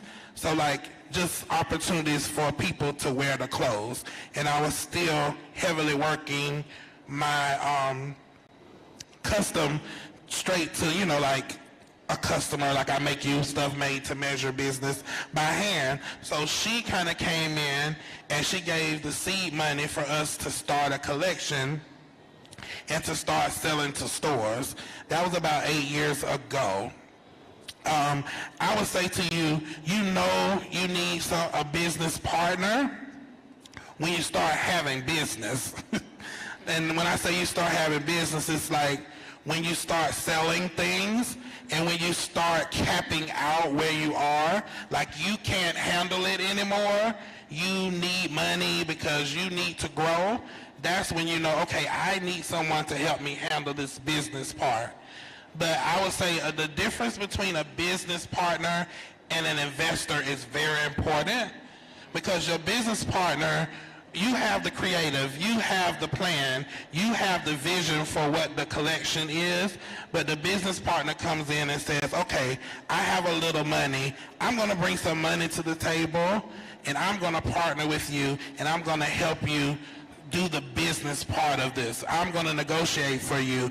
I'm going to be, you know, it's almost like a marriage. When people come to me, I send them to her. They're like, how much you going to charge for this? How much you going to do for that? I'm like, okay, you got to talk to her. And it keeps you balanced, and it keeps you from, sometimes people will take advantage when it's just you. So when you get in a point where it's like, okay, I need someone else here to kind of buffer this part, because the business part can get very heavy and hectic. And once you have to be able to share, I think a lot of times designers don't want to share their business. And you can't grow if you don't share. And that's the point. You know, when I was looking for a business partner, I was looking for a partner that could help me navigate, okay, this is the deals we need to do. This is where we need to go. I wasn't looking for somebody to throw money at me, because throwing money at something that's not planned out well or that's not even established is not good. So you have to know when to take money and when to ask for a business partner. Beautiful. Thank you so much. Hope that answered your question. Next question.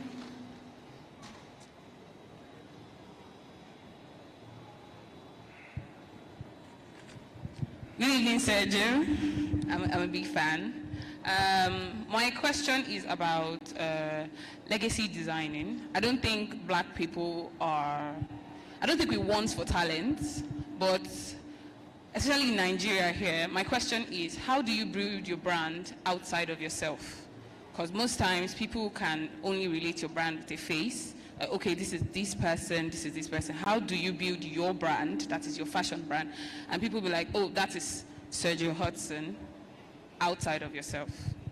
I think there's a few things. You have to know what your DNA is for your brand. Like, what woman are you trying to dress? Like, for Sergio Hudson, it's a powerful woman that knows who she is, that still loves fashion, and she's on a mission. Like, I dress so many female CEOs, and, you know, it's become a thing. Like, when you see a Sergio Hudson jacket or suit, you know what it is. That's how you identify yourself outside of yourself with a brand. And I think when you know, it kind of goes hand in hand. You have to be able to connect as a personality, but the work has to speak back to what you're doing. So I think people connect. When they see that Michelle Obama outfit, they see me. So you have to connect those two things. And that comes from consistency in design, consistency in the type of woman that you go after, consistency, like saying from season to season, what is our woman wanting to wear now? And that's how I believe I identify outside of my brand. Thank you. Hi, good evening, everyone. So, Tase, you talked about putting business first, and then creativity comes next. And then you were like, it's not about what you want to design, but about what the client wants. But clients need change. So the client wants this today, and this season they want something else, and in next season they want another thing. But there's also something you are being taught about having a particular niche for your brand. So, okay, this is what my brand wants to be known for. I started my brand early this year, and I love making trousers, I love making jackets and suits, but not all clients want that. So where do we find the balance between making sure this, where do we find the balance between finding a niche for your brand and then what the client wants in that sense? Okay, so this is the thing. So this is a journey. So like when you start your brand, you put a bunch of stuff out there, you see if people like it. Sometimes you might think, this is what I'm really good at. This is me. This is who my customer is going to be.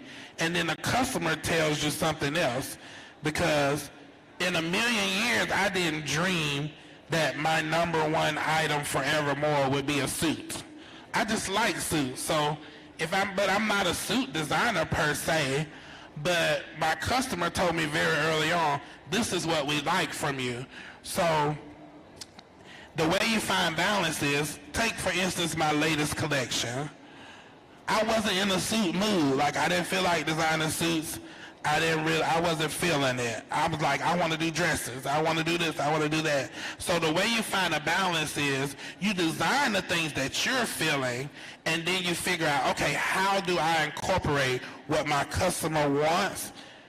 And I make a marriage of what they want with what I want to do. It's always a compromise.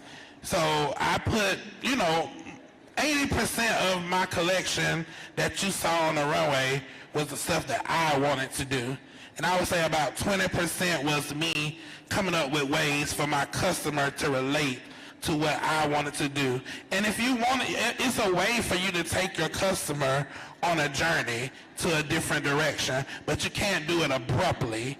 So I want the customer to know that, okay, we're good at the suits, but we're good at other stuff as well. Here, I want you to see it. But here's the suits to kind of make you know, okay, it's still Sergio Hudson. We're not going too far to the left. So I say it's always a compromise. So do a little bit of what you want, but do a little bit of what they want as well. Thank you so much. That's the last question of the day. Sergio, thank you for your time and your wisdom. We really appreciate it. Thank you. Thanks, guys.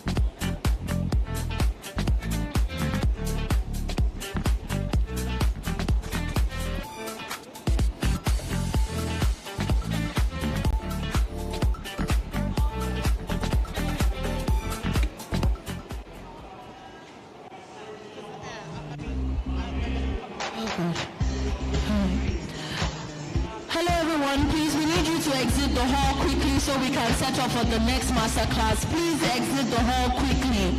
Please, thank you.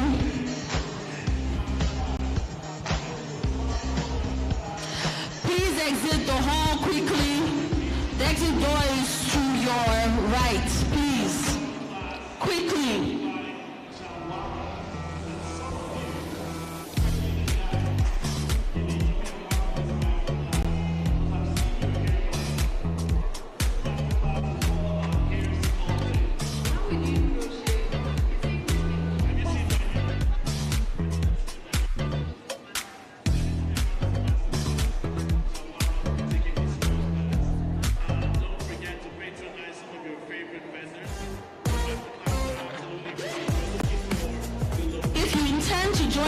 Masterclass, please go outside and join the queue so we can set up for the next class. Please exit the hall.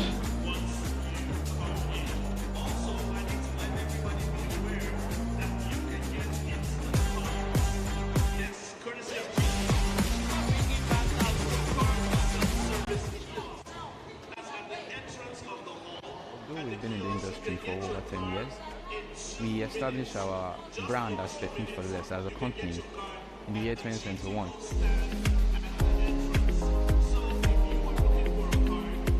It all came about the idea of giving our customers something unique and high quality at a lesser price.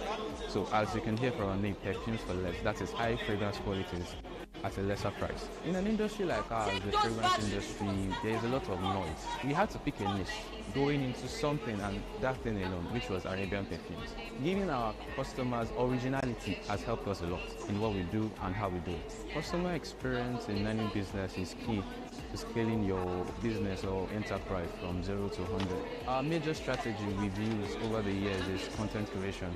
Our main value in our content is originality, where you can't find anywhere else. Whatever we share with our customers is unique to us alone, and it is made by us, and it is original. The issue of being an illegitimate business or scammers has been eradicated. Sport has helped us in a lot of ways, not just the transaction. It has helped us in our via the e-commerce features as well, but we mainly use the transaction aspect, where our team has been able to confirm transactions over various mobile apps or various mobile devices, whether it's at the store, online, or even doing deliveries. And it has helped us reconcile our accounts, and it has helped us centralize our payments so everyone has a clear record of what we're doing here. Any marketplace you find yourself, saying your market is oversaturated is a child's play. You need to be able to find your own niche. That has helped us a lot to build a strong customer base. My name is Ejiro. I am the manager at Perfumes for Less.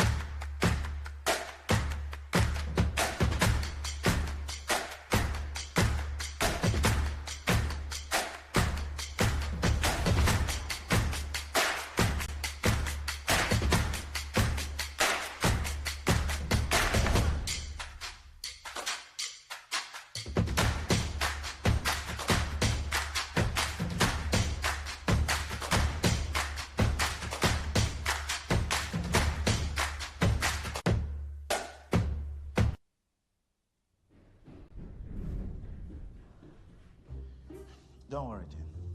Well, very soon we'll be relaxing and we'll be well taken care of. I see Michael being a rich footballer when he grows up.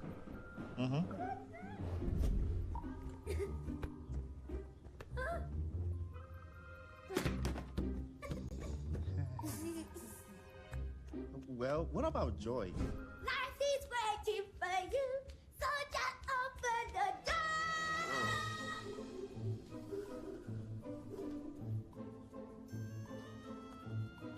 Victor might just be the chosen one.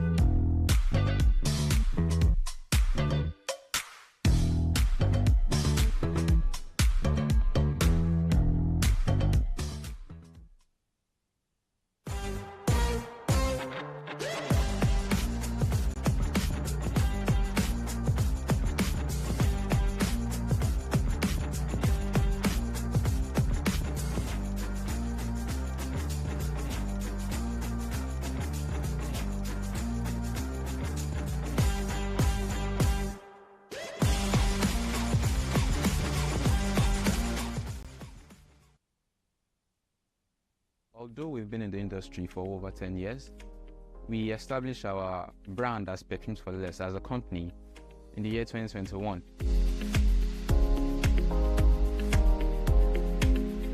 It all came about the idea of giving our customers something unique and high quality at a lesser price.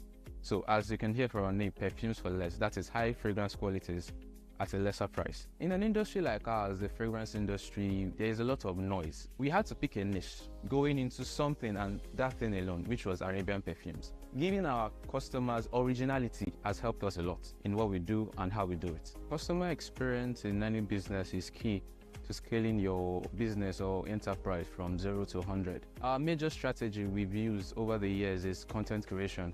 Our main value in our content is originality, where you can't find anywhere else. Whatever we share with our customers is unique to us alone, and it is made by us, and it is original. The issue of being an illegitimate business or scammers has been eradicated. Squad has helped us in a lot of ways, not just the transaction. It has helped us in our the e-commerce features as well, but we mainly use the transaction aspects, where our team has been used to confirm transactions over various mobile apps or various mobile devices, whether it's at the store, online, or even doing deliveries. And it has helped us reconcile our accounts, and it has helped us centralize our payments so everyone has a clear record of what we're doing here. Any marketplace you find yourself, saying your market is oversaturated is a child's play. You need to be able to find your own niche. That has helped us a lot to build a strong customer base. My name is Ejiro. I am the manager at Perfumes for Less.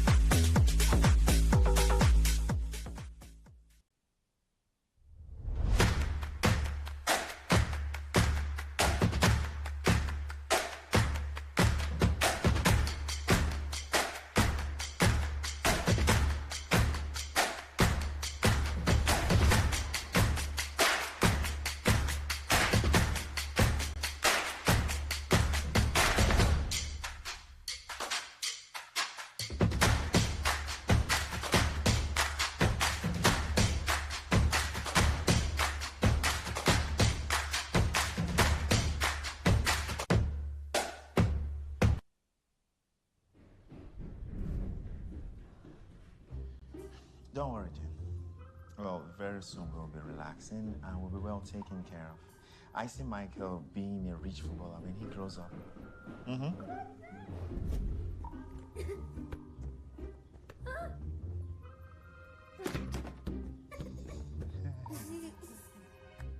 Well, what about Joy? Life is waiting for you, so just open the door.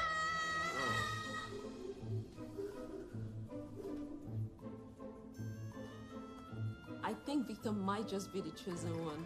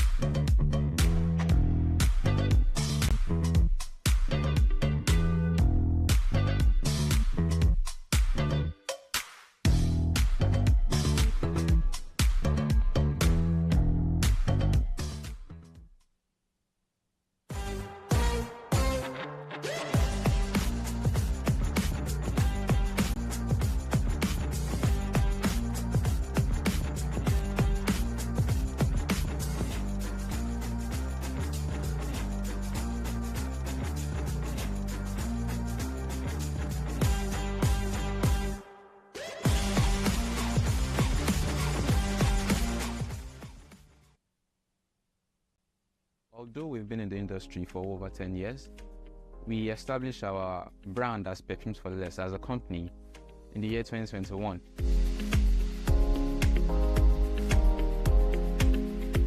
It all came about the idea of giving our customers something unique and high quality at a lesser price. So as you can hear from our name, Perfumes for Less, that is high fragrance qualities at a lesser price. In an industry like ours, the fragrance industry, there is a lot of noise. We had to pick a niche, going into something and that thing alone, which was Arabian perfumes. Giving our customers originality has helped us a lot in what we do and how we do it. Customer experience in any business is key to scaling your business or enterprise from 0 to 100. Our major strategy we've used over the years is content creation. Our main value in our content is originality, where you can't find anywhere else. Whatever we share with our customers is unique to us alone, and it is made by us, and it is original.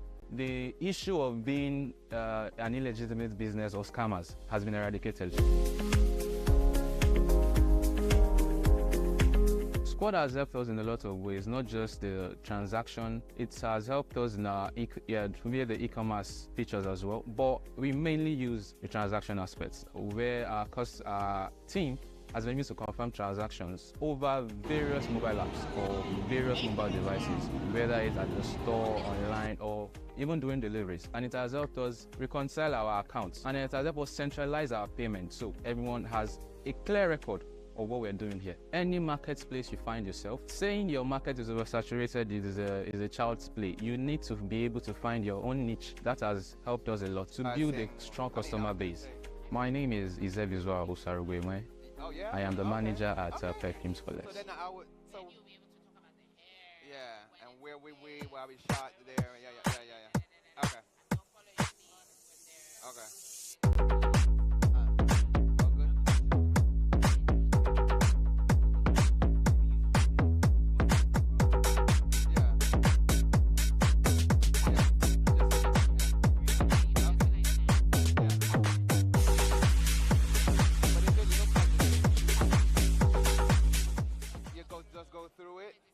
If it looks like, just say, taking a look at it, and then when I see a new image, then I start thinking about that.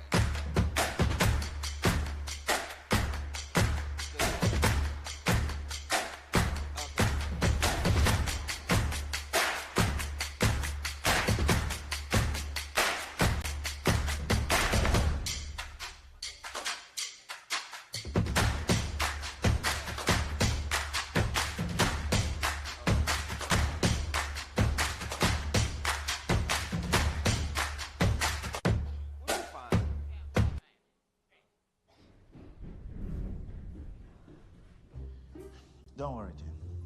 Well, very soon we'll be relaxing and we'll be well taken care of. I see Michael being a rich footballer when he grows up.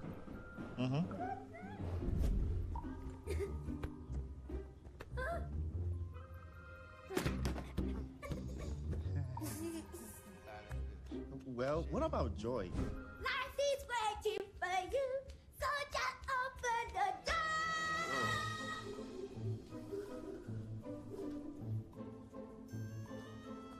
I think Victor might just be the chosen one.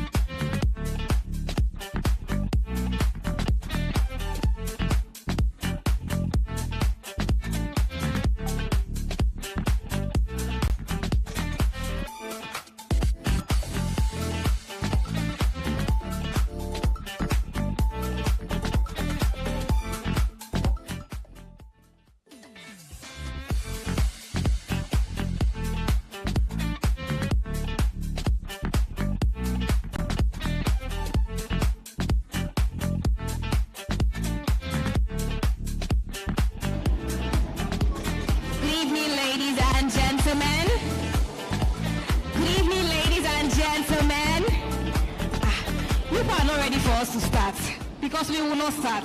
Good evening, ladies and gentlemen. Good evening, ladies and gentlemen.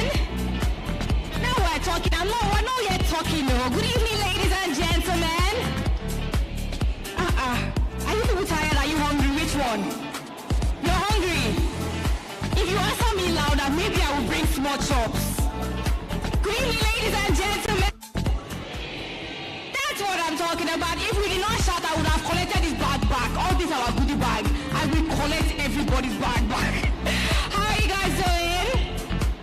I want to officially welcome you to the third and final masterclass of the day for GTCO Fashion Weekend 2023. You guys look absolutely stunning tonight. I know it's dark, but with what I'm seeing, you guys are shining brighter than my future right now. Because what's going on? What's going on? Look, the glow is blinding. It's blinding. So you know what's going to happen? I will have to go and prepare more for my future so I can outshine this shine that I'm seeing currently. Okay? Okay, are we ready for this class? Are we ready for this class?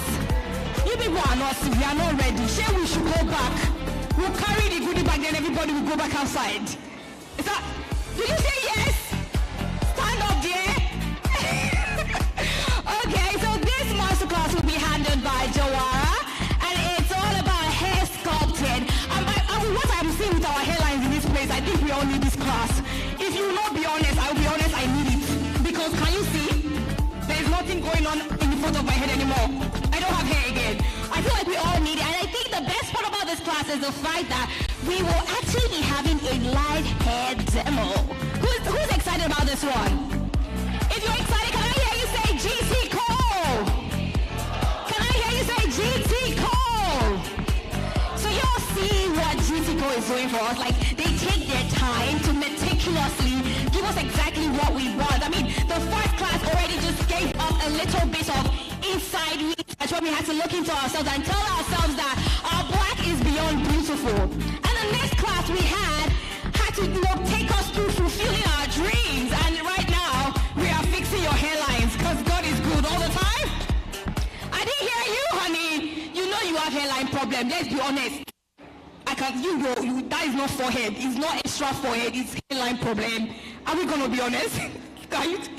I'm honest, I do have hairline problem, and I feel like this is a class for me right now. Are you guys excited about this class? So this class will be hosted by Nicole Asimigo, who is a writer and storyteller, and she will be taking us through this entire class, and I am excited. I just want to also let us know that please, once the class starts, we should minimize as much as possible our movement. As much as possible, let's tone it down. If we don't have to go out, please let us take our time to sit down and completely take in this class. I will personally be sitting for this because I do need it. Do you need this class? If you need this class, can I hear you say GTCO? I love it. I love the energy. I love the vibe. Thank you so much. You guys are amazing. Let us put our hands together for Nicole Asinogo as she takes over this class. Please give a round of applause as long as she gets on this stage. Warm welcome. Welcome again. Gorgeous. Thank you so much. Hi everyone. How are you doing? Welcome to the last masterclass of the day. It's been an exciting day so far, but it's even going to get better because we have the hair guru himself. He is a renowned international hairstylist. You may have seen some of his iconic looks, but you might not know who it is, but today he's going to be taking us through. I'll just give you a little bit of background. He is the senior beauty editor at ID Magazine. He is the Farfetch beauty ambassador. He's worked with the likes of Beyonce, Rihanna, Cardi B, to mention a few. Brands like Chanel, Versace, Gucci, Hermes, and the most beautiful thing about him is that it's all inspired by black hair. So he's very excited to be with us today. Please give him a warm, warm, warm welcome to Jawara.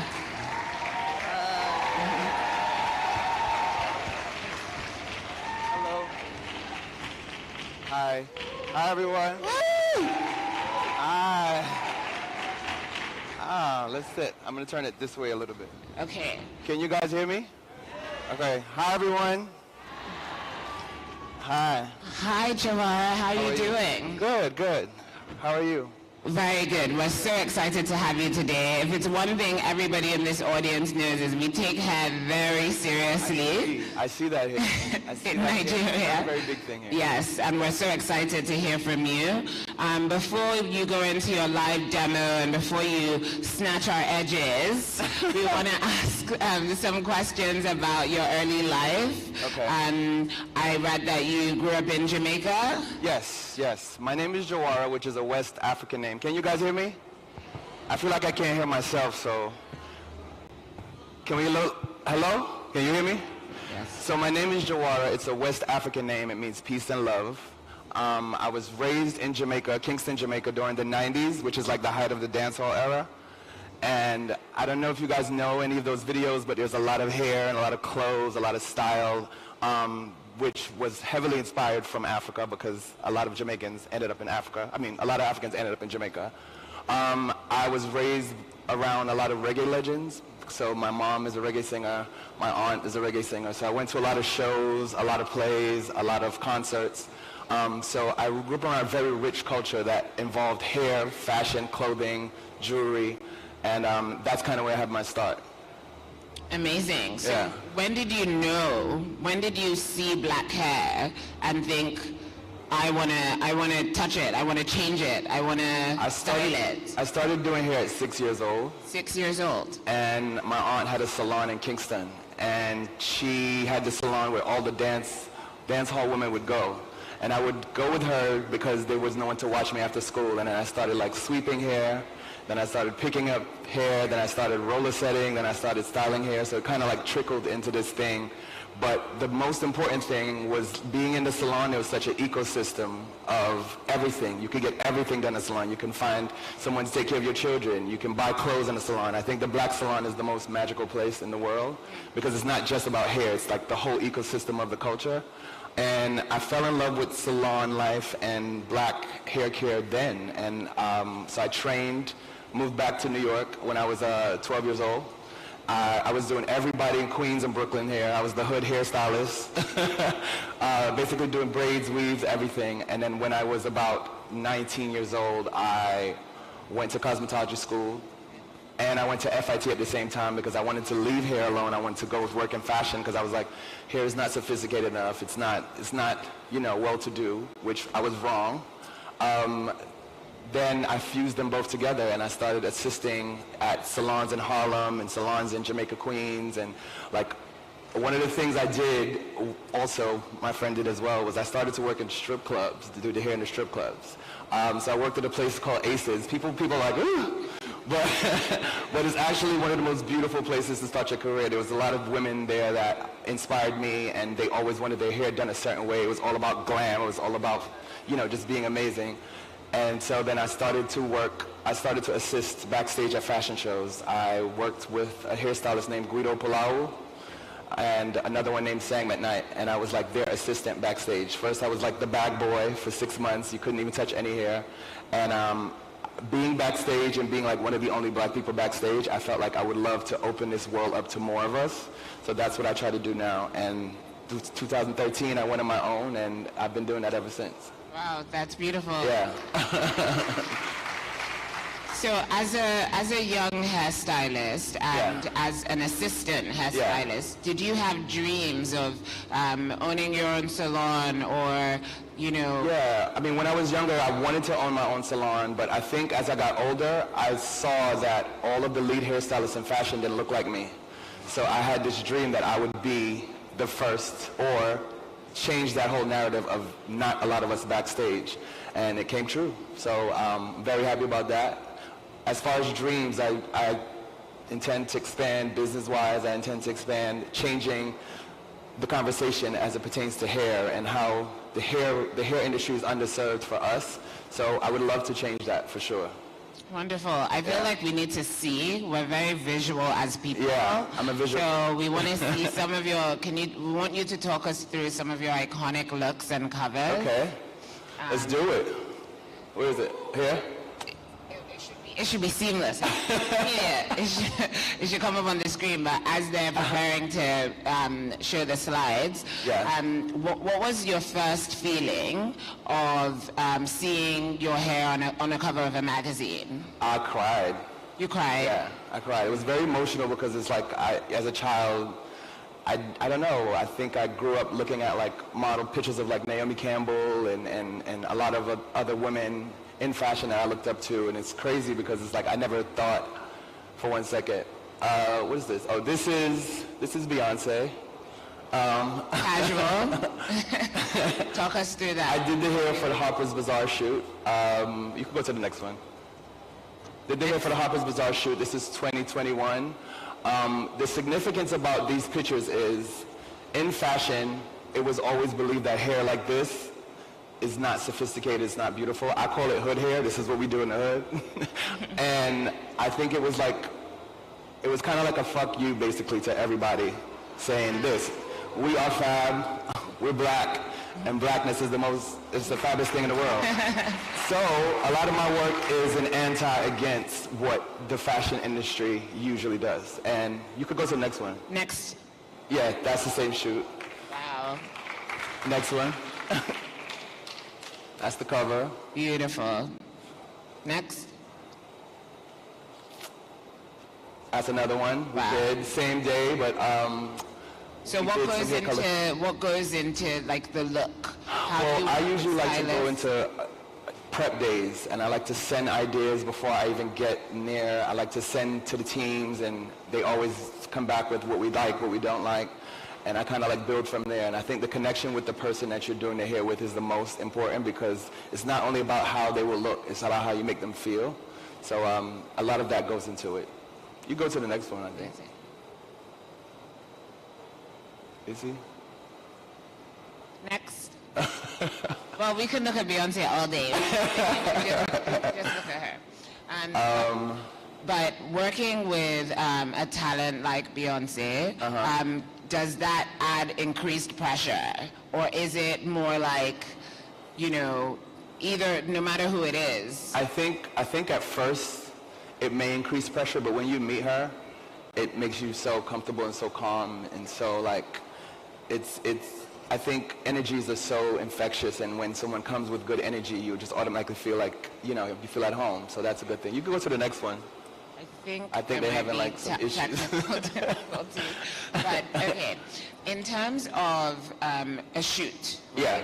For anybody in the audience, I'm sure we have a lot of hairstylists in the audience who want to get into fashion, but they don't know exactly how.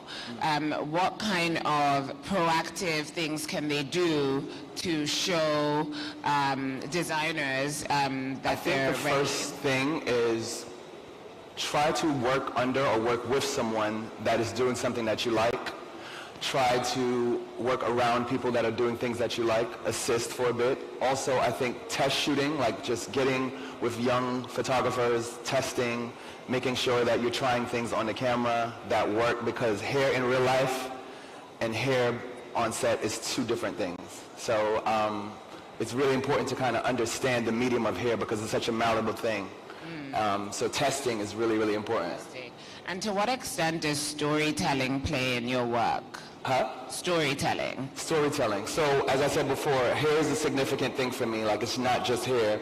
It's sometimes political for me. Sometimes it's like me bringing a whole different story to the fashion story that I feel like elevates it or makes it new. Right. Storytelling is extremely important, and I think that's a big part of what we do in this industry that I work in. Tell us the story of this. This is the cover of British Vogue. The makeup is done by my lovely brother, Sergio. This was shot in LA 2022, and it was amazing. It was shot by Raphael Pavarotti, which is an amazing photographer that I work with often. You go to the next. And what are we looking at? Well, these are fringes.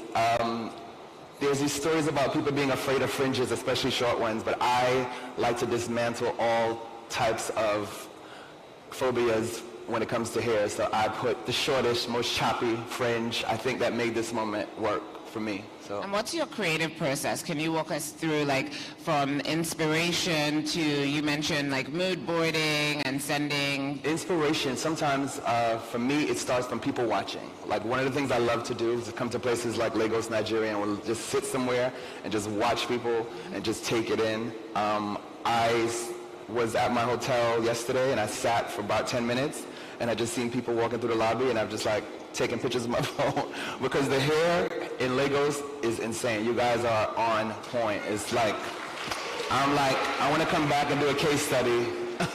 It's crazy. This is the same shoot as well. Same shoot. We did some long, really boho braids. It's a trapeze design, but you can't really see it. This is Rihanna, 8 months pregnant in Paris for the cover of Vogue. My first time working with her. She's also a very, very funny person. This is monumental for me because it was an important moment for her and a big moment for the culture. And I was happy to be a part of it. Shot by Annie Leibovitz. The hair looks simple, but it's really not. Sometimes when you put a lot of detail into the hair, the photographer kind of catches it in a way where you don't see much of it. And that's me in the corner when I was 10 pounds lighter. This is Erykah Badu. We shot this in Los Angeles. She wanted to be super duper natural, but we wanted to kind of give it a bit more texture. This is Bella Hadid, one of my good girlfriends, for the cover of Vogue. She is, this was April last year, I think? April last year cover. That was shot in New York. Really simple textured curls.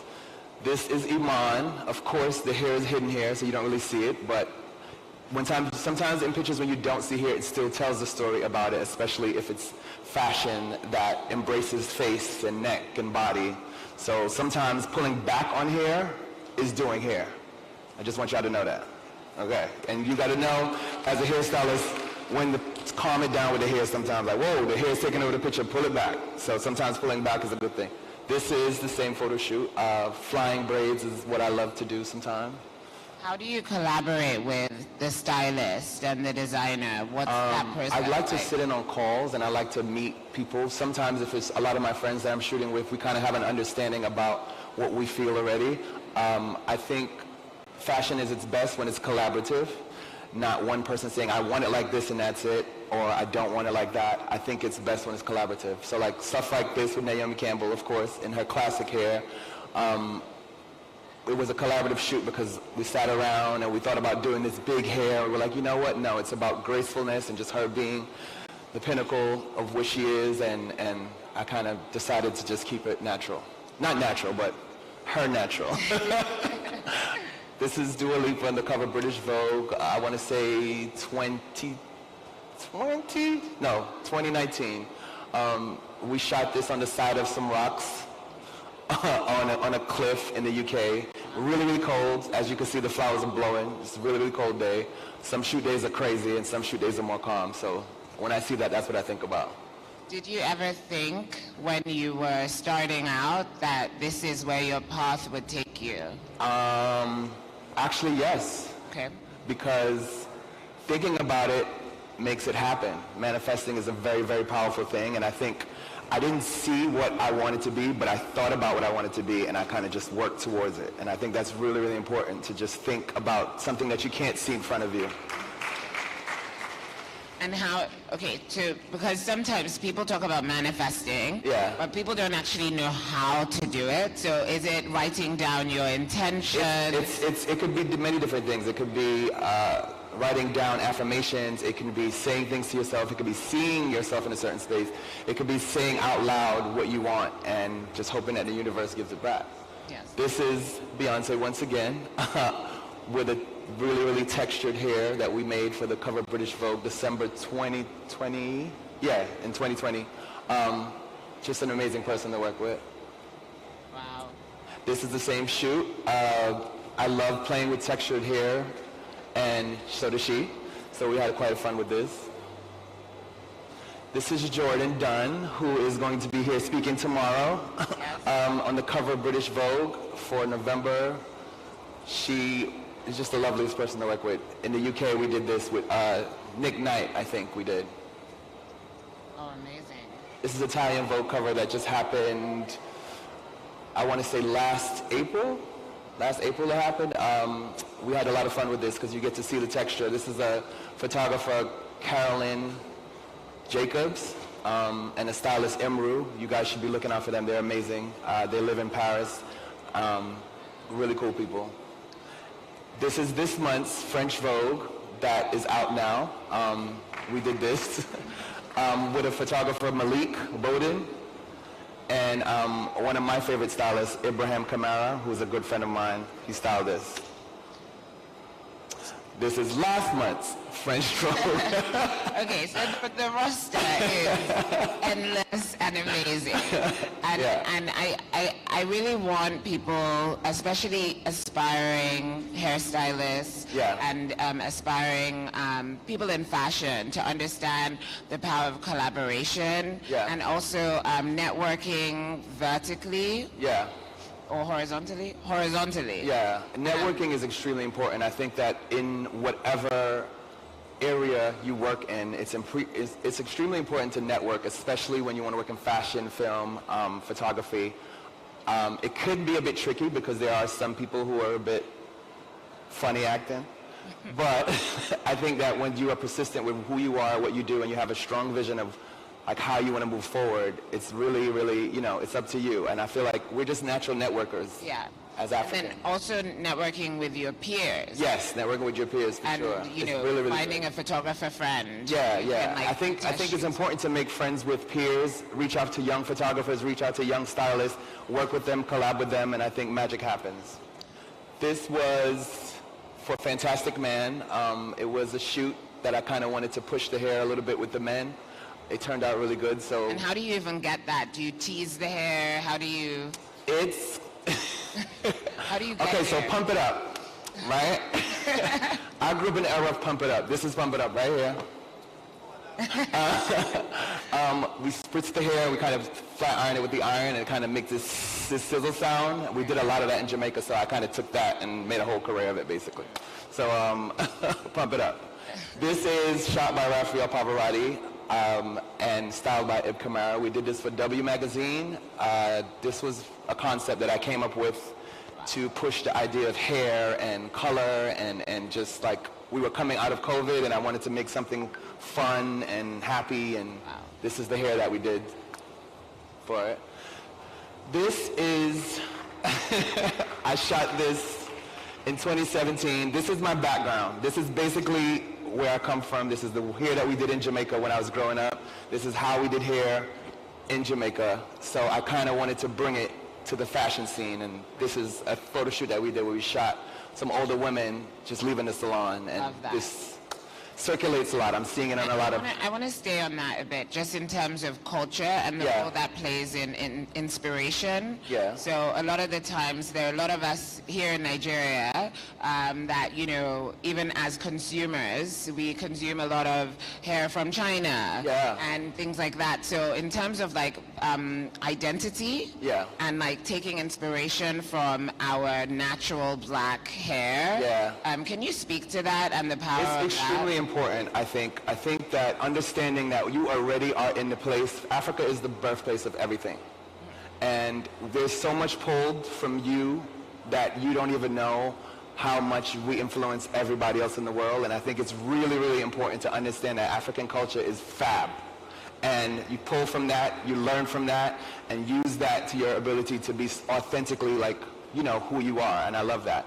I use a lot of my culture in fashion, and I think that's what makes what I do stand out, as opposed to just doing hair. I'm bringing a different point of view that wasn't in fashion before I was here, because I don't see any other people that look like me doing what I'm doing. So it's very important to kind of make sure that you understand that your culture is amazing, and I'm inspired by African culture a lot. So it's really important to understand that. And so are other designers, all the brands, everybody's inspired by African culture.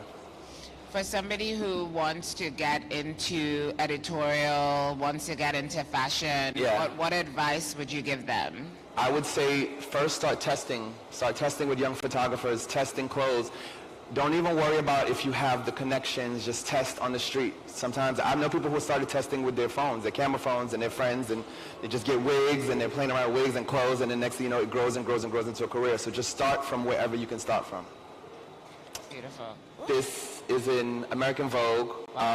It was a write-up about me and what I was doing, and one of the things I wanted to do was bring a West African hairstyle in Vogue.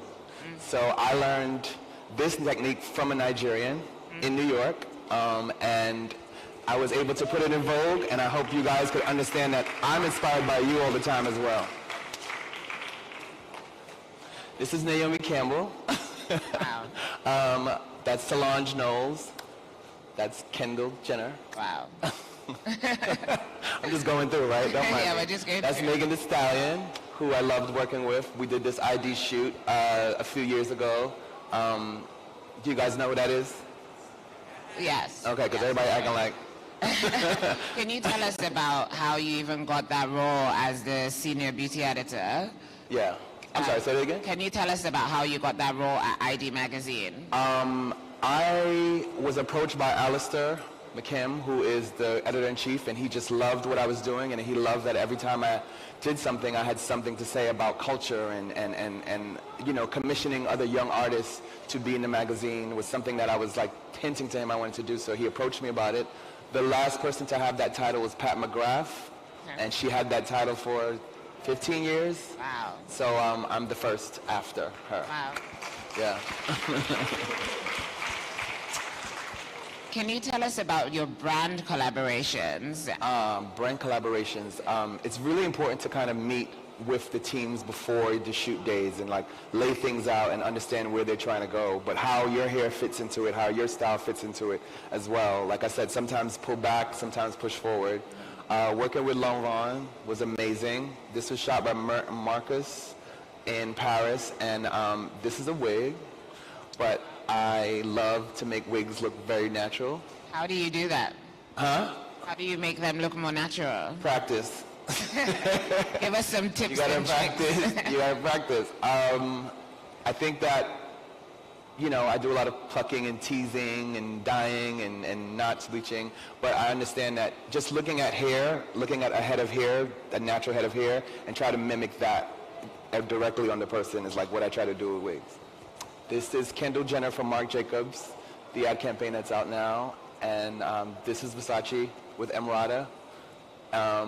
And this is a Tom Ford campaign that was out last season, where I also did a lot of textured hair as well, shot by Stephen Klein.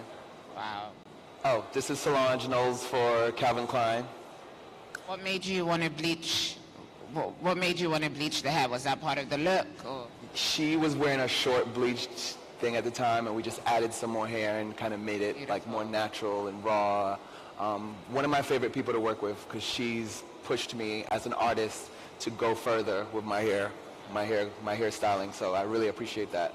Also, I feel like when you find inspiration from people that you work with, everybody that sits in your chair is not only there to be service, sometimes they're there to inspire you. So just be open and be ready to receive and be understanding, and just be an open book, I think. This is the current Louis Vuitton ad that's out now with Carol G. Do you guys know Carol G? No? Nobody? Okay. Put us on. This is Beyonce and Jay-Z for Tiffany's. Makeup done by beautiful brother again. This was shot in LA 2021 in Malibu. A very, very, very special shoot for me. Solange Knowles for Dazed again. We shot this in Jamaica, so this was really special for me because I did some of the stuff that I learned in Jamaica on her, like this style right here. I learned that as a child. I just amplified it and made it a bit more editorial. So like I said, take inspiration from your culture and make it yours. And do you ever face, like creative block or, not feeling inspired? Yeah. How do you Travel. But I also think sometimes shutting off. I think when you're not inspired, sometimes you just creatives need to sit around and do nothing. Every once in a while, you just need to sit around and do nothing, let your brain rest, and I think that's when things come back to you in a sense that, because if you push all the time and there's no rest, I feel like your brain just is like, Agreed. Mental health is important too, guys, so take your breaks when you need it, please. This should have drive you crazy. This is Kaya Gerber for American Vogue, shot by Ethan James Green. This was 2021. This is Cardi B for ID Magazine.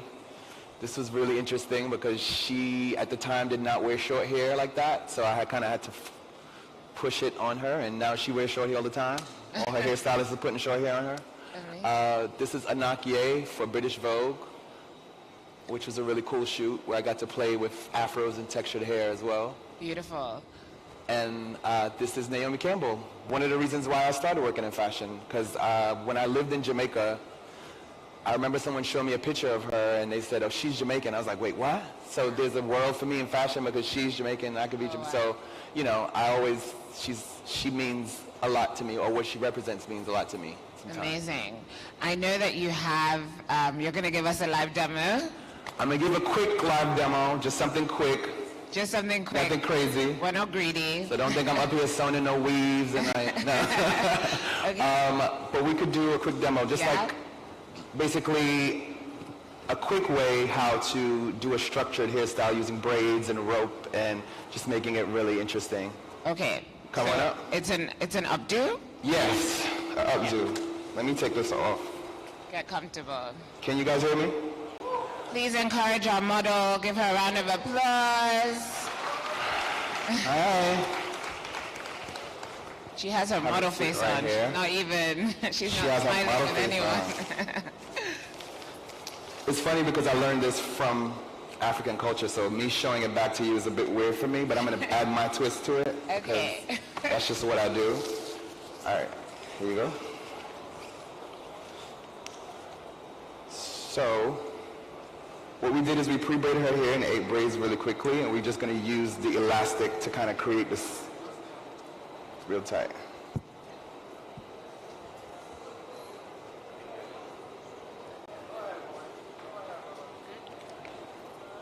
In Nigeria, we call this style shuku. Is it shuku? Shuku. Ah, I love that. All right, y'all, let's shuku then. Let's shuku all night. Hold this up for me. All right, so I'm going to take some elastic. Why is it called shuku? Who called call it shuku? Well, we'll wait for the Q&A. Somebody will have the answer to that. Does anybody know why you call it shuku? I would love to know. If you do, please get the person a microphone. Okay, cut that for me. Nobody knows why they call it shuku? No. So y'all just made it up with no context? No. All right. Shuku all night. So I'm gonna take the elastic. Yeah, cut this off. So I'm taking the elastic and I'm tying it around the hair really tight, and what it's doing is creating tension. Pull it up real high. And as I'm doing it, I'm just going around.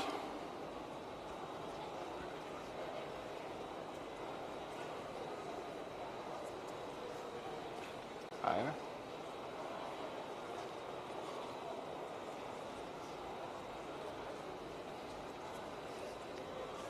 For all the people that feel like they want to be like, have a little fun with their hair. I feel like I see that a lot here, shuku.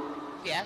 But like these are for people who don't feel like they want to have their hairstylist in the house. You could kind of do this at home. Cut that.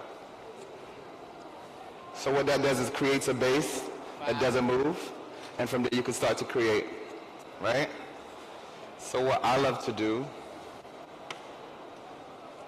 is take the braids and start to create little shapes. Braid this down for me, Joe. I'm gonna braid this down, sorry guys. How you feeling, you okay? Anything hurt? Don't pull it Beauty is pain. So where does the inspiration for this come from? Comes from you, actually, shuku. All right, so, Trey, do me a favor, get me a whole bunch of pins. So what we could do is we could just easily pin this back into the base, just create shapes. You guys seen this? Am I too far?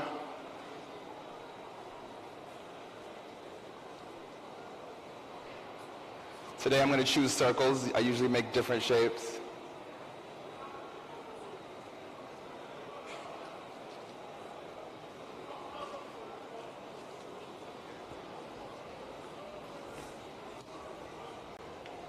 Super simple, right? Yeah. Does it look hard, what I'm doing? No? No, it looks simple enough. But okay. If we try it ourselves, it might not turn out this way. All right.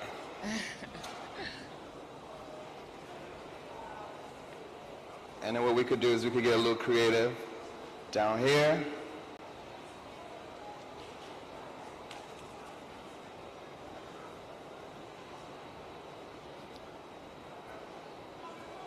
So nobody's still figured out why we call it shuku? No? Nobody's not gonna tell me? Okay. How? Sir John knows? You know why you call it shuku? But he has a question. Can we get a microphone to Sir John, please? So what I've done before is I've done some pre-braided circles, trying to add to it, just to make it a bit more fun. You can pin this to the base. So when the base is this tight, it holds. You won't be lobbing all over all night. And it's definitely a statement here to walk into the room with. For sure. Hey, Jawara. Hey. Hey, buddy. Hey, I have a question for you. So you are often, we can work and talk at the same time. Uh-huh. I have a question. You're often in rooms that you're the only black person in the space, you know, and you've never lost or been not authentic, and you've never had to assimilate to any white or European culture, but your ideas translate so well. Yeah. How do you feel, is there a magic behind advocating for yourself in all white spaces? I do have to give that credit to my parents. I think when you are raised by people who are so proud of who they are, and they make their children proud of who they are, and they told, the first thing I remember my mother telling me is that I'm a king. And I think when you tell your child that, it instills things in them that it still makes me show up in rooms every day like a king. So that's what I am. I refuse to change. I mean, of course, we have to code switch sometimes, but I think the authenticity of who I am as a black man is my magic. So that's what I hold to me. And I hope you do the same for yourself. Any other questions while I'm doing shuku? Because I'm a shuku all night. Ready? Any other questions? I think it's a good time to take questions. We can go into the questions now. So if you have a question, just raise your hand and someone will find you and give you a microphone. See where we're going with this? Yes. So we just braid.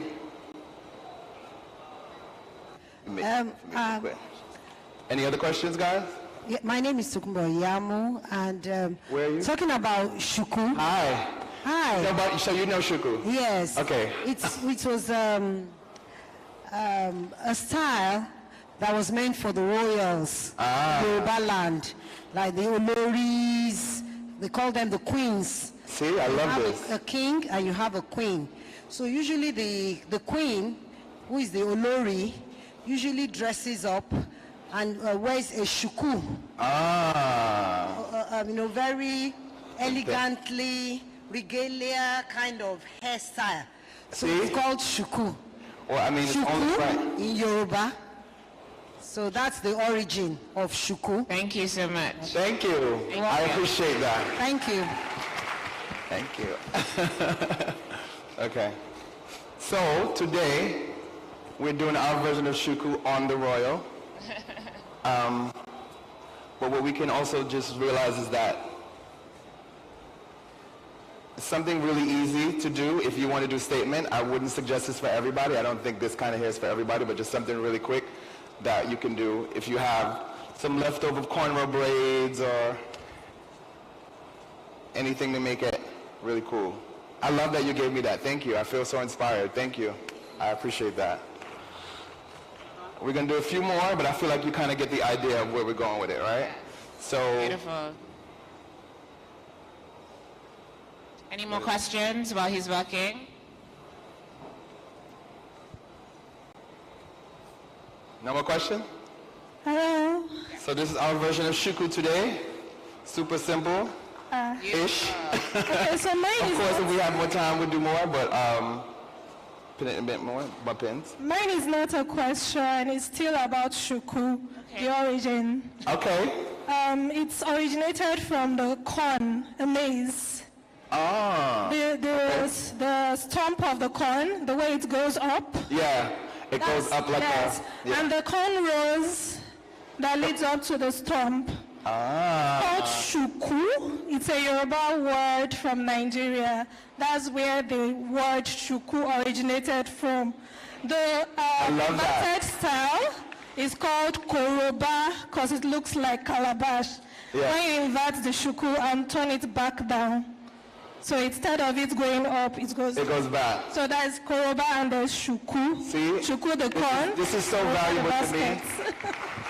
This is extremely valuable to me, and I just want to let you guys know that the rest of the world needs to know and understand this too, how powerful our cultures are and how amazing it is.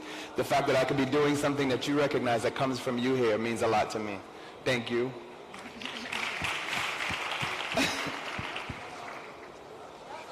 Any other question? What up? What's up? How you doing? I'm holding on. All right. So you've worked with so many icons. Who's on your wish list to work with? I mean, you've worked with Beyonce to Rihanna to Naomi, but like, I can't imagine who else you would want to work with. But I know that as a creative, there are people on our list. So who's on your list? I made a wish list when I was, I would say about 10 years ago, of people that I wanted to work with, and I had 20 people on the wish list. And I only have one left that I haven't worked with. Wow. Wow, who is it? Grace Jones. Grace Jones. But the last one before that, which I recently worked with, was Diana Ross. So I can't wait for you guys to see that one. But like, that's another way to manifest, making lists, what you want to do, where you want to go. The fact that I made that list with 20 people and finished 19 is a testament of God. That's God. That's insane. Bravo, brother. Any other question? I'm just adding, I'm fucking adding. Hi, all right, I think we Jawara. shook it out. So this. Hi, Banke. Hi, Jawara. Banke was the makeup artist that worked on the Naomi Campbell shoot in Kenya with me. Thank you. So this is for the young hairstylist in Nigeria. Yeah. Because I worked with you and I noticed that you came with like 20 mannequin heads for that shoot. Yes, yes. And I also want to ask you, for the shoot you did with Beyonce, yes, for the magazines, how many hairstyles? You mean how many days I work? Okay, so particularly for that shoot, I prepped 20 different pieces. And then on top of that, I prepped wigs, because I like to go extremely ready. And I think with me, sometimes I don't know where I'm going to go with my styling that day, because I usually wait on the energy of the person. So sometimes I have to get in front of them to feel if they want to go more slick, if they want to go more big. So for that shoot, we prepped about 20 pieces and 25 wigs. So and we probably only used 7. Okay, so that happens a lot in the shooting world too. Just, just hone in your craft and understand that all of that prep is for a reason. Because also it's good in front of the client when you can show options. I think they usually people come in with like, oh, she wants it straight, so we come in with one straight wig. Don't do that. Don't do that. Come in with options, because I feel like it makes people feel like, wow, this person really cares. This person's really into it. And I think that's a good hack to do as a hairstylist. Come with option. Exactly. Yeah. Preparation. Yeah, very prepared. Things that you didn't even ask for, things that they don't even ask for, just come with it. Exactly. Thank you. Thank you. So this is Miss Shuku. Beautiful. Thank you guys for that lesson as well. I appreciate that. I think that made my day more than anything else. Hi, Jawara. Yeah. Well done. So I want to ask, whenever you're on set, on your shoot, do you have any challenges, and how do you overcome that, the pressure and all There's that? always challenges. Sometimes when you're working with celebrities, their teams are a bit much. Sometimes when you're working with different fashion editors, there's egos, there's people that feel like they don't want to be collaborative. I pray. I like to go in the bathroom and pray. Yeah. Calm down, come back out, be receptive, and just attack the day. That's what I do. Thank you so much. Yeah. Anybody else? Yeah, we have lots of questions. Hello, Jawara. Good evening. Hi. Welcome to Lagos. I can't hear you. Welcome to Lagos. Welcome to Lagos. Oh, thank you. Okay. My question is, I have 2 questions for you. Firstly, Firstly, I have 2 questions. Yeah. Firstly, there are times whereby you have creatives down and your clientele will end up saying no to it, right? I can't even hear. Like there are times you actually have creatives down, like styles you want to work on your clientele, yes. and they actually turn you down and say no, they don't want these styles. Yeah. Like how do you react to that mentally? And I'm really receptive. I think that, like I said, it's energy, right? So I read energy before I do hair. I always read energy before I do hair. If I get a hesitation, I use that to make sure that I give exactly what's needed as opposed to pushing ahead. The worst thing I think you can do is make somebody wear a wig that they do not want to wear. They're going to take the picture like this. And that's not it. I think it's about understanding energies and understanding how to, when to pull back, when to pull forward. There's a lot of times people don't like what I do, and that's fine. I like what I do, and a lot of other people like what I do, as you can see. So I think it's like understanding that, what you do is not for everyone. Not every option is for everyone. There's some people on some teams when I'm working with a celebrity that said no to me, but the celebrity said yes, so you could feel the energy of like, oh, I wanted my guy from Atlanta that does the baby hairs, and that nigga got him, so it's like, it's interesting to understand that, but I just stay focused and just keep presenting people with things that work for them and read energies. So does it compromise you emotionally, like thinking that this thing will have actually worked this way and they actually just said no to it, want to go their own way? I mean, I think it's like if there's still a no, if you're doing something and there's still a no to it, then I think it's time to kind of like rethink and re-strategize and, you know, maybe have another creative huddle with the rest of the team. And okay, so what do we want? What do we work? I think being a problem solver in this industry is the best thing. Be a problem solver, not a problem maker. Thank you. Right. Yeah. Thank you. Any other question?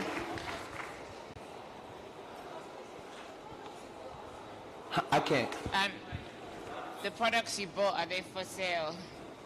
The products I bought, I'm not. Yeah. Are they for sale? I said some of the products you brought, did you bring some for sale?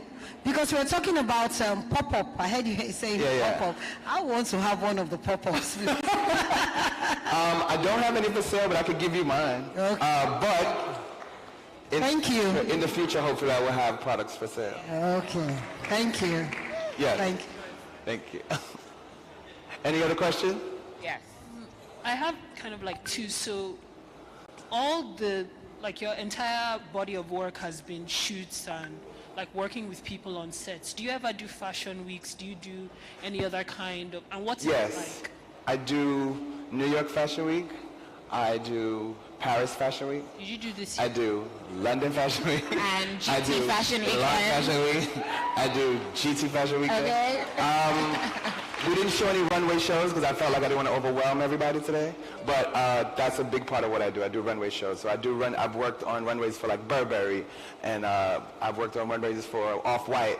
We worked on runways for Tiffany's, Givenchy. So depending. Or I also work with smaller designers. What I like to do is I like to support small designers that, I won't say small designers because that belittles them, new designers, up-and-coming designers. One of the designers that I've worked with in the past couple of seasons was Theophilio, who's also showing. I always feel like it's really good to support the community. They're Jamaicans, I love their designs, and I understand them, so I try to support two or three younger designers every season. But yeah, I do fashion shows, like crazy shit. So between fashion shows and, you know, the more structured set work, which do you prefer? It depends. Sometimes I prefer fashion shows and sometimes I prefer sets. When I love the team on set, I prefer the set. When I love the team at a show, shows are crazy though, so you usually don't end up, it's not like any downtime, and I do shows with 50, 60, 70 models at a time, and my lovely assistant Dre here has to hear me go crazy and make sure you know, she just has everything under control, so it's really interesting. Well, thank you so much for showing us the power of owning our identity and our hair and how far it can take you. Absolutely. We really appreciate it. Thank you for an thank you amazing for teaching me about Shuku. You're welcome. And thank you. Thank you, everyone. Thank you, guys. Thank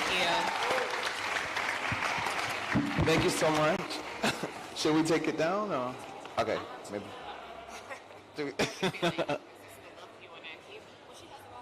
Oh, he has a runway show. So let's take it down. Okay, all right. No more other questions, right, guys? Okay. Woo. Okay, yeah. All right, let me get my jacket. Thank you guys for coming. Thank you for coming to my masterclass. Let's pull the, okay. Yeah, we're going to do a quick interview.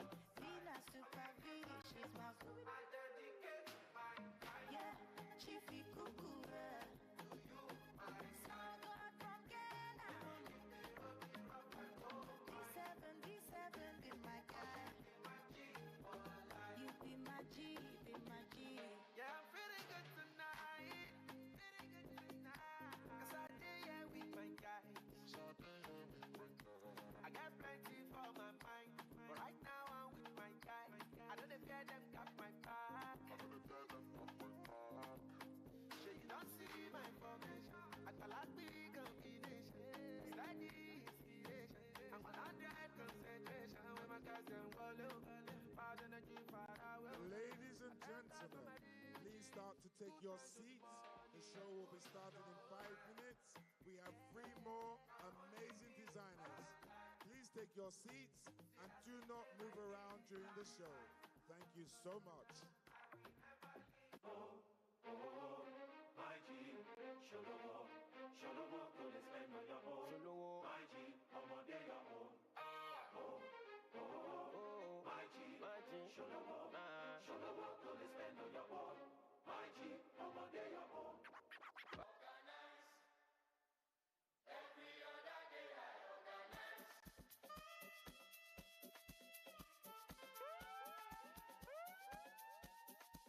Ew.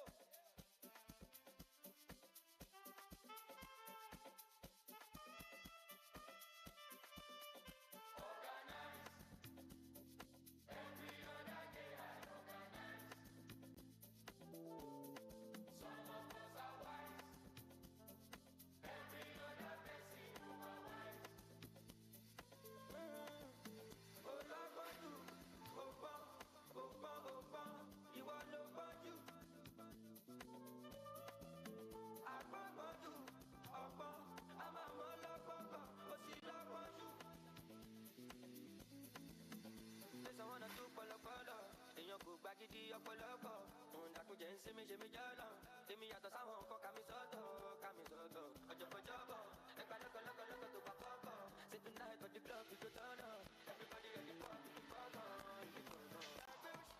àwọn nìkan ní kò sóṣù I no go let anyone control anything I want to I go do àwọn nìkan ní kò sóṣù I no go let anyone control anything I want to I go do.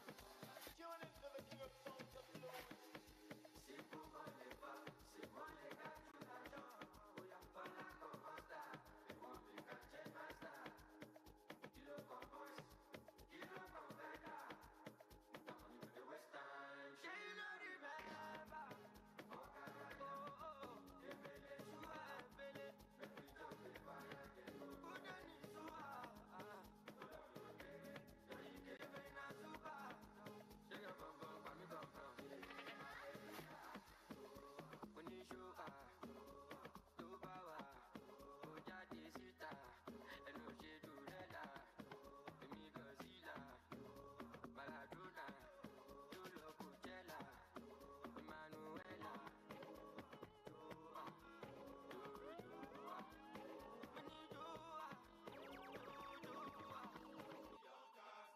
Last, now everybody go to breakfast. Shayo.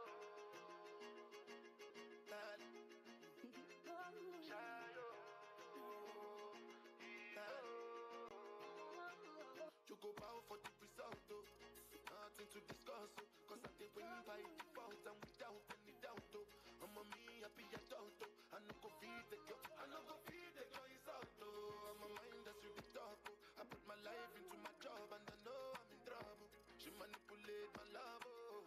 I know holy, and I know that get both. Like the Baba Frayo, my ayo, don't cry, yo. I need to go and shadow. I need to go and shadow. I need to go and shadow. I need to go and shadow. Shadow. I need to go and shadow. I need to go and shadow. I need to go and shadow.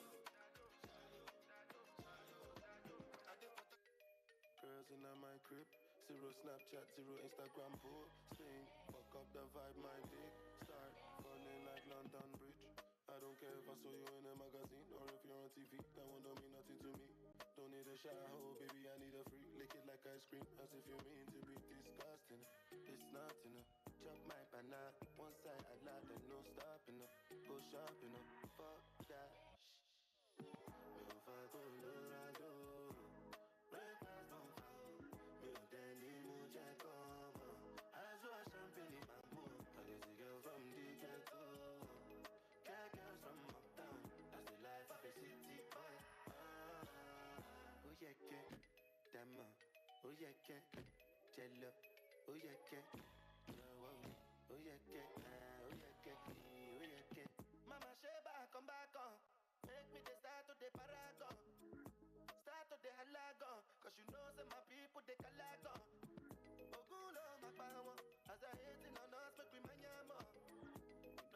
for that song. Cause you know say I come from Potako. That's why I'm a jago. Start to the dance, I'm like I do. Go need to lago. I go show you say bounce and the lago. Cause I be city boy. And I said they for the street, they give me joy. Lamborghini boy. Put them on some Jesus and I'm not religious. But I know.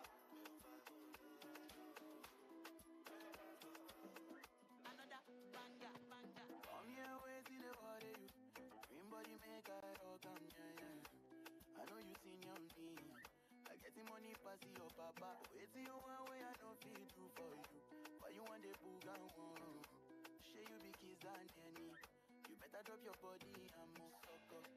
Suffer with this body. Make we run, I'm on a low.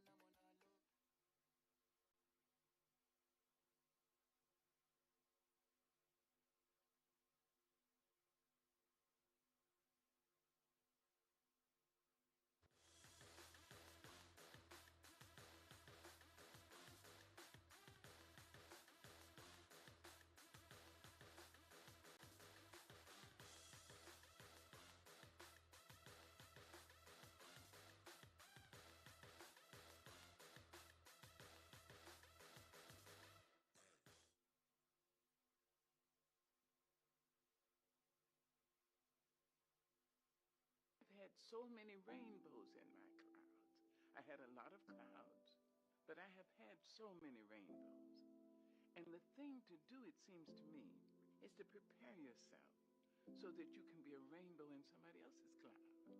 Somebody who may not look like you, may not call God the same name you call God, if they call God at all. You see? And may not eat the same dishes prepared the way you do, may not dance your dances, or speak your language, but be a blessing to somebody. That's what I think. I can hear it in the crackle of a bonfire. And I can hear it in the middle of the ocean water. Oh, I just can't explain. But it makes me wanna cry. And I can hear it when the rain falls on my windowsill. On a playground where children's laughter lives. Oh, I can't explain, but it makes me wanna cry. And I can hear it in the busy New York City streets. And I can hear it in the country Georgia fields of green. Oh, I can't explain, no, but it makes me wanna cry. Sounds like grandmama telling you where you come from. Said it's kinda like laughter out of the mouths of your loved ones, or catching up with an old friend, reminiscing on back when. It's like a summertime sprinkler, street side with my ice cream cone. Said it sounds like a choir singing hymns, hallelujah. It's the voice of God. Hell, it can make a grown man cry. And I can hear it on the wind of an early morning. When the fog is getting thick and the birds are chirping. Oh,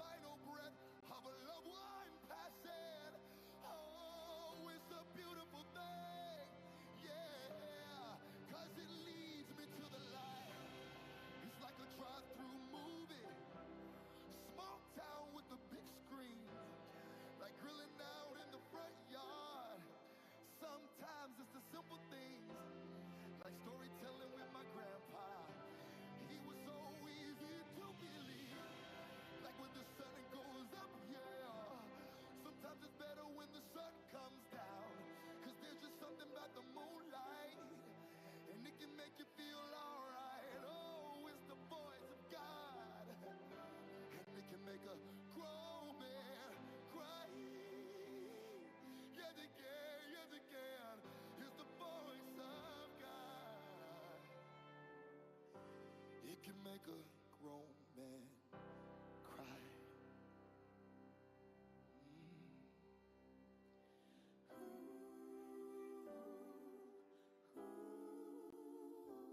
Voice of God is the voice of God.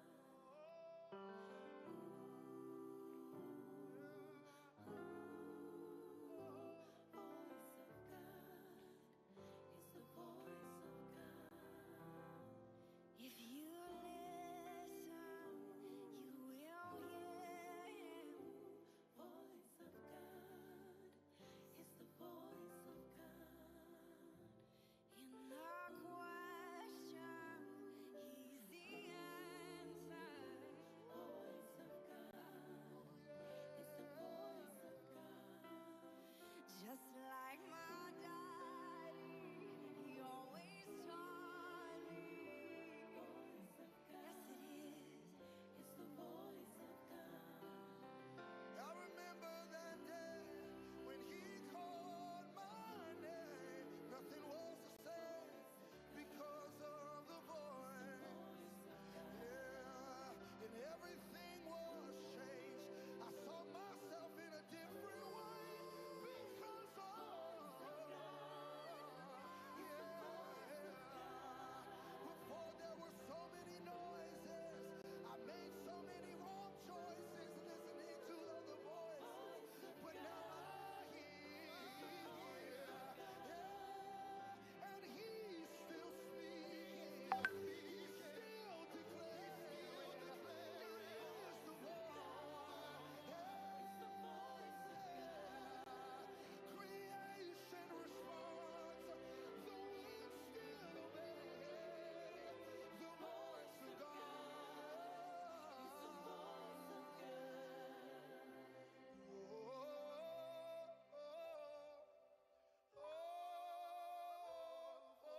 of God. It's the voice of God. I'm so glad I hear. Voice of God. Still hear. Voice of God.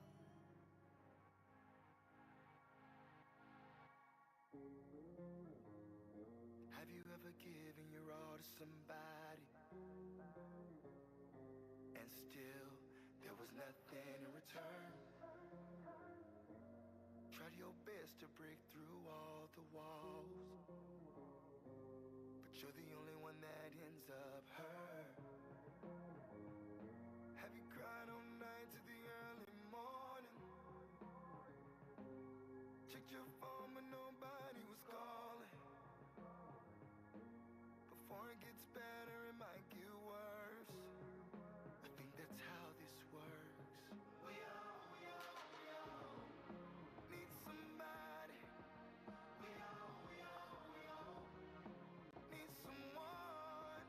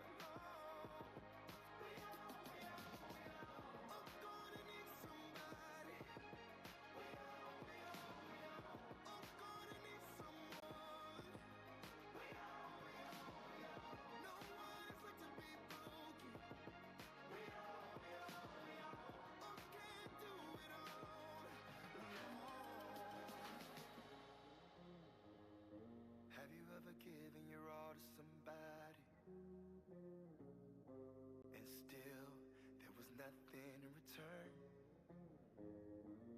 Try your best to break through all the walls, but you're the only one that ends up hurt.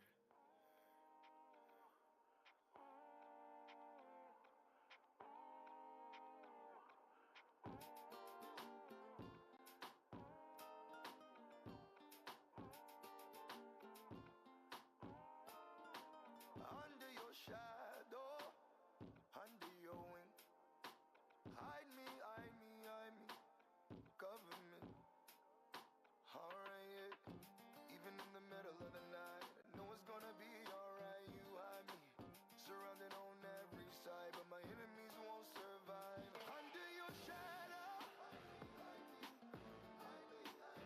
under your wing, great defender, fighting for me. Can't take my future or my family. Satan's a robber who wants everything.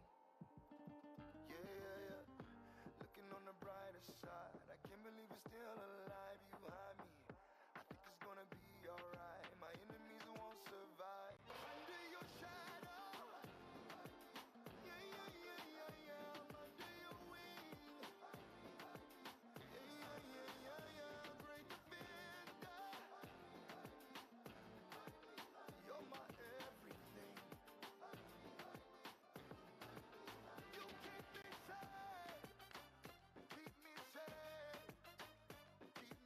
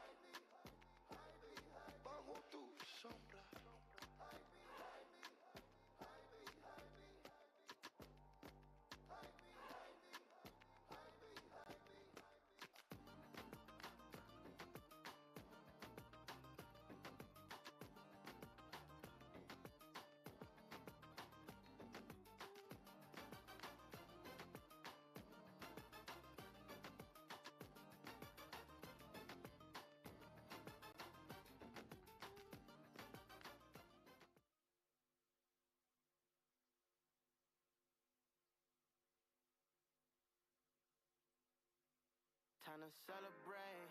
Yeah, don't pull me down, let me elevate. If it weren't for God, would've never made. Listen, I just wanna celebrate. Yeah, celebrate. Yeah, celebrate. Yeah, it's time to celebrate. Yeah, celebrate. Yeah, it's time to celebrate. I came a long, long, long way from where I was. You told me how, gave me grace and showed me love. You don't know what it means to me, that you took me from seed to tree. Got the power inside to be what I need to be. Yeah, I'm way up in the clouds, why would I come down? It's praise up when the sun rises and the sun down. Life can be up, down, yeah. But as long as you with me, I'm up now. So it's time to celebrate, yeah. Don't pull me down, let me elevate. If it weren't for God, would've never made. Listen, I just wanna celebrate. Yeah, celebrate. Yeah, celebrate.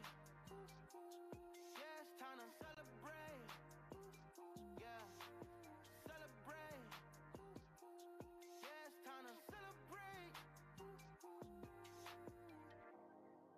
You don't know me, you don't know what I'd have been through. Giving my life only one way, I'd have got through. Yeah, I know that he moving. I trust what he doing. My hope in the Lord, cause that's where the truth is. Already chosen, I don't gotta prove it.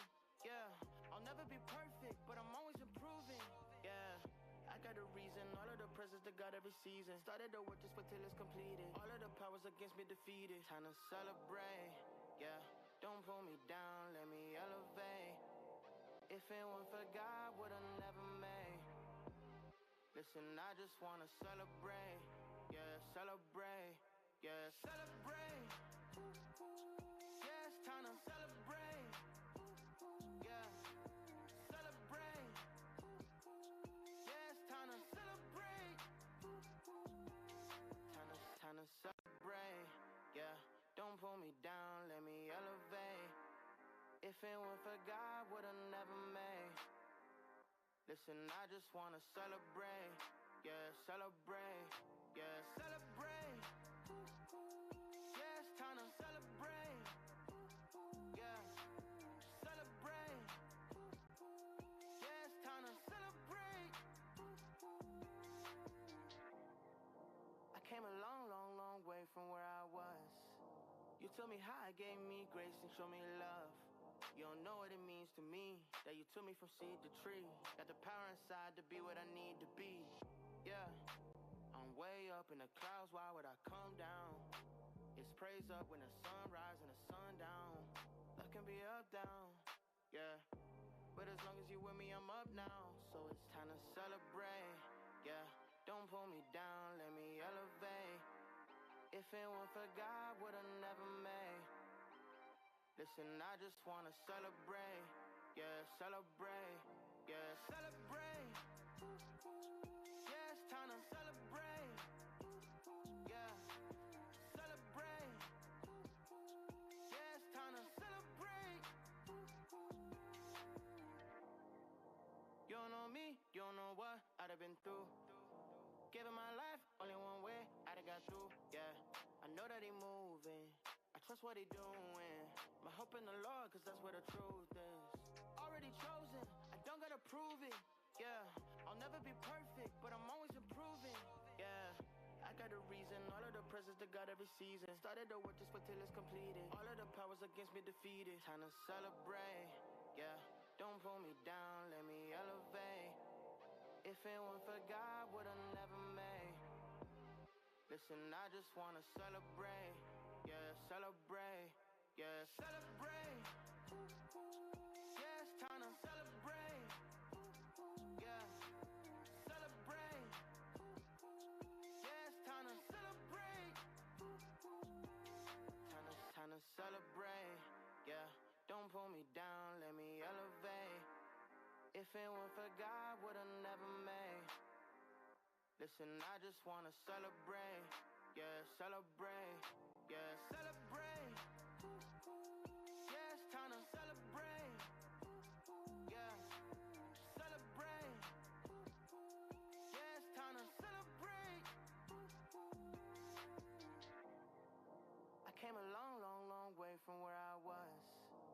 told me how, gave me grace and showed me love. You don't know what it means to me.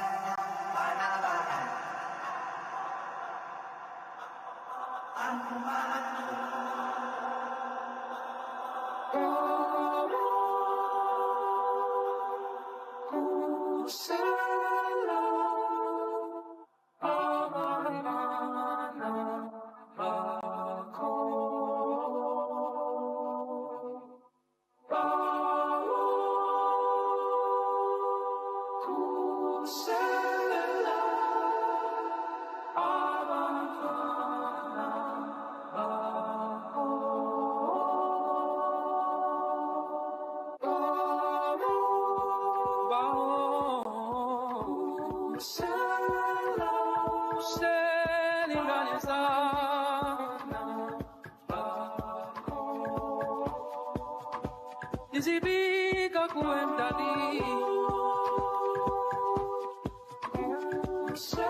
Sigeleni miniza